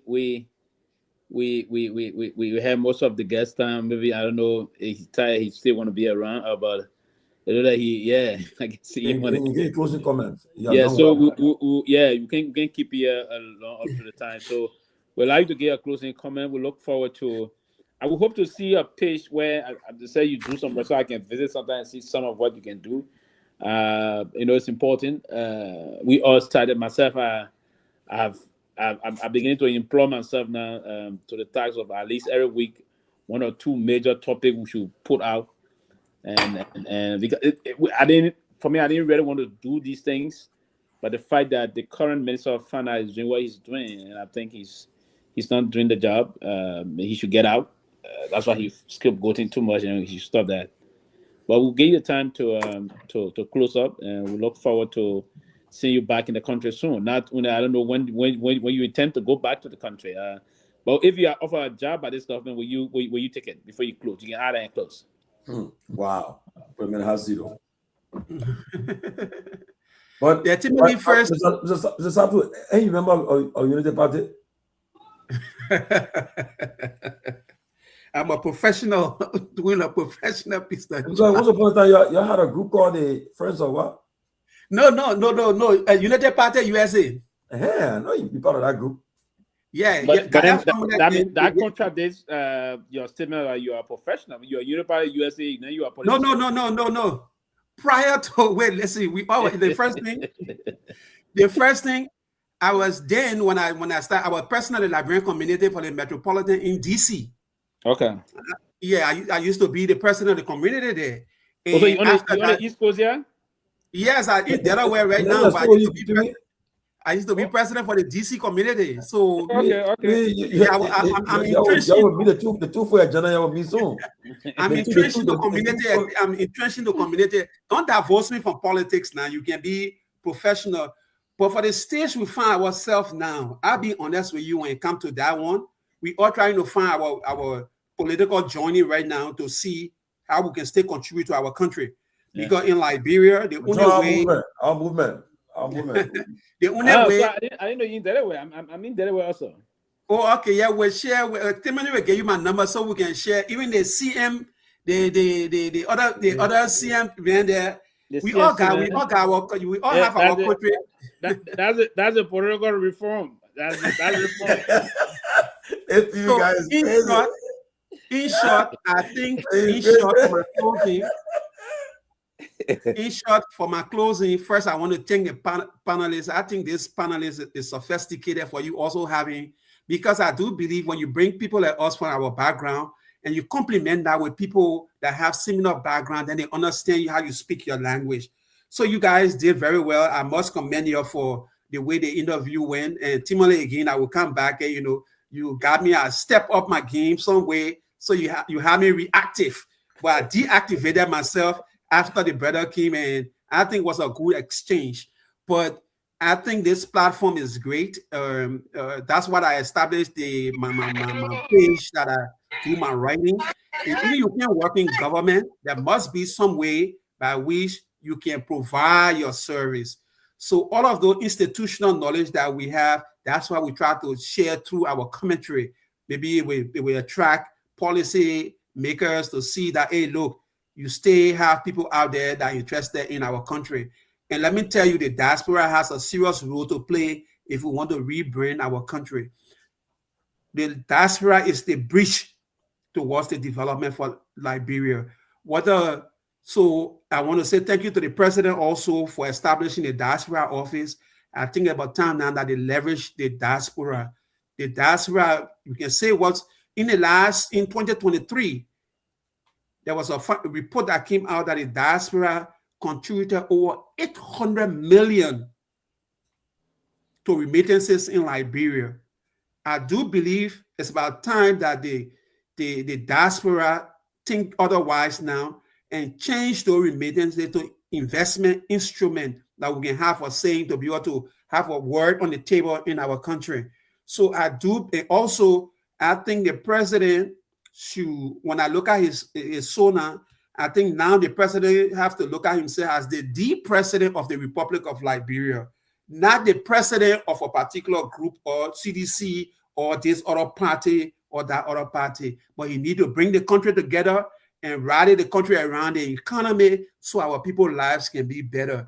And you guys in the Fourth Estate, I think your platform is doing a lot of good. Liberia is not the same. Like I lived in Liberia for 12 years. A lot of people, you would think they don't listen to these programs, but your platform and other platform, the one that control the message on the street today. That's why you see the government is being held accountable. Imagine, look at the SONA, right? Everybody on different platforms. So the government came to their center and they said, damn, people check media, so you cannot provide information that is wrong anymore to us because you will have people that checking those information and will get back to you. So again, thanks for the opportunity and for the platform. And I hope in the near future, we can keep the conversation going to make our country better.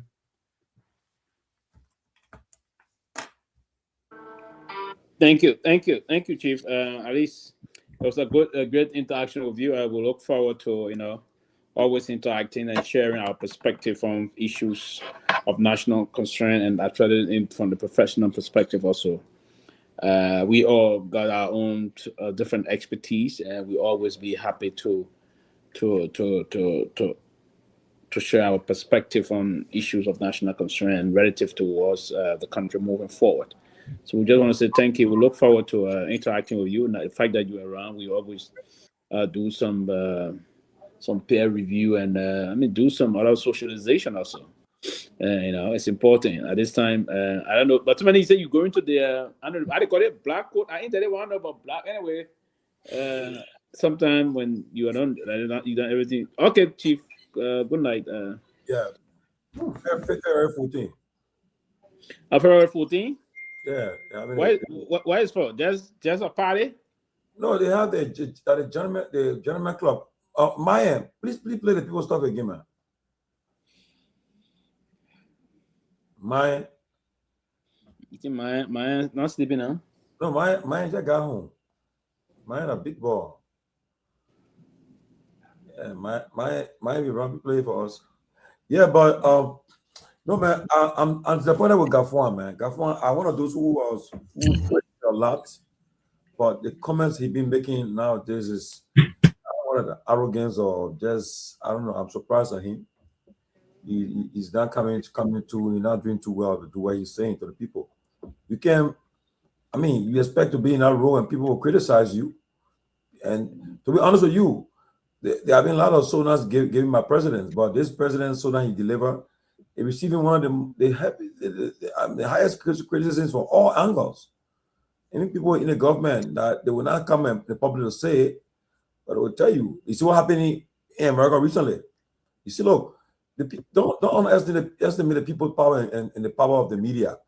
When Trump realized that the numbers were way in the 30s now, and then people in his own camp, their own government started to criticize and said, no, we voted for you, but now with the kind of the way ISIS handling immigration to crack down, it's wrong. When they start grilling his people, I mean, the guy, what they call him, Dan Bavino, he left. Greg. Yeah, Greg Bavino. Yeah, he left Minnesota. They were booing at the airport. And he left. Then they brought a guy, the czar today. He was trying to all he trying to tell the report today in the press conference. He said, look, we won't get from all of yet. But we just want you're going to prison. All the people that there that are illegal, that committed crime, get all that, they will send out of the country. And Ali will say we did something. All they're trying to do. And as I say again, they will not rest until Trump will say, oh, I accepted the resignation of my Homeland Security Secretary. He will definitely. And then the next person will be that little boy. He got behind him. Or Steve Miller. The kid just sit and just talk anything, calling the man assassin, all kind of stuff. And I feel sorry for Marco Rubio and J.D. Vance. They were future Republicans presidential candidates. And then they will run, but will affect them. Because you notice the minute J.D. Vance says something, he not share involvement. He said, wow, no. Wow, they're destroying my political future. They will hunt me tomorrow. And Marco Rubio yesterday, even in the Senate, the police were grilling him. And it had to defend, look, when in a situation, it had to defend what they say, or a lie or something that's not right. How to defend it? And what I saw him struggling yesterday to do. For that Attorney General, forget it. She off the hooks. So and what they forget and the DHS secretary too, I think. Yeah, and what they forget is Nagbe, Trump is not running. Trump is not running again. No. Trump had made money and started school with all his political opponents. I just read he's suing the IRS again for $10 billion. He's suing everybody. He sued the guy last week, J.D. Diamond. Yeah. And Chase for $5 billion. Yeah. Because when they took it off their account. Yeah. And these are things he know that he will not win, but he just doing it. Yeah. And he got paid money. But Chief, you can't say he will not win. I mean, the man, ABC. I mean, he winning some of the cases.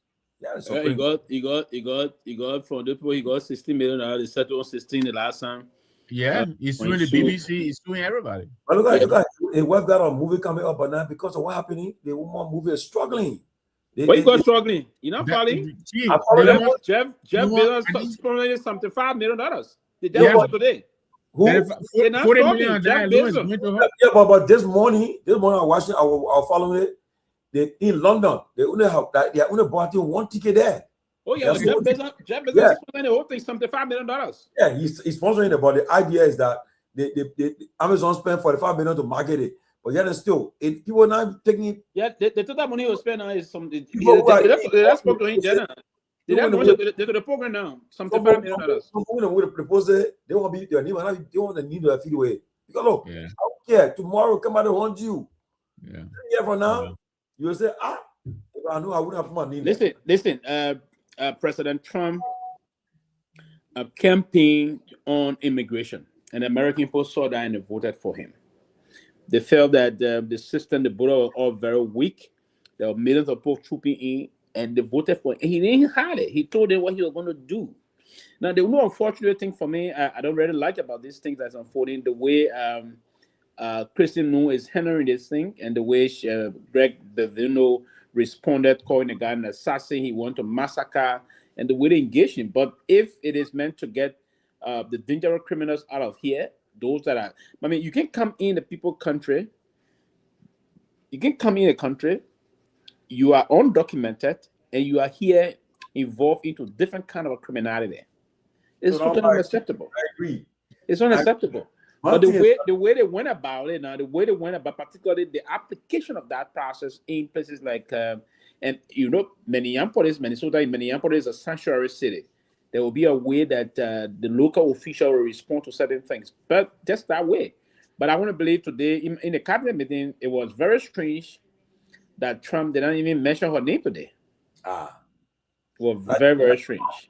The guy believe the man believe in the polls. When you see the numbers, he said it's not heading to what a weekend. I like the commitment, the fact that he coming to say he will get those dangerous people out of America is a good thing, because those individuals that are causing problems, creating crime, and then doing bad things in this place, they can harm you and myself tomorrow. I agree, but you can just meet somebody will come and do those things. Why are you afraid of that? If you find you want to be a criminal, they vote for you to go to the school campus and be telling I agree to that. I agree to that. It should be done with some level of dignity. Yeah. It should be done. It should be done. Get the criminal out, but it should be done with some level of dignity. Let allow our humanity to mix with doing that, right? And it's good, because the whole southern border now is quiet. No one is coming in. I got problem with Biden inside and let the border like that, open the border. I got problem with that. He was sent to the truth to the border, said he was stopping them. He just I don't know what Biden do. Why he just started and let that happen? I know it's the Democrat thing. It's not that he allowed it to happen. It's just that the immigrants felt a greater chance of on a Democrat of coming in. That's right. The people are flooding the borders all the time, even during the Republican time. You know, Obama. But now they're not doing it. Why nobody coming? Because of what because of Obama. When you commit crime, you send you back. You're not joking. Yeah. Why are they not coming now? Because what is seeing now, right? Because of what is seen now, yes. But then you just alluded to the lack of humanity of what they're doing. I mean, it's not everything that's legal is expedient. Obama is on record for having deported the most, immigrants. But he had DACA, he allowed, childhood arrivals, to go. Yeah, that it's a pathway. It's not everybody who is here is illegal, and not every illegal person is a criminal. But like Tomalin or just Steve Miller and all these little boys, they go around and brandishing, these Nazi, terminologies, and acting tough and all of that, And I think that's why it's giving them a hard time. Act legally, not what the guy doing. Yeah, they have to change the course. If you don't change the course, the numbers it will continue to plummet, and the rate is plummeting. And I talked to you, there's a need to reverse things. Already, the gubernatorial candidate has pulled out, the Minnesota gubernatorial. But the Senator Kovachev just announced yesterday that I think she's going to win it. She's finally something up. Yeah, she finally launched a bid to be governor. I think Amy is going to win it. Yeah, she's. But listen, it's been great being with you guys. I just want to wish the political leader of the CMC well. He left Monrovia today for the Southeast. What he said to me, I haven't seen the final official itinerary, but I know he's going to Grand Gita and then on to River G. I don't know exactly where else he's going to go, but he said today he's going to be out there until Sunday, so I wish him all the best. I'm sure. You're bringing a lot of vehicle in the country. We are not seeing it. What happened? My man, so let me tell you, when I was in Monrovia, the two vehicles that I had, they had plate number 43 and 45. That's 45 vehicles in one country. I'm sure there's more. So yeah, but he had you not know, that he was bringing in 60 vehicles, and it's not yet. People asking questions and say, why are they? yeah, but that's what I'm I saying don't now. have a problem for CNC. To be honest with you, they are proving. They put building bridges in a car again, bring. How many bridges have you Yeah. built now? How many bridges have you built? Well, we built a bridge over the Yah River Bridge in Nimba. Have you dedicated that? I don't know if it has been, but I know that bridge is already operational. You heard when he came on the show here 2 days ago, he talked about resume the machines are now at the Jaw River Bridge, ready to start work on that bridge. He talked about the bridge to be built in Kwanoboning, the biggest bridge so far. You know, yeah, I mean that we slowed down some of the work we were doing because of weather and other stuff, and also he has to go and get additional yellow machines and all of that. But yeah, our projects are on course. We're moving. So we're not just talking it, we're doing it. We're not talking about the yellow machine and all of that. We're talking about we're showing what we're doing, But like I said, we're getting ready to focus on the southeast. I'm happy about that. We're gonna see what we can do for our people that go on a listening tour and hear the people, make their pitch. And hopefully he'll come out with something that we can do to help the southeast. Just like we're helping, people in Bong and Nimba and Lofa. Fair enough. But on that, let me thank you guys. It's been a great evening. I actually learned a lot from this guy tonight. So, but I thank you all too. I think your questions were very insightful. Thank you all very much. It's been great. My boy Jerome got tired. He's sleeping already. I know you're not sleeping. You're watching the show. Don't mind. You call me later. But thank you guys very much. You're going for an old man to call him pepper soup and put it how we're doing it back. And that make it eat pepper. I left about. Jerome can eat pepper. Yeah, I was surprised. But the man buy some man. He say can eat pepper. Yeah. The buy some people they love the soup and they love soup and you love. And you can see he's suffering through it when eating it. Look, yeah, everything dripping water. Robert, I'm so excited. My daughter joined your footsteps. Yeah. Congratulations. I saw your post today. I congratulate you on Facebook, Chief. Congrats. So when I would tell her, I said, I got a friend, Robert. He's passionate about tourism and when he's I mean, he one of those who maybe. But when she got to the university, she was thinking what to do and I said, look at your style and so what I see you do, you do well in that area because you always like to be in the marketing area and do other stuff. But she's all the way out there in Europe. Is that they have better? Yeah, they have some of the top tourism schools in Europe. Yeah, hotels in Turkey, in the center around. Yeah, go for it. Yeah, they got some of the best ones out there. Yes. And they're focused on it. They're mostly international because the market is international.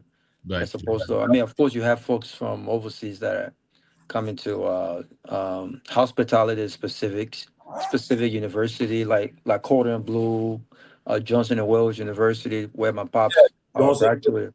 Yeah, my pop graduated from Johnson and Wales, Rhode Island. But internationally, Switzerland and other places, they got some of the top international schools out there. Nice. Yeah. All right, guys. Thank you very much, man. Hopefully, I'll see you tomorrow. Okay, thank you. All right, guys. Yeah, but that was good though. Thank you. Yeah, definitely, man. Good luck to her, man. All the best. Yeah. She's so excited and yeah. On way to Canada for next. She'll be joining us here soon. So there you go. Yeah, absolutely. So. All right, bro. Okay. New Pro, what's up? Yeah, man. Man, CNN Benny. Let's CNN Benny. Now I don't flip it with Fox, CNN, and MSNBC. I normally watch Fox during the weekend, Fox and Friends, but when I'm watching this one again, that made me feel. That's not again. You saw one side there. Yeah. You got somebody who got black and said white. I don't like one side of the news. I love to see the violence. Let's see that for MSNBC, but forget it. They are pro-liberal. You see that? MSNBC, I don't even watch them. They can't even see it. I watch CNN often, BBC. CNN more objective, more balanced. Hey, I want to call Lawrence Odana, but forget it. He can't stand Trump. He and I want to call Rachel Maddow. Oh, I love Rachel. She's very good. I mean, they get Jen Psaki. You're a smart girl, bro. Rachel is good. And I love the Alpha bit. Alpha bit. Which one? I'll be in the why you need Lawrence Odana? Yes. The last word? Yeah, the last word. Hey, forget it. But he can't stay. He can't stand on Trump. Hey, yaka. Trump, of course, there. Trump, watch all of them.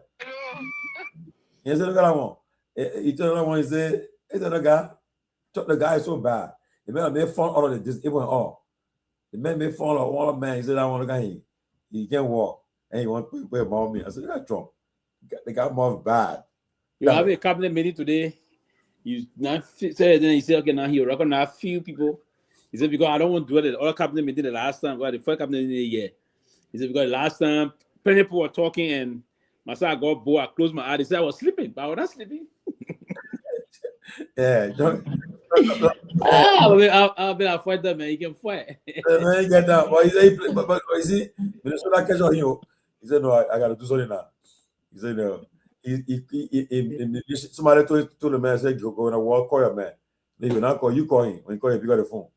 So the man asked his combat minister today to make a short statement about steal something. The steel that been, America has been more steel now, coming second to, coming now, topping, which are the country, Japan. Yeah. Then when the combat minister got through talking, everybody started clapping. He said he knew you were not going to ask combat minister to talk. Instead of going to talk so they can clap for him. The guy, the man, I love his stuff.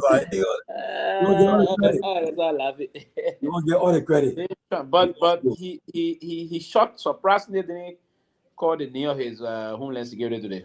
No, because I mean he mouth her. He's not happy. What you would do now? You'll tell us the Jerry's on. You'll be sorry to say I sent my resolution today. You know, that was the mark of his fire administration. There were a lot of firing. I don't think he want to do that now. That's why he really taking time in doing this now. Oh, if I'm I think he will just keep her there, and I don't think he will fire her. Let's wait and see. But if the pressure mount, the Democrats are saying that the pressure continue to mount, then I mean it's a problem for him. Why hearing the funny bill? They don't take the Democrats say okay, they're making some progress. They don't take they took the stuff on the funny bill. Yeah, and the White House is agreeing to that. Because the other person already want shut the government down. Yeah. He get in there. Don't get a Google. Get in there, Google. You're loud. Hey, Trump. But Myean, you gonna play the 14? Hey, my picking. I said Myean sleeping. He said Myean. You just told me to say Jerry soon.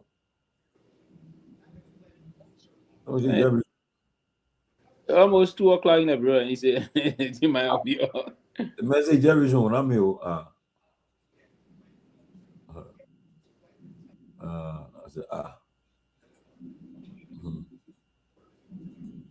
said, man, it's cold today, my man. It's cold. Oh yeah. Why it's too cold?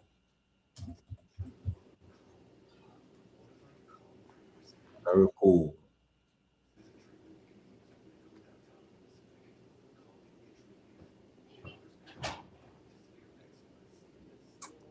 Oh, cool. Very cool. If I have my own way, you got that will be like, bro. Yeah, man. It's like, bro, they play hard right now. Yeah. People complaining about the heat. When you come out all night, you just put your AC on and you sleep, or any your fan, you sleep and. Yeah, man. That your bedroom, there, my man. In like, brother, you think say you in where? That in America play what? Damn cool. I said, what? Yeah, man, I can do it. Cool. Yeah. When you come on, in like, brother, I think I get in the hospital, man. I just. Yeah, I get it. Keep it cool. So I just keep it play cool. So I on the bed, just post news on. Yeah, watch CNN, like, bro. Oh, Oh yeah, yeah. Oh, new song. So now just play some. WhatsApp audio. Johnny, you want to say something? You are on live. You on live?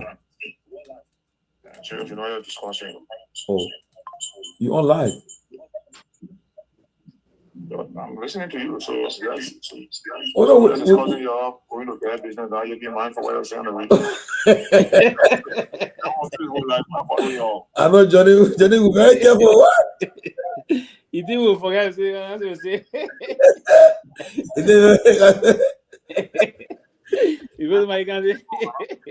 But Johnny, you're right. You're right, Johnny. It is a we got to the 2-point approach here.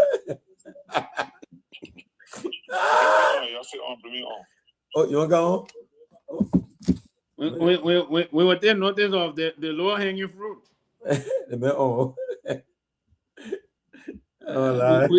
He said, we can't go to bed again. No, man, we can say things that to be said. Yeah. I saw something about some kind of but the sun here is not easy. The sun is so like in the last 3-4 days, man, been raging. It's really hot. Yeah. Almost a year.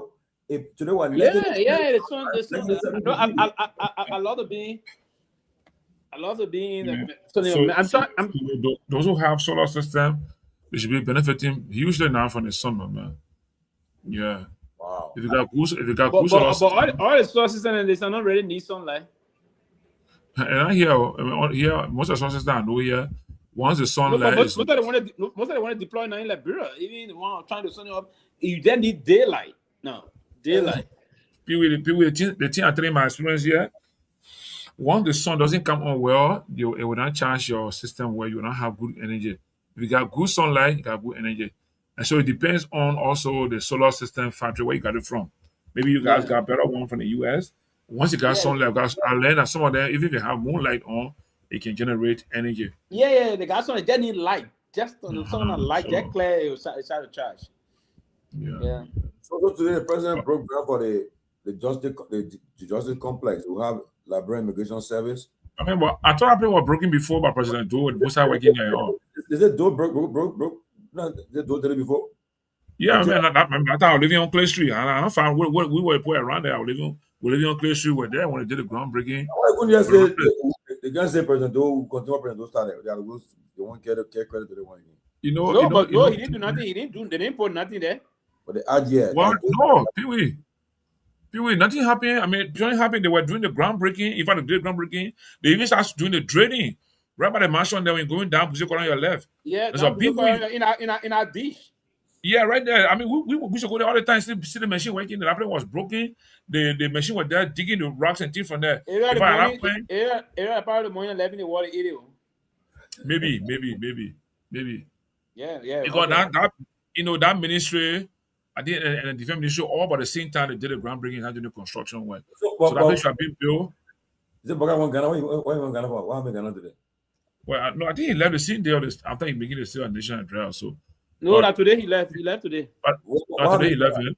They got some consultant, some conference that he attended at the White State. I saw something on the. Come and see. He attending the. Yeah, Tomalin, please give me the contact for the guy on, man. But whenever I say he listens to the show, he really want to talk with the guy. He has very good insight. He wants to speak with him. Okay. Because he left. Yeah, I think he arrived in Rwanda today. He went back. They're having a conference in Rwanda. I want to bring in some African parliamentary members and ministers to do some. He raised the money pool, getting that money, he be president. I mean, about smart. He's doing right now. They're asking to train or build capacity of some African parliamentary leaders and ministers into ethical leadership. So that will be going on for about 5 days in Rwanda, starting as of Monday. We should have some of our guys from here, but unfortunately, President Boga is attending a high-level consultative conference on regional security and cooperation in Accra. And the president going up, is that another president there? I want to believe so. The president expected to take part in deliberations, contributing key insight on regional security and cooperation, demonstrating Liberia's growing leadership role in the South region. The high-level consultative conference, which kicks off today, will be held at the Kapiku Hotel, Accra, Ghana. The top-level gathering aims to rebuild and deepen South regional cooperation across various sectors in ways that enhance resilience, restore confidence, and address the structural issue that promotes stability. In doing so, the conference will evolve strategies to support shared security and integration while establishing extremism, terrorism, and transitioning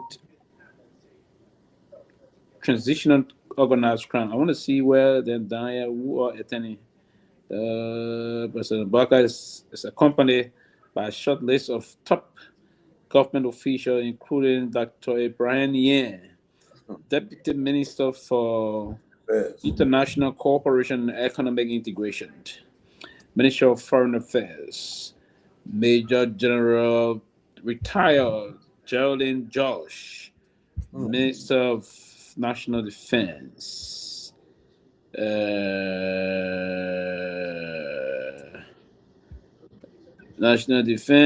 and National Security Advisor, Honorable Samuel Kofi Woods. While the President is away, Honorable Samuel A. Sikwa will serve as Chair of the Cabinet in consultation with the Vice President, while remaining in close contact with the President. The President is expected to return to the country on Saturday, January 31st, 2026. When he went Thursday, where's Saturday? You come out tomorrow, man. 2 days, sleeping there today, sleep there tomorrow. In backside, 2 days visit. So you carry just the minister want you to, right? No, doesn't mean that not there. It's a top government official. So we have the national security advisor Kofi Wood, the national defense minister of national defense, and our man Myean from the foreign ministry. Wow. So Pewee, when you travel with the president and that, you're all gonna be the same hotel? Oh yeah, try the president. Not necessarily. Sometimes the hotel the guy for the president sometimes is such that if there's space there, then yeah, everybody will be there. But if there's no space, but if in some cases, there's other bilateral logistics that can come through. So if you travel with the president and the country that hosted opportunity, then in that way, because if that's the travel with the president and they're giving everybody your stopping, it's not necessarily where the president will be, you'll be.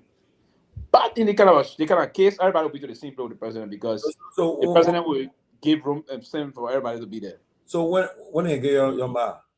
Before you leave. Before you leave. Oh yeah. When they get your ma when you come back. So they get a ma when like the city you're leaving? Yeah, they get checked. They did before you leave. But when you go, how do you use the ma?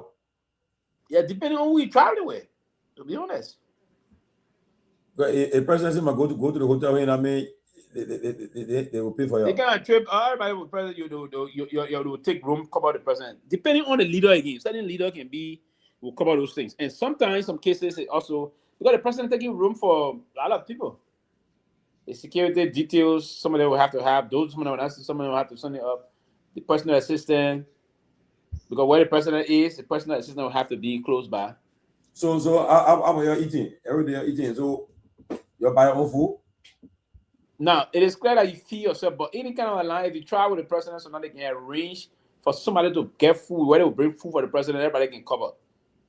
Like, yes. Like, no matter we are to come in the place. Everybody around. Everybody will go there, they'll bring food will come. And they'll pay. Man, the president says do a lot of things, but all those things can be said that, the president will pay for all those things. The president often will pay for those things. Wow. So or it's online, the president can receive like jets from other counterparts, right? Let's say you try. You go to good country now in Europe and now they physical country now. No, African country they can do the same too. Yeah, it depends. It depends on African countries' financial or conditions. Sometimes no country, any African country you go there, they will do it. They will take care. But there's no poor African country. There's no poor country in terms of money. They got money. One of the countries I ever used to enjoy traveling to, I love to travel to out of Minister of Foreign Affairs or anything, like Cote d'Ivoire.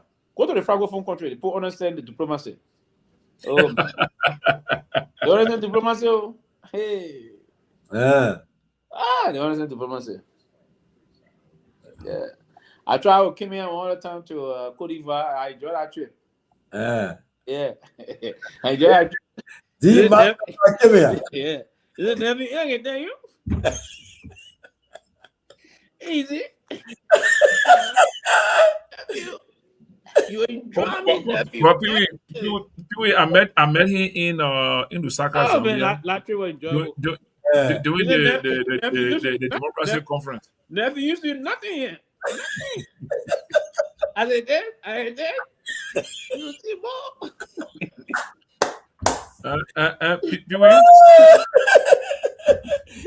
Pewee, I met him in Lusaka, Zambia, during the democracy conference. He went there with the delegation.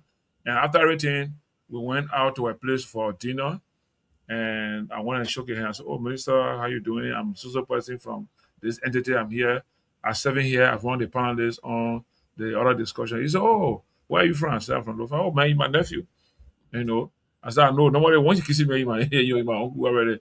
It was good, though. We had a good time together. He showed his role as an uncle to the nephews. Wow. This thing, foreign, you can just say that about. If you travel, it's sweet. The car can pick you up on the plane. Dope.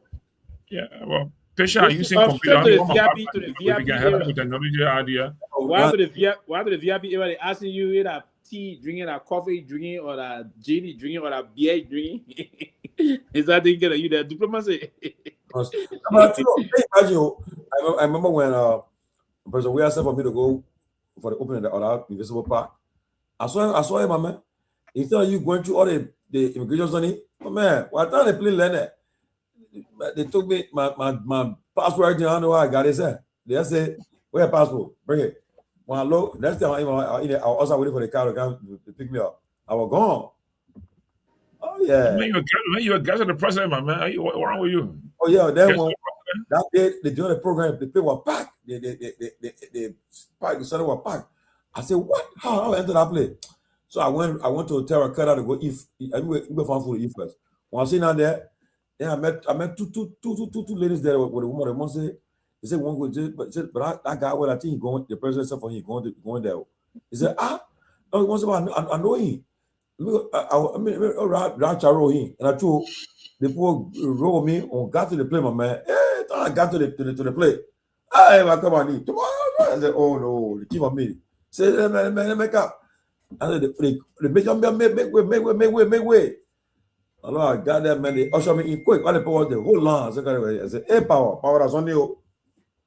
Man, you can't. Man, you were in the country as guest to the government, to the president. Oh, yeah. So to tell you as a diplomat.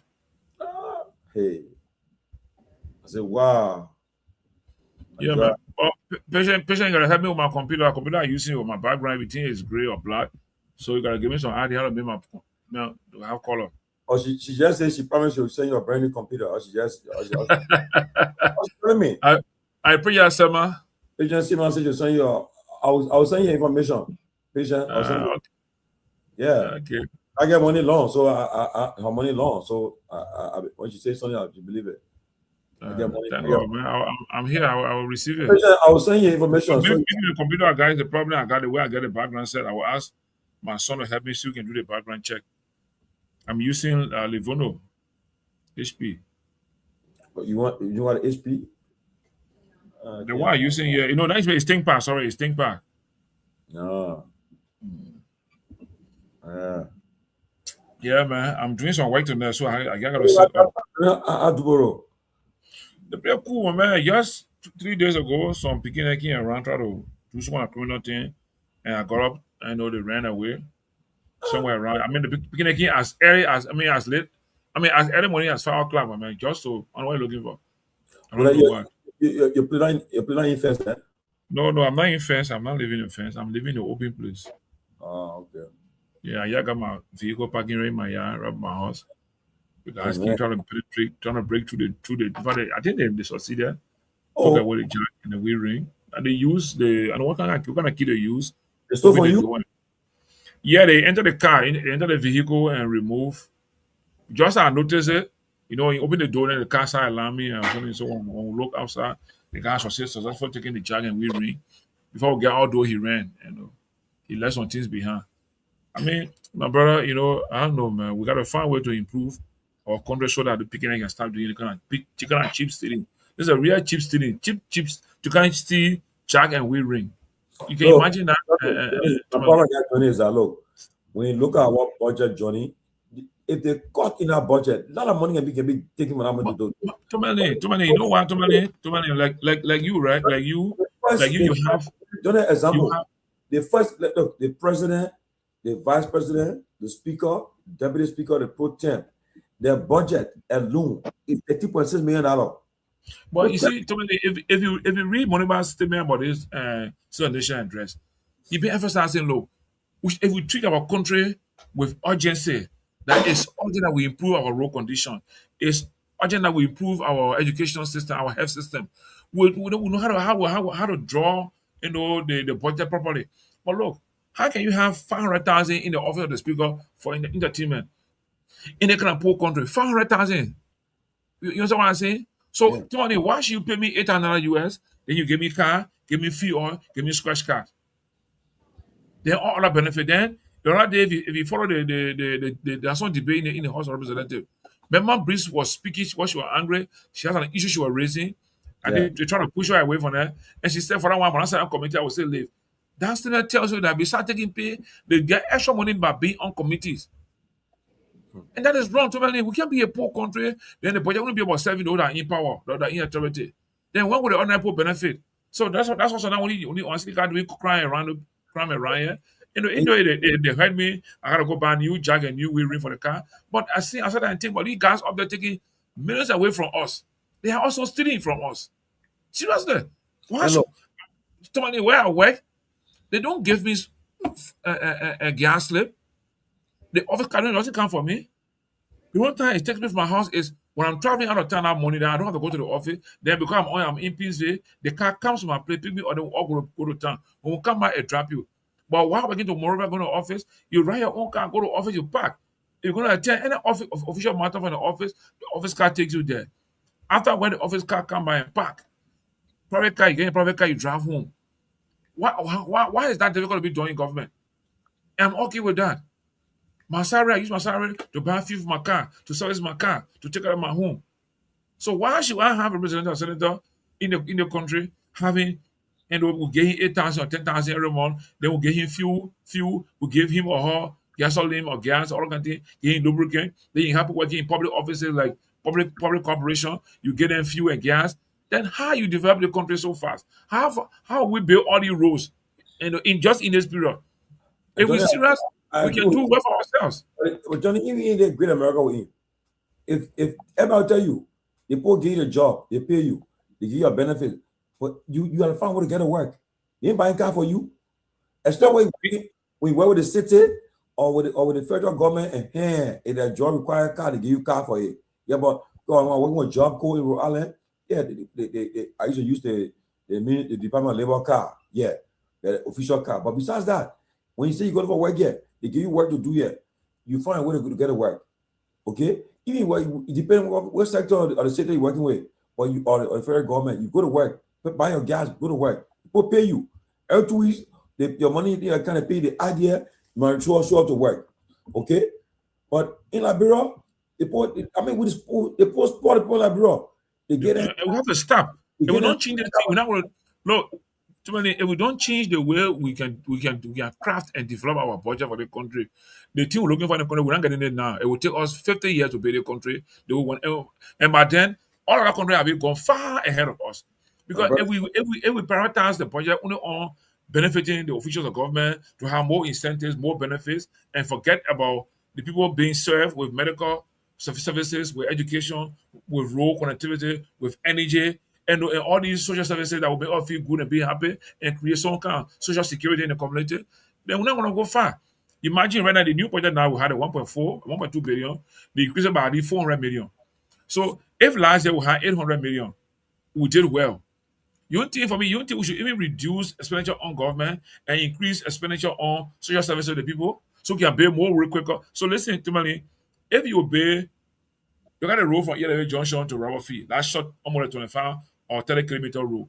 You build it in 6 years. Imagine that. That road should be built even in 6 months and be finished. And then you move to another place and build quick. But if we take only one time to build one road and make it big news, or we build road, I mean, it just shows how limited we are in the country. And no one knows why Liberia is the country with the lowest IQ in Africa. Because the thing that we can celebrate here, they should not celebrate at all. At all. Look at what happened. What the government, like US government, gave you three years visa opportunity. What is that to dance about that? What is that to dance about that? You understand?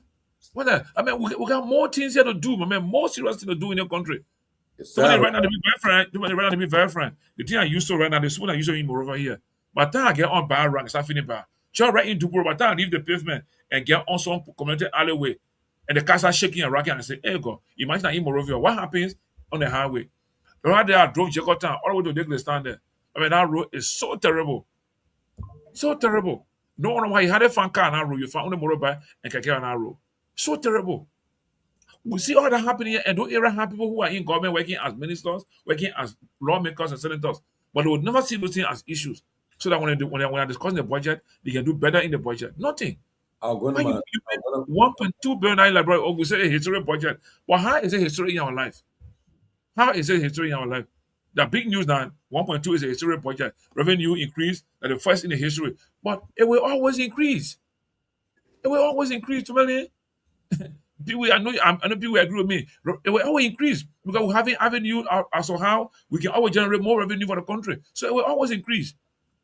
And we want it to increase all the time. I see our government taking, say, look, why the president get a power and say, look, my budget, look, I need 10 cars in my convoy.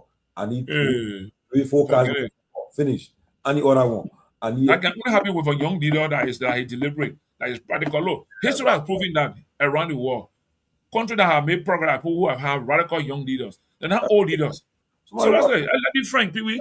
Right now, if you take someone like Pewee, or even you and us here, you mean the kind of mindset we got to compete with other countries around us, we'll be discussing how can I make my country more than Abidjan, more than Accra, more than Rwanda, more than Ethiopia. Yeah, this. How can I be compared to other people around here? But people living in the 1960s lifestyle. You understand what I'm saying? Like one time, Pewee, I heard Myean, he had gas coupon in your house, but he had the one phone, all the coupon parking in your house because he was trying to be and the old man Kupi. Hey, right? Yeah, the old man died. They found several coupons of gas thing in the house because you're trying to be so disciplined that you have for their purpose. For their purpose. Johnny, man, how you be? You see, man. No, people now in negative. I'm just saying, look who live in the 60s and 70s that left if I'm not on the show, you said it was gonna think it would be okay, but I can't be hearing you saying things that are far from reality. Pewee, listen, Pewee, what I'm saying to you, the point I'm making here is that is not true. People that live in the 60s and 70s, Pewee, they are saying in the bad days. And no. You see, and why keep people the hunter you die? The people still be there. We can be. I heard people there on me. I'm not there. I'm put from your place before people on your house. No, nobody. Sorry to say this. I'm not now. You the point you hold it for anybody that will spread kind of information and want to believe it to. Let me be a little calm. But it is just unreasonable for anybody to even go and even want to regurgitate that, and attempt to even regurgitate it. Right? It is just quite unfortunate because here's the fact. Number one, we have period for gas slip to be news. So and Sumokupi was a very decent man and a very transparent person. Very transparent person. That's the issue. Sumokupi left the Liberian Senate since 2014.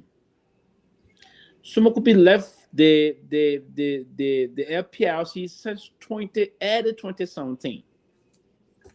then where National will have gas? Some people were never in government. Then where will he have gas slip from? And gas slip The point I'm making is, Pewee. No, there's no point. You The point I'm making is it's this. not that because he's dead, then you want to give misinformation about him. Listen, Pewee, the point I'm making is this. The point I'm making here is those people who live in the 60s and 70s, the way the cities. I get gas slip up to the time to go find the main house. No, but Johnny, if people like you spread the kind of news, it's unfortunate. Listen, you see, here's the point I'm making. Number one, gas slips are coming. Let me say this to you. The gas slip was outdated, it expired already. Gas slip cannot be. Gas slip are issue for it's still with him on there because he didn't get anybody. And what I'm making to you is that Pewee, the point I'm making is the point I'm making is that this woman was so disciplined. Listen now, the woman was so disciplined. Listen now, Pewee. I'm saying the woman was so disciplined to the point that when people go here and say, please give me gas, I said no, enough for that people if my work. And was so surplus that he use all until they expire. You understand? He didn't share. But the other day I was seeing one guy was having drink. The guy went with spread that kind of information, and then I brought that going nowhere. No, somewhere. No, they will not go nowhere because if you say the phone, that is very much unnecessarily. Remember the expire with the man. It was 2 months that he used all the expire. That's all. What is it up? The man got 2 months slip until he didn't use all expire. If someone could be that's why they got the gas there when ready. People always give it up to people that was in need and other things, help people and other things. Up to the time he was not in government, he was still helping with meager resources he had. But it was just too much to give one person too many gas there until it's still with their expire. But how would a man be still having gas when the man left government more than how many years you're not in government? Because it was too much. It was too many until he couldn't use all when he left government. That makes sense of your reasoning now. That makes some sense of what he's saying. That agree was too much, so he will have it, and then he agree too much. He didn't use it. Then while it's saying that he had it now, he couldn't just sell it. Then he will keep it sending up. And this a man that he knows money very well. I mean, sometimes, man, I mean, let get. But people, the thing is, now when people were talking, they were in the fucking gallery, they were fucking him. The man was so. And I know they keep a loafer gallery. Most of the loafing are very dogmatic and stupid in analyzing. If anybody in a loafer gallery will come and say that, they are not even unreasonable. They are because the gas are issue for a period of 3 months. But the man did not use it. It's still there expired. He didn't use it. 3 months. So come and he didn't give it out people. He didn't show people. He didn't give it out there expired. That's all. I ain't want to talk to you, man. It's sickening. So you believe it, Pewee? You think happy? It's not true. I'm not a man. It's not true. You know, some could be a lot of people from Lofa County, a lot of Lofans in a more envious way just hit that out for some reason. Because it's there. The fact is, educated person. You are not an educated person, but the point is, no one in government that makes around $5,000, $7,000 should be supplied gas slip any longer. It should not happen. It should never be the case with Liberia as a poor country. If you make $5,000 is enough for you. Nobody give you no gas slip. Maintain your own car, service your own car, buy your own car gas. Someone could be left the Sunday 10 years before he died. I understand that. I'm just saying we should not have done it. It should not happen. He left no one who 10 years. Or the exact anniversary. Giving gas slip. The exact time he left, the time they had election was he left 10 years. But at the rest time when he was there doing anything, the best time they were able to do anything. He left 2014. He left 2014, and he died 2024. Yeah, 10 years. So he left all the gas slip there. Then you would tell me there's nothing when he left. Expired gas slip. I don't have expired gas slip. No man, don't do that, man. I don't do that to the man. I mean, contributed to that country a lot, and most of the people I would say this, I mean, contributed to the human development in some of our country. Yeah, he contributed to the structural economy of our country. So he's a very reasonable. He was. Remember, I don't know, for some reason they were not saying about Baka. Baka had called him. If Kupi had not died at that time, and he had been alive, Kupi would have been the commerce minister now. I got poised to Pewee don't got before almost they were real conservative. They were not people who were like innovative or kind of like like progressive. They were just so conservative. Look at right now. Look at Omen from Myean again. Look at from Myean. Yeah, look at from Myean. In the government, what are you doing? Look at from your hometown. What are you doing there? All the things the guy had doing. Look at from what are you doing here? Hometown. You build one day small wire fence around it. We have to transform the country. We can't be so that be living in the 1940 and 50. It will not help us. How can you build one road, 135-kilometer road in 6 years? So when we road reach to Greenville, when we road reach, even to look at your home is a strategic town, Yela. You think in your mind, imagine when you also Kota road going to Yela? Oh, you can imagine it. And your time is strategic to look in Liberia. No. So this Bwaka era. But man, we need to do more road, man. We save some money and build road every year. The road, they started the pavement now. The pavement will be hitting LTR soon. The next phase will be hitting Konya. Now, if the road hits Zozo, the Kuwaiti people want that. You got money for it now? You got money now to go to Konya now? The Kuwait, yeah. They just on that thing. The money available now? That will be the next phase of the project, yes. Then the Kuwaiti also did a feasibility. They went Yela and other things. There's issue that the government will find out funding for our product contractors. They will do the road also to hit the Guinea border. Yeah, so that road, in fact, the road of Yela, the road Yela, I'm going to have an issue because I'll be going to Yela anytime. So they'll pay the road I'm from raising Yela money to preserve. With the road to Yela, I'm raising money to preserve the wall that was built by our ancestors there. So I'll be going there in February, and we are going to get two archaeologists from the U.S. coming in anytime this year to go do more studies on Yela. You know, too many that times, or you show the town, Pewee who is a town. This is the town that the people in the last 200 years ago or more built a wall. It was a wall town, a wall city.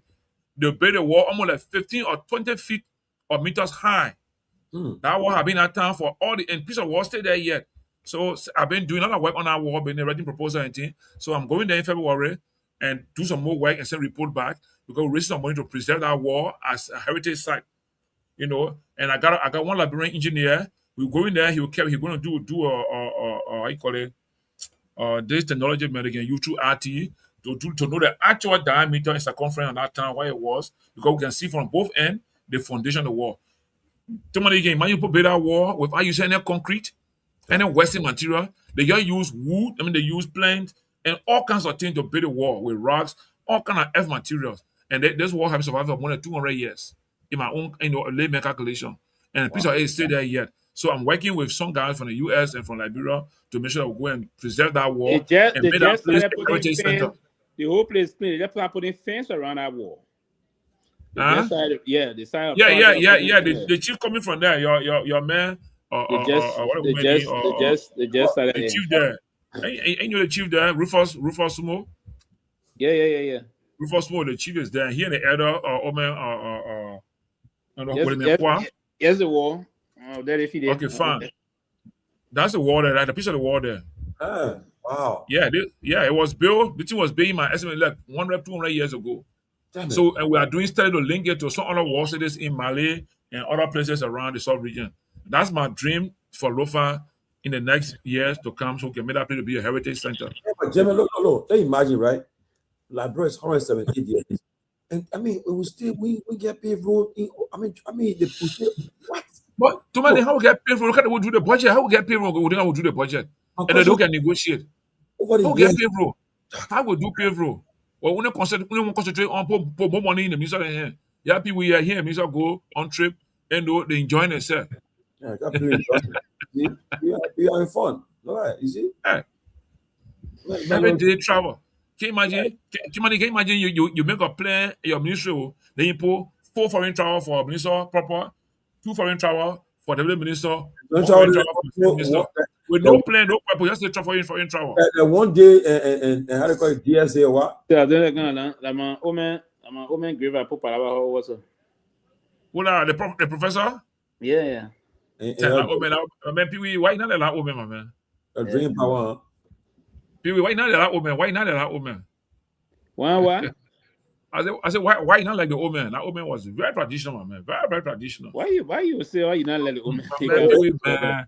But You this also with together, so you must say all together. You want Allah, you Westerner. You with Pewee, you are a traditional man. You are a deeply rooted traditional man. Nothing you own in America there. We're ready for you. You will not be smart to you. My man, you got to understand. You see the way y'all can mess things up, and y'all can understand the issue. When it comes to traditional, I understand traditional 100%. Okay. Right? But the only problem there is, and you got to understand, when it comes to political, the only era when it came to father and son, I open myself always very, very. But where we was political line, and listen, at certain time you take political line, So that one another issue for you to say somewhere. If I got children to take the political side, they will move on their political line. That's what they will do. Always.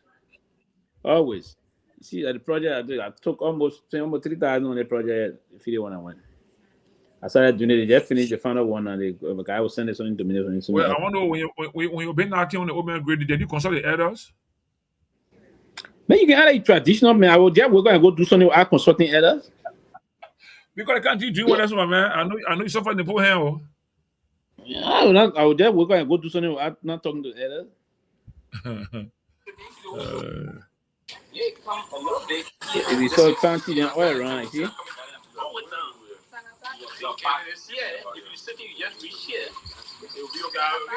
For a recent visit, you were here? Yeah. Ah, okay. I'll be going there next month, man. I'm going to spend time here. I like town. Recent visit. But they told me that time, during those days of trouble, war, they put dog trench. So the idea of trench, and not just the Israeli can do trench, or the people from Lofa can do trench. So the dog trench that time are going all the way up on the hill on the backside. You know where they got Billy Hall, where Kotiman Bay House, there's a hill adjacent there. So that's where they dug the trench and came out there. So during the old days, he called me today, so we no. Kotiman? Yeah, in New York.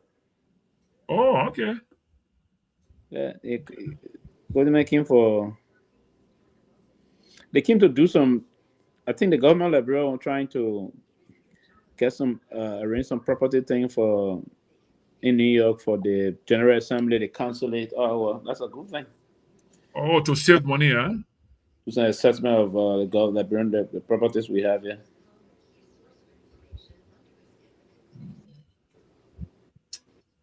Oh, what is this, eh? Shit, what? They're talking about plenty of. Is it arrested the elevated president? Oh. The who? My Rosalie.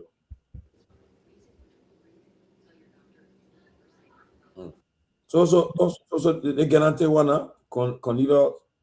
They're going for the confirmation they're going for, so that the publicity all also. That they point arrest celebrity minister the guy. Wow. Okay. They got sound of serious now on here. Then I saw the message, and I see the message. I'm honored, Mr. President. Give me a break, my man. Go back, man. Come on, don't don't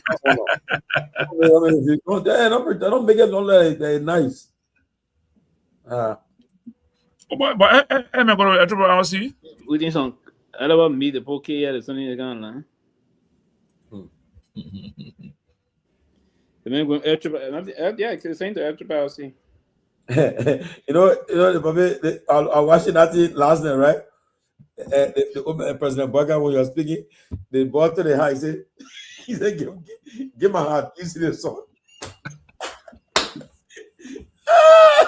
I said, give my heart. That's so funny. He said, hey, give my heart. You see the song? Give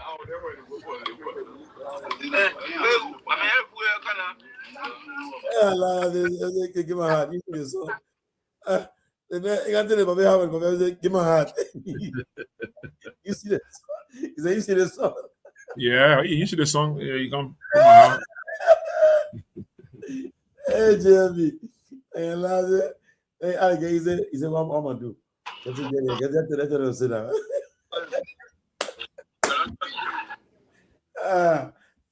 Jimmy. Yeah. Look. The part of LeBron history, I've been making history. Brother, funny gonna do.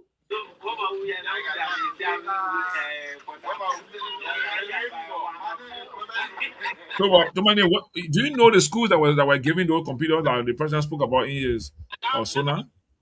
The 150 computer labs. Look at the computer still. Look at the school now. Oh. Man, they can't mention the public get they get their block deal.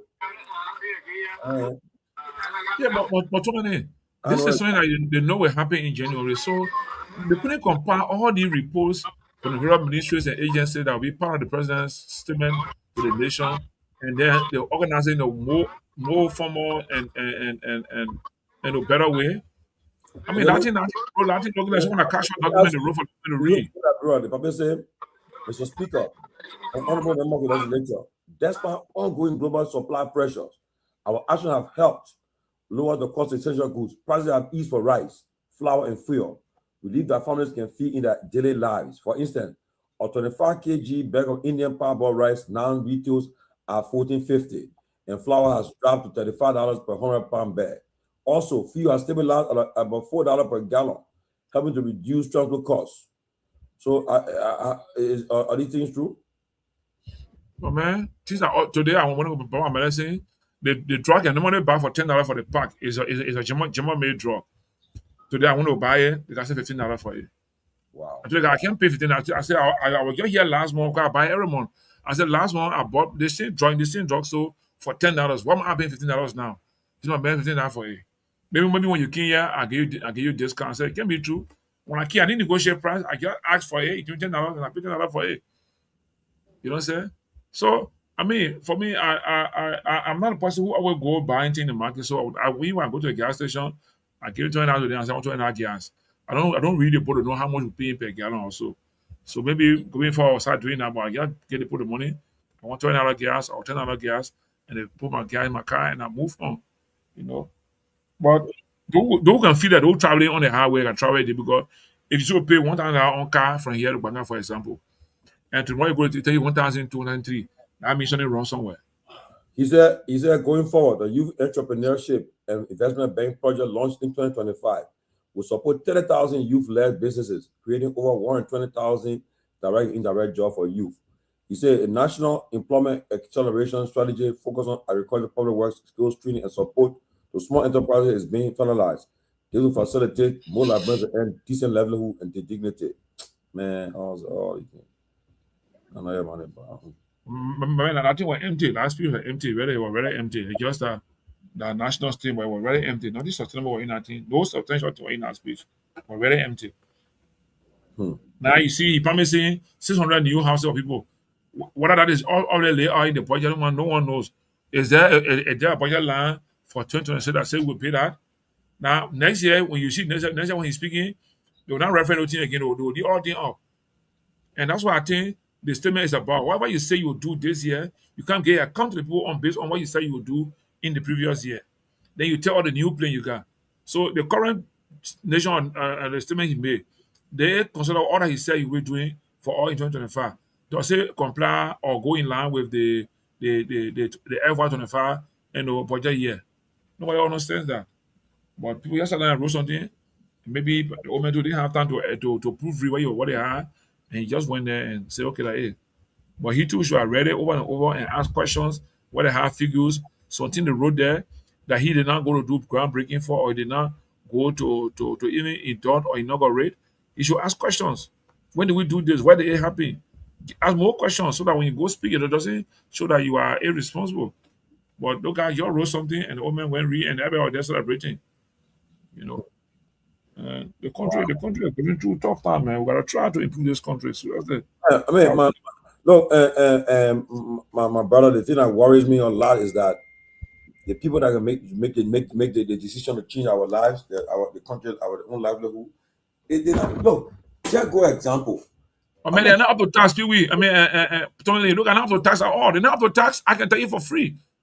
I've gone to that building sometimes to go see some people in that place. I look at that building and see, maybe the quality of a senator or the quality of representatives also depends on the quality of your staffer. You understand what I'm saying? The quality of your staffer. Look at this show here, right? This show quality depends on those that come on the show as the moderator or presenter or panelist. That show the quality. You understand what I'm saying? So for me, like I told somebody, I said this speech of women rare, it just shows the level of quality in the government. And it just shows the kind of government. To the extent that when you finish speaking, almost 5% can defend it from different angles. So didn't they see all those things in the speech so they could defend it even by doing the right thing in the speech? And what I noticed, our peers, they're the one who would, the young guys there, they will defend. They say, yeah, because you know why? They're doing it because when they get it right now. Man, that's full money. I remember when I brought one person, when he asked me that time, he said, no man, at the government now, he said, wow, so where you want to go now? I said, Mr. President, my daughter then stay in high school. Let them graduate, finish second term with third one. And, you know, because but suppose say, oh, yeah, my president, I'm sorry to play because they forget about the children cooking now. They want cook a job, they enjoy the goodies in the country. No, my man. Think the children are investment. Think about them. What? Especially you got girls children, you're there and banning and just you coming out to abroad and be in abroad there, forget it, man. They go to work, they go to the tailor shop, they give me 5 suits. They buy and get paid their suits, go to work, block after lunchtime, they go sit down at the restaurant and eat. From there they call, they say the chief gone home or the person gone. Okay, I come out of the office again. I'll see you tomorrow. Finish. Man, I hate that, man. I ain't sitting and relax in the chair now. Bring more drinks. Bring more drink. Get another round. All the people do not going to then they give me money. They will not give money. They will say they will buy you drink like tire. They don't give money. Not going to give you drinks. Drink. I say wow. When they get in the car by the bullshit, they draw open the door for them. The security.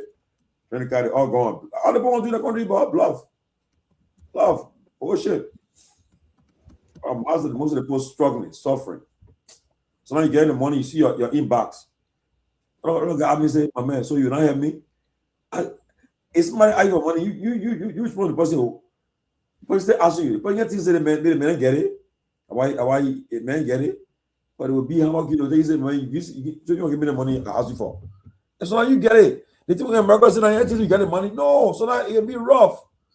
So now the money saying about the money for purpose. So you get already budgeted. That they but so did the person will take the money for that. They bill will take the money for that. The person that paying your life bill will take the money for that. The insurance money will take the money for that. So all the thing you paying for it, but the people don't understand. Yeah, so yeah, man, it's just a tough thing, man. It's sad. You see right now, Johnny, I John Susu now. I John Susu. I John Susu by man. Susu, you don't Susu me. That's why compulsory saving. Because that Susu I John, but matter of months, I pay the money. But I compulsory saving. They say it's saving for me, yeah. And I asked but you Susu too in Morovia, yeah, man. Yeah, my woman has started up me in a Susu name, but I told her I don't Susu in my apple because I understand what you're doing. They say the Susu that $50,000 Susu. $100 Susu, man. The flower down, bro? Yeah. Right, so I join Susu here. It's good. I mean, Susu is good. It got interest on it? No, the owner Susu here, every 2 weeks, $500 you pay, right? Somebody eat. Every month somebody will eat. Oh, okay. Every month somebody eat. Somebody put eating the money. I say, you don't, I won't eat now. I'll eat late because I want to eat now. Maybe I'll be good to pay your man. So it may pay your man first. But a compulsory saving, they only saving to get it at a certain point. Yeah, but I mean, I don't know any way to make it, man. You know, that's fun of it. All right, my man. Yeah, my man. Well, people want to see CNN now. Me gonna go. I'm watching TV now. People see you, man.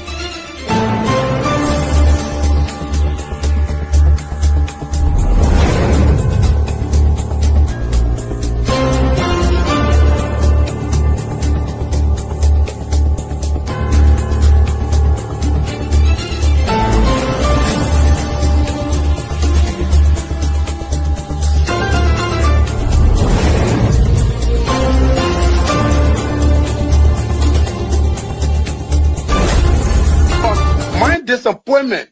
Now the vice president often tell me, since he got a seat as vice president, how many persons have I recommended in this government to serve in the government as presidential appointee? 0. Every appointment in Nima County was done by him. He and I would discuss something as a brother. To implement it, you will bypass me and do different things. I better keep it. I don't talk only. Now you need to deceive us. The thing we saw, it frustrate us. So why can't you lie? Why can't you steal? Why can't you allow the citizens to be? You see, we just tell you. That's why we voted you. But you fool us. You screw us, you use us and later on abuse us. So why? The government should lie. Why? But that's the question that we ask.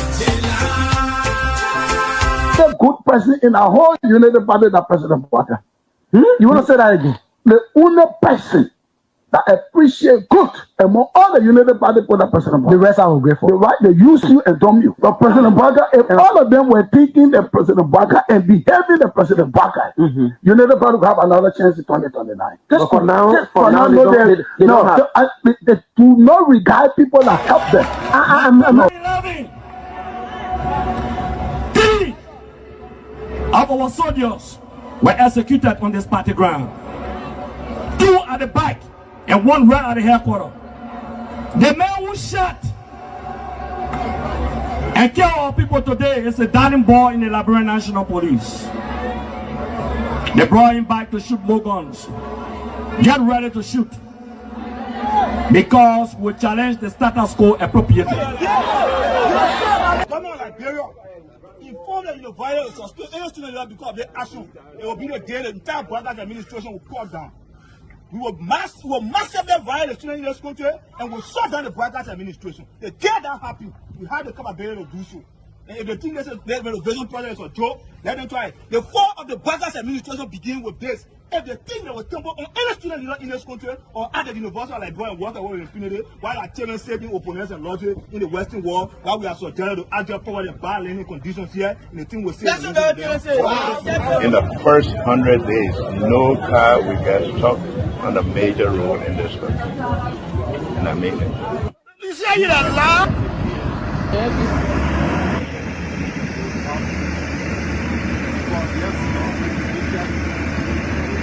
It's going down. First floor. There you have it.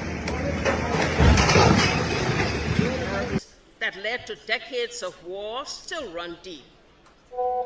But so too does the longing for reconciliation.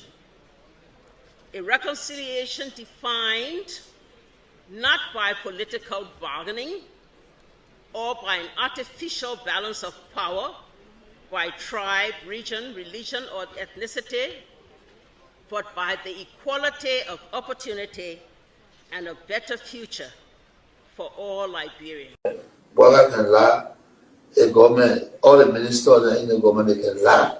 They don't put a hustle, they put a hustle, they lie. Everything they say, they never say the truth. Today, the supporters of His Excellency Joseph Garguah presents him as a poor man from Lofa and assert that he will understand the plight of the poor people. Fellow Liberians, do not be fooled. Vice President Garguah is not poor like you, not even as me. As Vice President, his office received more money from the government budget than any other Vice President has received in Liberia's history. He has enjoyed some of the best and most lucrative government jobs. First of all, there's this, what I call sort of vicious lie about the fact that Mr. Kobe is gay or bring gay lifestyle to Liberia. It's complete bullshit. When people can accuse you of stealing people's money, when they can accuse you of being involved in the war, anything, people don't make up stuff. They don't make up shit. Excuse my language, right? So it's complete nonsense. I'm married, 8 Teresa, 2 children, 5 grandchildren. I believe in traditional family values, so it's complete bullshit, complete nonsense. Young man, vice president, young man that vice president, the major stole 500,000. I mean, Jamaica, the major went to, I forget that Jamaica, the majors went to Ghana, the fit, and they may bring it all company in the country. I mean, Kun, they can't reach yourself. Kun, man, you know, Kun, but I want to sophisticated, quiet, hardcore rule in Labro. But Labro, when 2029 come and pass, then you finally leave. Mission is completed. Now, what the rules of engagement? When the war ended, the guy said, the captain, the commander said, mission complete. There wounded Alphas, all men on board. Everywhere there is no school, I will put school. And everywhere there is school and school in bad condition, I will renovate it. I told them, towns and villages, everywhere you will have lights in a town for children to play, for people to see. I told them, every town will have safe drinking water. If Charles Taylor is the problem, he will be out of here in the twinkle of an eye. And I say, let well-meaning Liberians come home.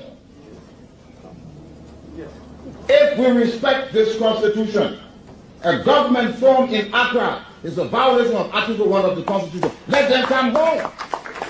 Let that government be formed in Monrovia. The government that capital rule, small, that rule, B rule, all kind of I think the reason Joseph Boakai will not do much because the old man, the papa is suffering. The papa loves the country, but he can't make it.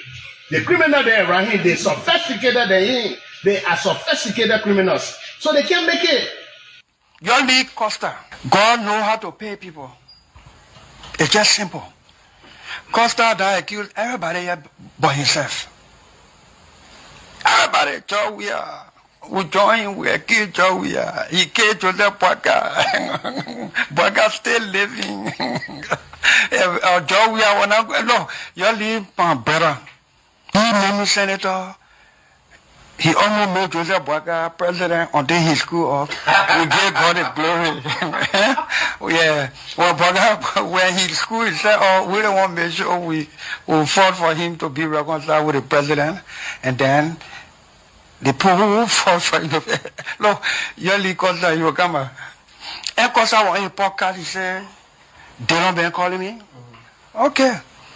The time you were calling me for me to carry the president, Boakai, did I put it on radio? That immaturity to do what he talking about. And I no, son, guarantee you, when we finish, there will not be a winner or the loser. Today, we all wear the jersey of Liberia, and the victory belongs to the people, to the peace, and to our democracy.